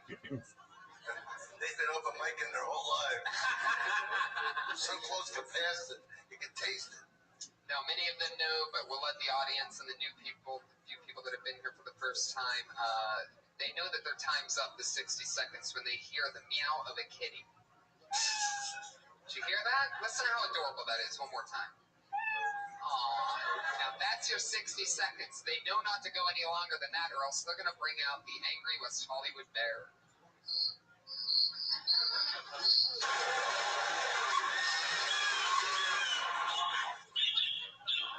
To all you podcast listeners, I'm sorry you had to hear that. However, you have to understand that it's an important lesson in show business to not do over your time. So you let that thing rip if they go over it. Oh, that's horrible. That's awesome. So many comedians signed up and made a drive out from all the way from like the heart of Hollywood to have the chance to come up in front of you guys, and I thank you so much for being here, and I want to get it started. Are you guys ready? Yes. This is Kill Tony live from the Ice House. 60 seconds, and then we're going to end up talking more to your first comedian, Kobe Grimes. It's Kobe Grimes. It's right here. Hello, Kobe. Hey, everybody. So, I graduated school recently, and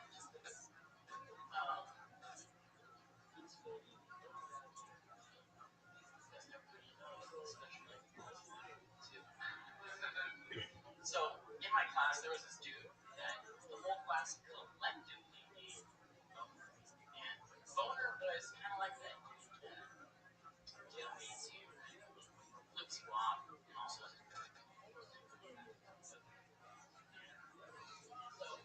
Boner cheated on everybody.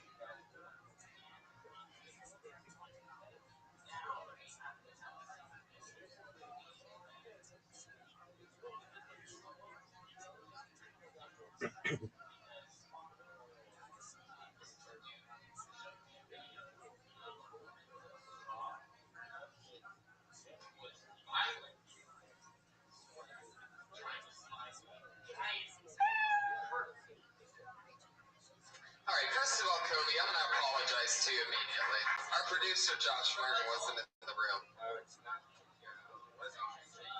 damn, it was on. Check. Hello. There was no mic sound. Is it on now? Yeah, it's been on.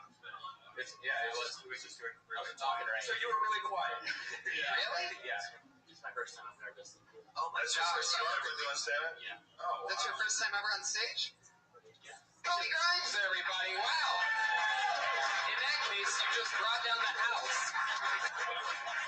In that case, I'm not apologizing. You destroyed for your first time. Oh, Basically.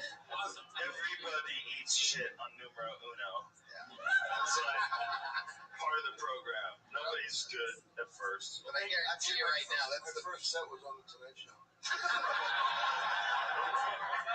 First started. Did you get couch? I don't count that as a set.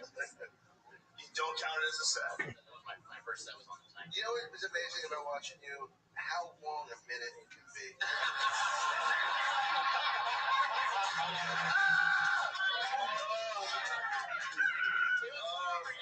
It was really long for me. Why were you that funny during your set? Well, he wasn't relaxed. I was shitting my fucking pants. Yeah. I was the first name to get called. And I didn't think I was going to get up there. First name, first time Wow. on stage. It's a very alien thing to do what you just did. It's a very alien thing. And when you do it for the first time, you'll be chasing that dragon forever. It'll never be any more alien. And then it'll start being normal. And once it starts being normal, then you'll start relaxing and you'll learn how to be yourself more out there. It's just a weird art form. And it's one that you only learn by doing it. So you did it. You know, you did it. I sucked a fat pile of dicks my first time on stage. Dude, I was terrible. If someone had a recording, I would give them a lot of money to not release it. That's not me. I'm not that dude. Shit, I can't be responsible for that motherfucker. That was a long time ago. That's your Donald Sterling tape. Dude, everybody's terrible the first time. Everybody. It's just, there's no way around it. And then you figure it out. But you have to just keep doing it. And just, you know, get your shit together in the outside world, too. Kobe, is it? That'll probably help. Yeah, definitely. Kobe, is it something that you've always wanted to do? I mean, why tonight? Look at him. What the fuck else is this guy gonna do? You gonna have him fix your stove? Barely paying attention when you're talking to him right now. Congratulations on graduating, too. It means a lot to me. I don't know why. What do you want to do? Well, I want to answer his question. Okay. Nobody remembers it. How do you remember it? So, Have you all? serious. I'm fucking serious. It's getting really good. Look, second. Kid's getting loose. Heck yeah. We've always needed a school shooter comedian. There's a niche for that. I can picture my manager. There's a real niche for this right now. Yeah. Hopefully I don't look that creepy. No, dude, we're just fucking with you. Look, man, you're a young man. You just tried stand-up for the first time. It's very admirable. It's a difficult thing to do. You did a good job, man, for real. For your first time on Thank stage. you very much. You will get looser, more relaxed the more you do it. But it'll probably never make you shit your pants as much as that time. What was the punchline of what you said, though? Because I was trying to follow. I had no idea what you were doing. Dude, don't make him do it again. I'll do it. I'll do it. I don't give a fuck. No. What was the part? Like, what were you getting at? The What was punchline Yeah. was, it's ridiculous that me and this dude seem similar, because this dude showed me a video of a lady with a stronger nose who was violently snorting a giant purple earthworm of cum. Okay. Well, it's probably best we didn't hear it. That mic going out was your friend Jesus Christ over your shoulder taking care of you. Oh, my God. Jesus threw an alley-oop from 4 feet away. Here you go, buddy. You're going to need this. Now, audio 1. All of a sudden, the main mic is just gone, and then it comes back. Don't let this discourage you. You can still make it. Yeah. Just don't tell that joke again. That's a part of the process. You're going to do a bunch that don't work at all, and you're going to beat your head against the wall until you figure it out. People told me not to tell it. Those people were the right people. You gotta listen to them. They're the right people. You're the wrong one. You're crazy. I rationalized it because I was like, they're not fucking comedians. Right. Well, everyone that kind of did it, you did it now. Technically, you're a comedian. I don't buy into this hierarchy bullshit where people get mad if someone did an open mic night 2 times and they call themselves a comedian. Because we all know guys that only did open mic nights, and they were probably some of the funniest guys we ever knew. Like, for the longest time, Brian Holtzman was one of the funniest guys in LA. And all he ever did was just did spots in the store. Never saw him anywhere else. Nobody ever knew. You know? Yeah, now he closes out the Saturday Mainer, and it's amazing. It fills up the back of the room with comedians. It's incredible how And fun. he always had a job. You know, to try to pretend that he's not a comedian. He never, made it strictly as a professional. Ari Shafir was the first person to tell me to start saying that you're a comic. He's like, dude, you do stand-up comedy. You're a comic. I would never say I was a comic before. So I just try and do stand-up comedy. Anybody tries it, I say you're in. Yeah, I would say so. Also, Yeah, you might suck. You're in. Not really a brain surgeon, but I try it once in a while. You can call yourself what's the big deal? Doesn't mean they're a good comedian. No. It's a weird thing to freak out about. I mean, if you pick up, a flute and you start fucking around with it, I think you're a flutist. You can't tell me I'm not a flutist, bitch. I'm trying. I'm working on it right now. What, are you perfect with your fucking flute shit? I'm just really sucky at the flute. But as long as I fuck with it, I'm a flutist. Joe, it's flowers. Whatever. The proper French past participle. Whatever. know what I'm saying, Tom? I kind of disagree. I mean, I remember I was in New York, and this guy was a really mean gay guy, and I tried to become friends with him. I said, I heard you were an actor, and he goes, and I had done a lot of plays, and so he goes, yes. So what plays have you been in? He goes, I haven't been in any plays, but I studied with Udo Hagen. I'm thinking, well, how can you call yourself an actor? Well, I guess I'm a jet pilot then. I've never flown a plane, but I'm just saying it. It's like, Well, that guy was a fucking liar. you stay out of it. You're done. Kobe, thank you so much, by the way. There you go. He's Kobe Grimes. His first time, everybody. Come on. Starting it off with a bang. Oh, yeah. Kobe. Heck yeah. He's on Twitter at Kobe Grimes. If any podcast. I would say, Kobe, if you listen to this, after this is all over, pay attention to what everybody's saying, because you're kind of fucking crazy. Just settle down, bitch. The good thing is, Get it all together. Do a yoga class or something. yeah, you gotta breathe. Eat a little weed, take a breath. Don't watch Slow it, down. just listen to it, and just really pay attention to it. Try to show it to your friends and go, do you understand what I'm saying? Because I had no idea what you were saying. It was like a ramble the whole time. Yeah, I just couldn't hear it. And then every time I tried for a second, I just didn't want to hear it anymore. So It's hard, man. He's the first guy up. It's a very difficult pursuit. Of course. Shall we go for number 2, everybody? No, let's bring Kobe back. Your second comedian tonight. Oh, I know this guy. He's a funny guy. He gets on pretty often lately. A funny guy named Tyler Misnarek, everybody. Here he is.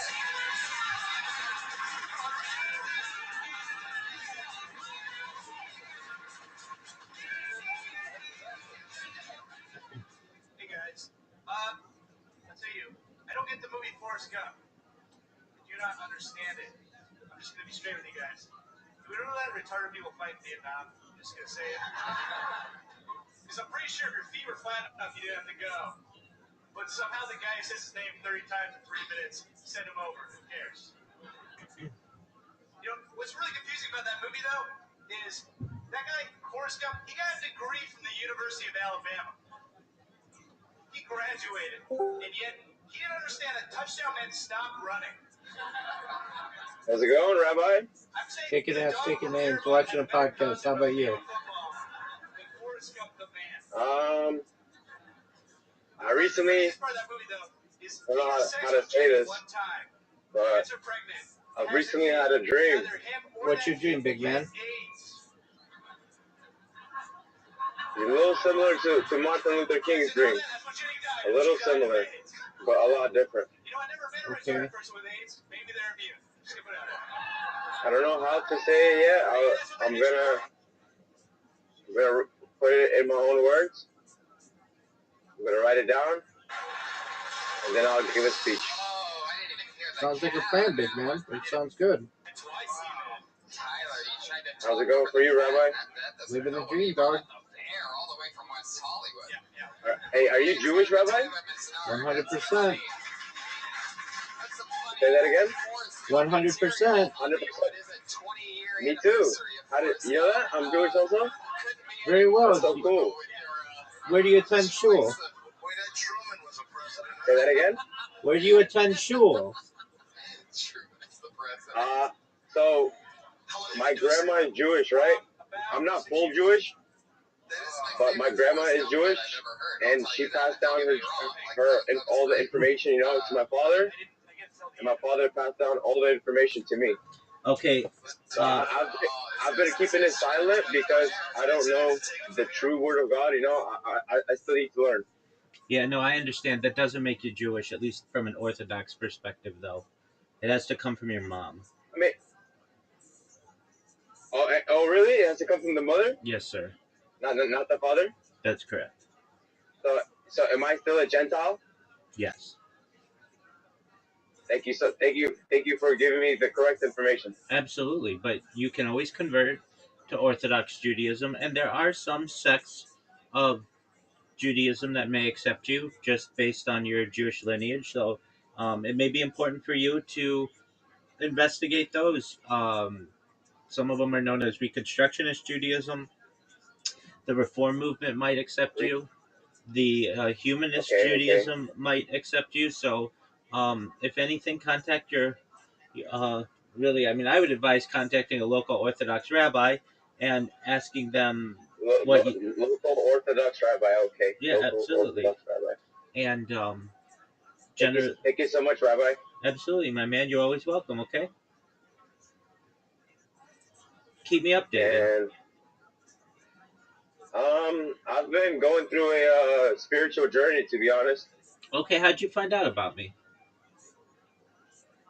I met you when I was in Aiden Ross's Discord. Oh, okay, great. Back in the day. Yes, sir. So I had a vivid memory of you. Absolutely. I streamed my life in there for like 16 months straight.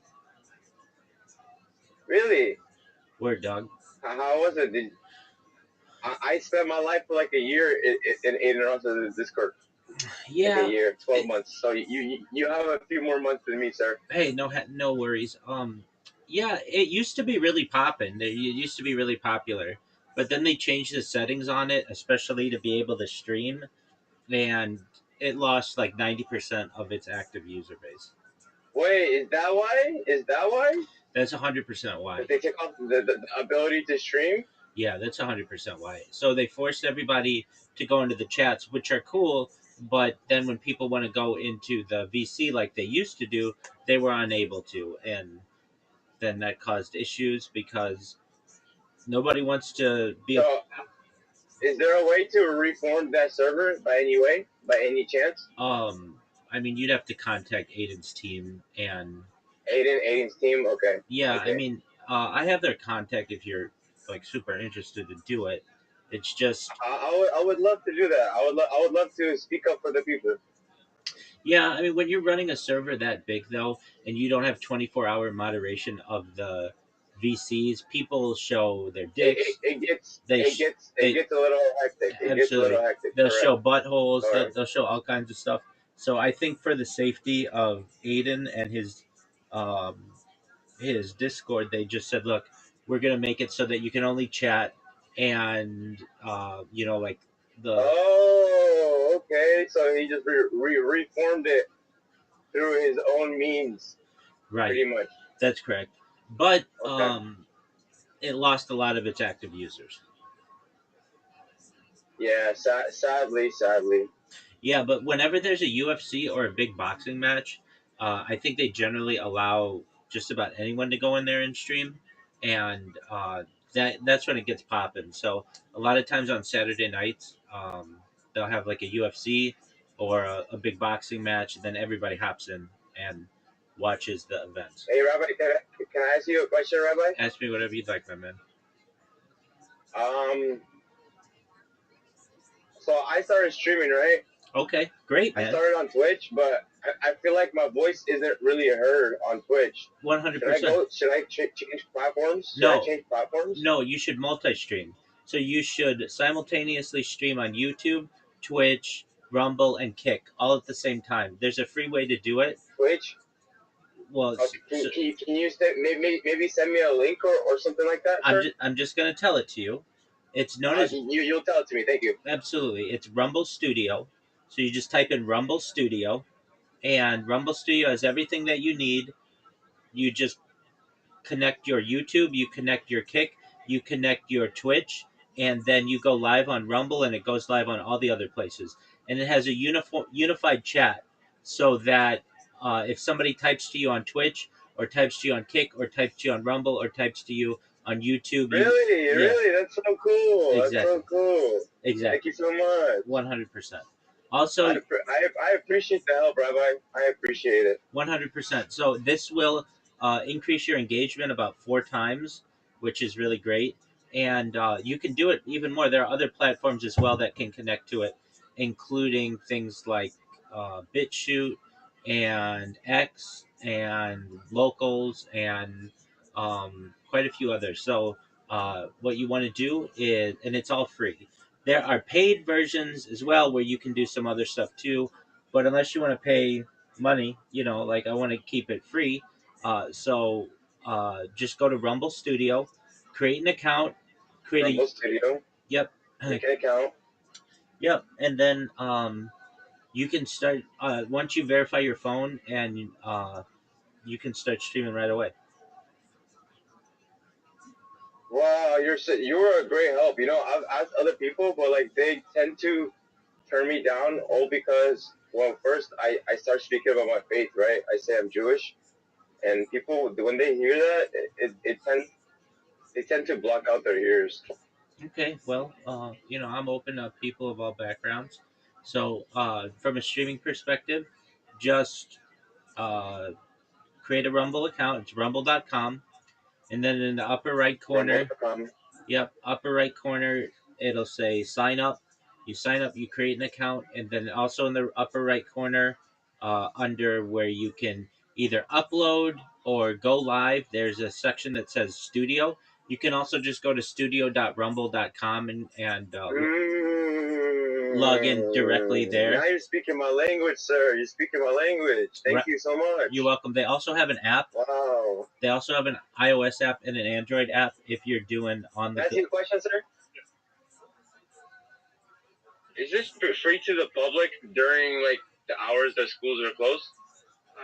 Or you have to get permission? You have to get permission because it's locked up. Okay. Yeah, they don't say it's locked up. Right. Sorry, Rabbi. You're good, big man. I got interrupted. I interrupted him. Sorry. You're good. No worries. So, whenever you have time, you can either download the Rumble app on Android or iOS. Okay, I'll download it. I'll download it right now so that I don't forget. You know. Yeah, absolutely. And then it allows for free multi-streaming, and it saves your video on Rumble, and then it will save on YouTube indefinitely, and then it saves on Kick for 30 days, and it saves on Twitch for 14 days, I believe. Wow, really? Yes, sir. Okay, so does your computer have to be quick? Like, does it have to be? I'll walk all the way down, sir. Sorry, I was just talking to the security guard. You're good. I didn't want to trespass somewhere where I'm not allowed to be. All right, we'll make sure you follow the law. In Yes, answer to your question, do you need a really fast computer? No, you can do it all from a phone. Really, I can do it from a phone. Okay, sweet. You could be live streaming this right now if you wanted. Like what I'm doing, walking right now? 100%. That's good content. Okay. Because I am a streamer that like I want to get not just my voice out there, right? I want to get others too, so that we the people can come together as one. But there's going to be complications with religion, complications with just morality. The morality of humans is it's complicated. It's complicated. Yeah, if you're looking to connect with the most amount of people, there are three things that you generally want to refrain from. Those are religion, politics, and sexual orientation. If you avoid those topics, then religion, basically you're going to maximize the amount of people who watch you. Okay, so religion, politics, and what was the third one, sir? Just really sexual orientation or sexual discussions. Sexual orientation? Yeah, so like okay. taking a stance, whether you're an LGBTQ ally or you're more traditional, whatever it is. If you just stay away from those topics, then generally you're going to have the most amount of people who want to watch your stream. You'll get people who want to catch you, and they'll be like, "Hey, what is your stance on whatever subject, on abortion or on capital punishment or whatever?" And a good thing to do, unless you want to have a debate over this, you just say that I have my own personal beliefs, but I do my best to keep them out of my stream and to be apolitical. I do my best to not discuss politics. Okay, I try my best to keep them out of my stream. I my best. Yeah, you just. Thank you so much. You don't even know how much you're helping me. Absolutely, you just basically say I do my best to stay out of politics. I've got my own personal beliefs, like we do. Because if not, what ends up happening is, let's say, let's just say you like the color blue, and you're like, hey guys, I like the color blue, and somebody comes in and says, okay, well, what are your thoughts on red? And you're like, well, okay, I guess red can be okay. And then a lot of people will be like, well, I like red and blue. And you'll be like, okay, well, you like red and blue. Then somebody's be like, well, what do you think of purple? And then you'll be like, well, I guess purple's okay as well. And then the people who like blue will be like, you don't really like blue. You like red and purple. You just said you like red and purple. And you're like, well, I kind of do like red and purple, but I like blue the most. And they'll be like, oh, okay. Then what are your thoughts on orange? And you'll be like, oh, orange is okay color, I guess. And people will be like, oh, you don't really like blue, and you don't really like red, and you don't really like purple. You like orange. You just said you like orange. And it's like, you can't win. If you have a large group of people to whom you are broadcasting, if you take a stance on any one of these, you're not going to please them all. There's an old phrase, an adage, basically, that is, you can please some of the people all the time, and all of the people some of the time, but you can't please all of the people all of the time.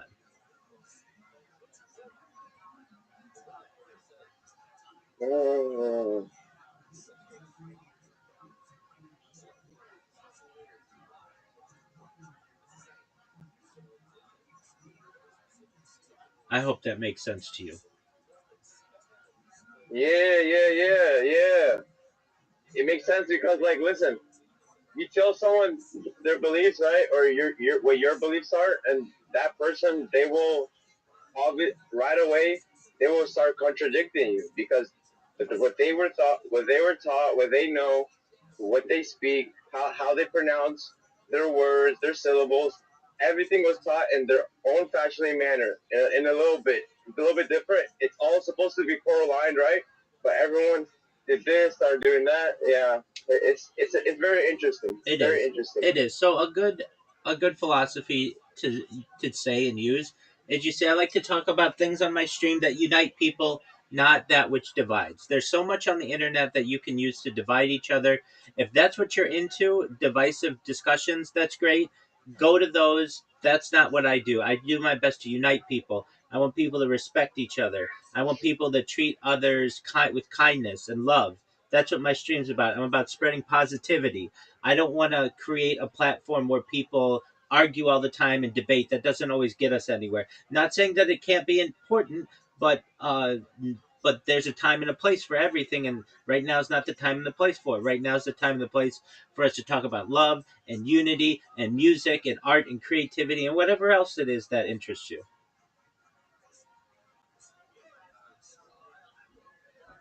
Mm-hmm. Under interest. Okay, Rabbi. Okay, thank you so much. Absolutely, and I'm live streaming. I'm live streaming right now myself. I'm live streaming right now myself. So if you want to go back to these conversations, what you should do is just go to any one of my live streams. In the upper left corner of this Discord, you're going to see a red circle that says 24/7 live YouTube streams. Do you see that? Go to it's for 7 live stream. Yeah. Okay. Mm-hmm. Okay. Click that, and then click the link in there, and you're gonna see on how many different live YouTube stream. Yeah. Okay, so go to that 24/7 live YouTube stream link. Open it up. It's going to take you to YouTube, and you're going to see all my different streams. I have like 25 simultaneous streams going right now. I've been live streaming my life 24/7, 365 for more than 4 years. Really? I have more data archived on the internet than any person ever. I'm the biggest content creator in global history. Right. So if you want to go back to any of these discussions, you can just go back to whatever link is there, and then you don't even have to take notes. I can watch your right? I can watch your You can watch. Don't you have videos that you post, correct? I have videos I post. I have podcasts I'm on. Do you post? I have videos that I post. Okay. I'm nice. I'm on podcasts. I was on a podcast yesterday. I was on 2 podcasts last week. I'm on another podcast next week. So like I do a lot. I create memes. I created over 500 memes yesterday. I am live. What? Really? Really? Absolutely. I create. No way. That's It's so cool. Word, dog. I It's create. so cool. So this is what I do, which I think is really smart.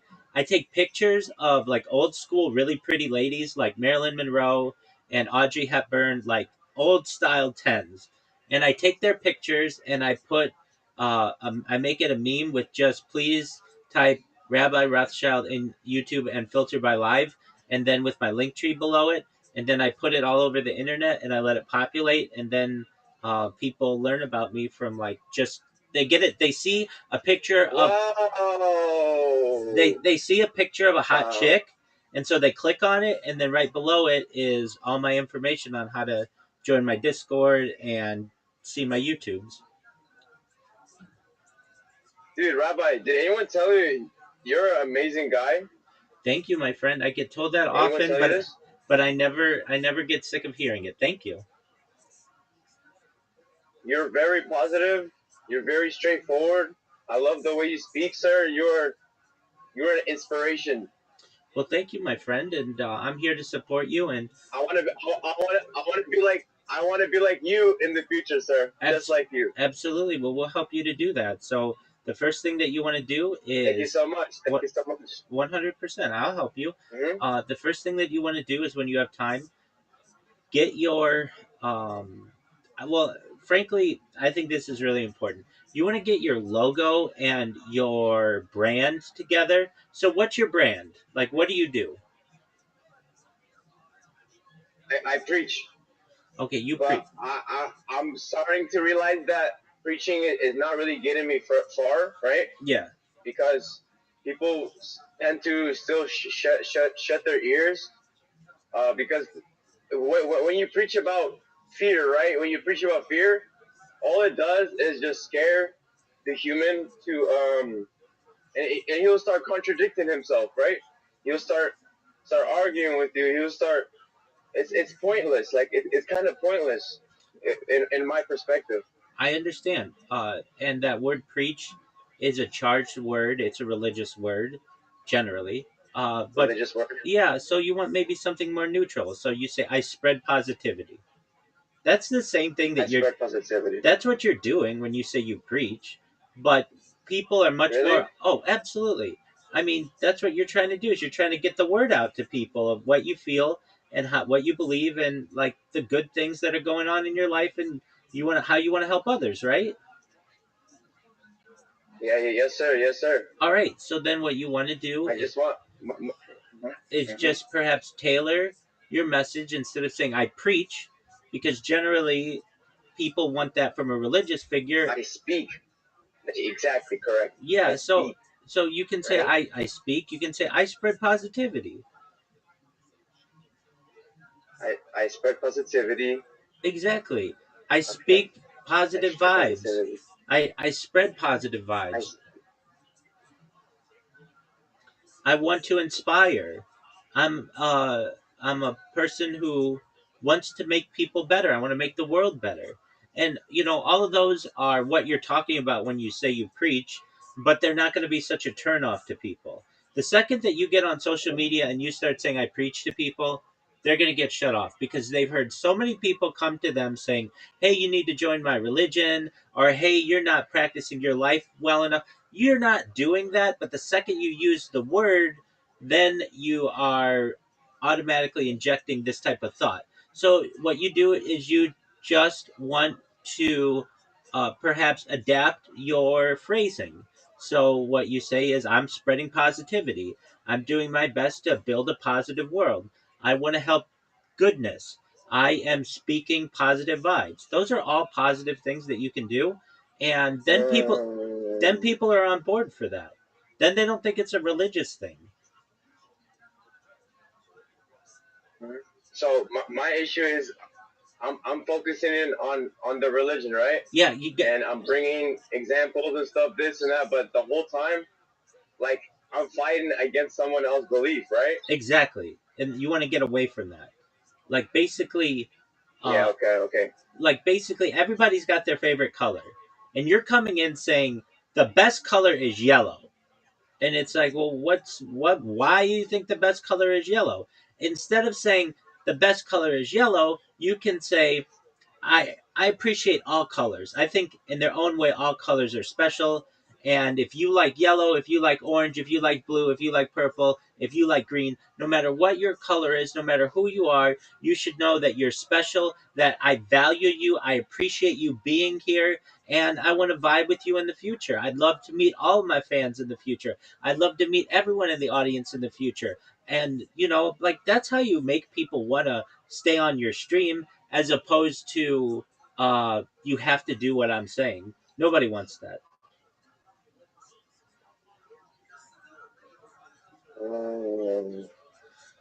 And so So you they appreciate they appreciate when you're taking their side at a certain point.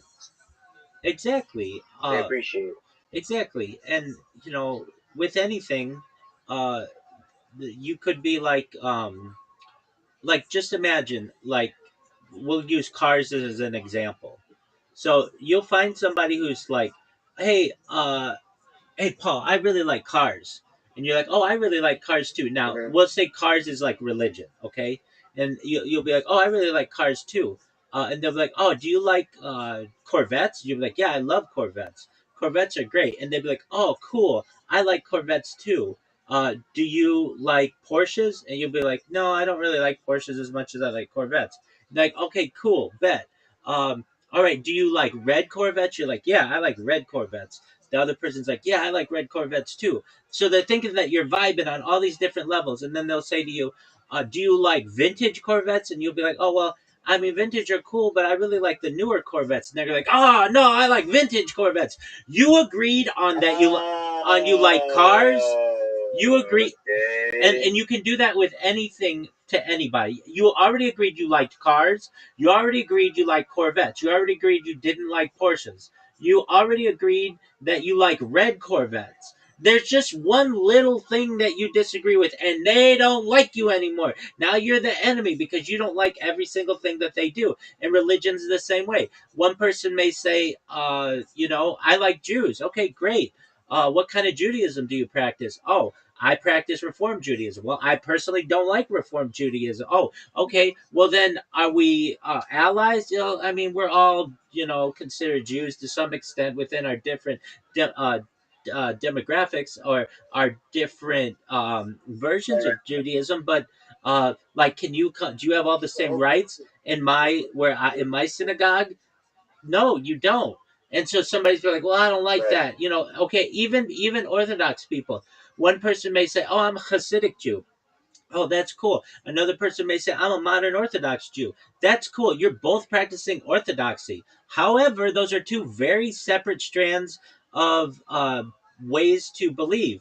And many times the Hasidic world does not mesh well with the modern Orthodox world. And then even within Hasidism, one person can be a Breslov Hasidic dynasty person. Another person can be a Chabad Hasidic dynasty person. And they don't always mesh because they have different leadership. Like you can always break it down. So you want to do your best to avoid these things that divide us, no matter what it is, whether it's cars, whether it's religion, whether it's politics, and focus on the things that are positive.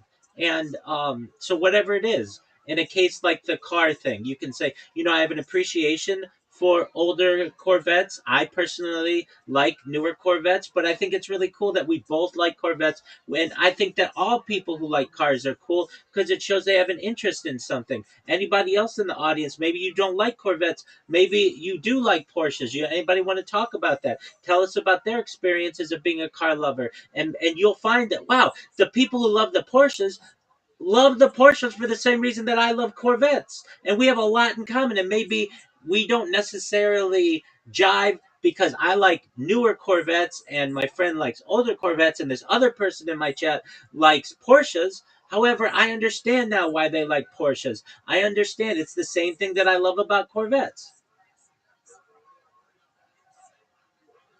And I should be like myself, right? I should be myself when I'm speaking and I'm talking. Who else could you be? Like, well, I tend to refrain. Like sometimes I get so deep into the religion, right? Like I'm going at a topic and there's times that even I tend to contradict myself. Absolutely. Okay, so let me ask you this: what religious background do you have from a teaching perspective? Have you made smicha, which is rabbinical ordination, or have you been to religious school?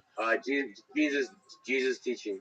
Okay. I grew up listening to his teachings. Okay, so right away, if somebody's like, "Hey, you're preaching, but you say you're Jewish, but yet you're having like the idea of the Nazarene. Those are contradicting philosophies, and if you don't see that, your audience will. So basically, what I'm saying. Contradicted philosophy. Oh, absolutely. Okay. I mean, we within Judaism don't recognize the Nazarene to be God. We also don't recognize that person to be the Messiah. Contradicting Theologies, basically. Narrative. It's really theologies, but narratives works as well. Theology. Exactly. Theology. So you're. Okay, I'm gonna look into that. Absolutely. So basically, if somebody's watching your stream, they can already see that you don't know what you're talking about. You don't have the education or the knowledge or the experience to be able to talk on these issues. So they're going to move on to the next person. So you want to avoid that. Even though it's fun for you to talk about, you can use general terms. So are there some things that within perhaps different religions that may be positive, like loving your neighbor or caring about others or feeding the sick and taking care of the poor?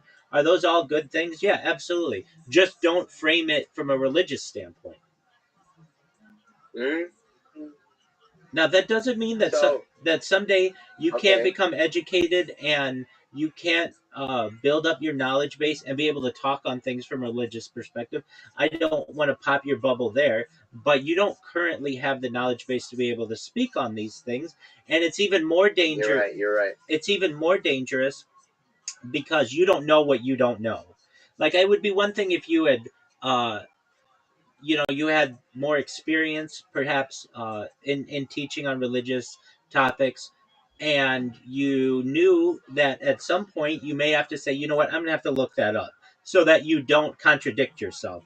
um, Religion many times though is full of contradictions, and so don't feel badly if you ever contradict yourself, because that's something that can happen. Here's a paradox: God all powerful? I mean, they say he is. There you go. Perfect answer. Perfect answer. Okay, so if God's all powerful, can God create a rock so large that not even God can lift it? Correct. It's a paradox. It can't be both. So if God's all powerful, then God can create any rock of any size. Any size. He can do whatever he wants. God can do whatever they want. Okay, can they make one so big that not even they could lift it?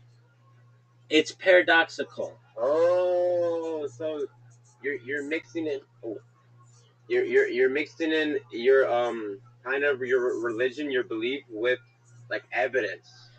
With not just evidence, but like kind of like the theory of like you bring it into your own perspective at first, and then you see the other perspectives of others, and you try to not contradict yourself, because once you start contradicting yourself, right, like people will start saying this, saying that, like when you want to speak. So pretty much what you're trying to tell me is when you got to speak, for the people, not against the people. Well, in this particular case, I'm giving. But not to the very point where it becomes a protest. Not to that point. I'm not necessarily saying that. I'm saying on this particular point, there are some paradoxical parts of religion where you will end up contradicting yourself, because someone may say, okay, "Hey, Paul." What is the paradox? What does that mean, sir? That's a great question. A paradox is something that is logically inconsistent. So logically inconsistent. Exactly. Okay. So we're gonna get the exact definition right now. So what like, is a paradox? Jesus, right? Like he would contradict himself a lot by saying this, that, and that, right? I mean, here's a classic contradiction. The Nazarene. Yeah, here's a classic contradiction. Uh, he, uh, whatever. The Nazarene's supposed to be God, right? Yeah. Okay. Allegedly. Allegedly, exactly. Okay, fine. Within some belief systems. Okay, and Correct. then died on Good Friday, right? Yeah, Good Friday. Died on Good Friday. So, the Earth didn't have God for 3 days. Is that how that works? And also, how can you kill God? If God is all powerful, how can you kill God? How can you kill God? Wow. Like, why would he send his son down just to die? It makes no sense, right? It's another good question that you're raising. But, and then another question arises, like scientists speculate that there could be millions of different types of civilizations in the world. Why does God care so much about Earth that, like, did he send a son to all the different civilizations?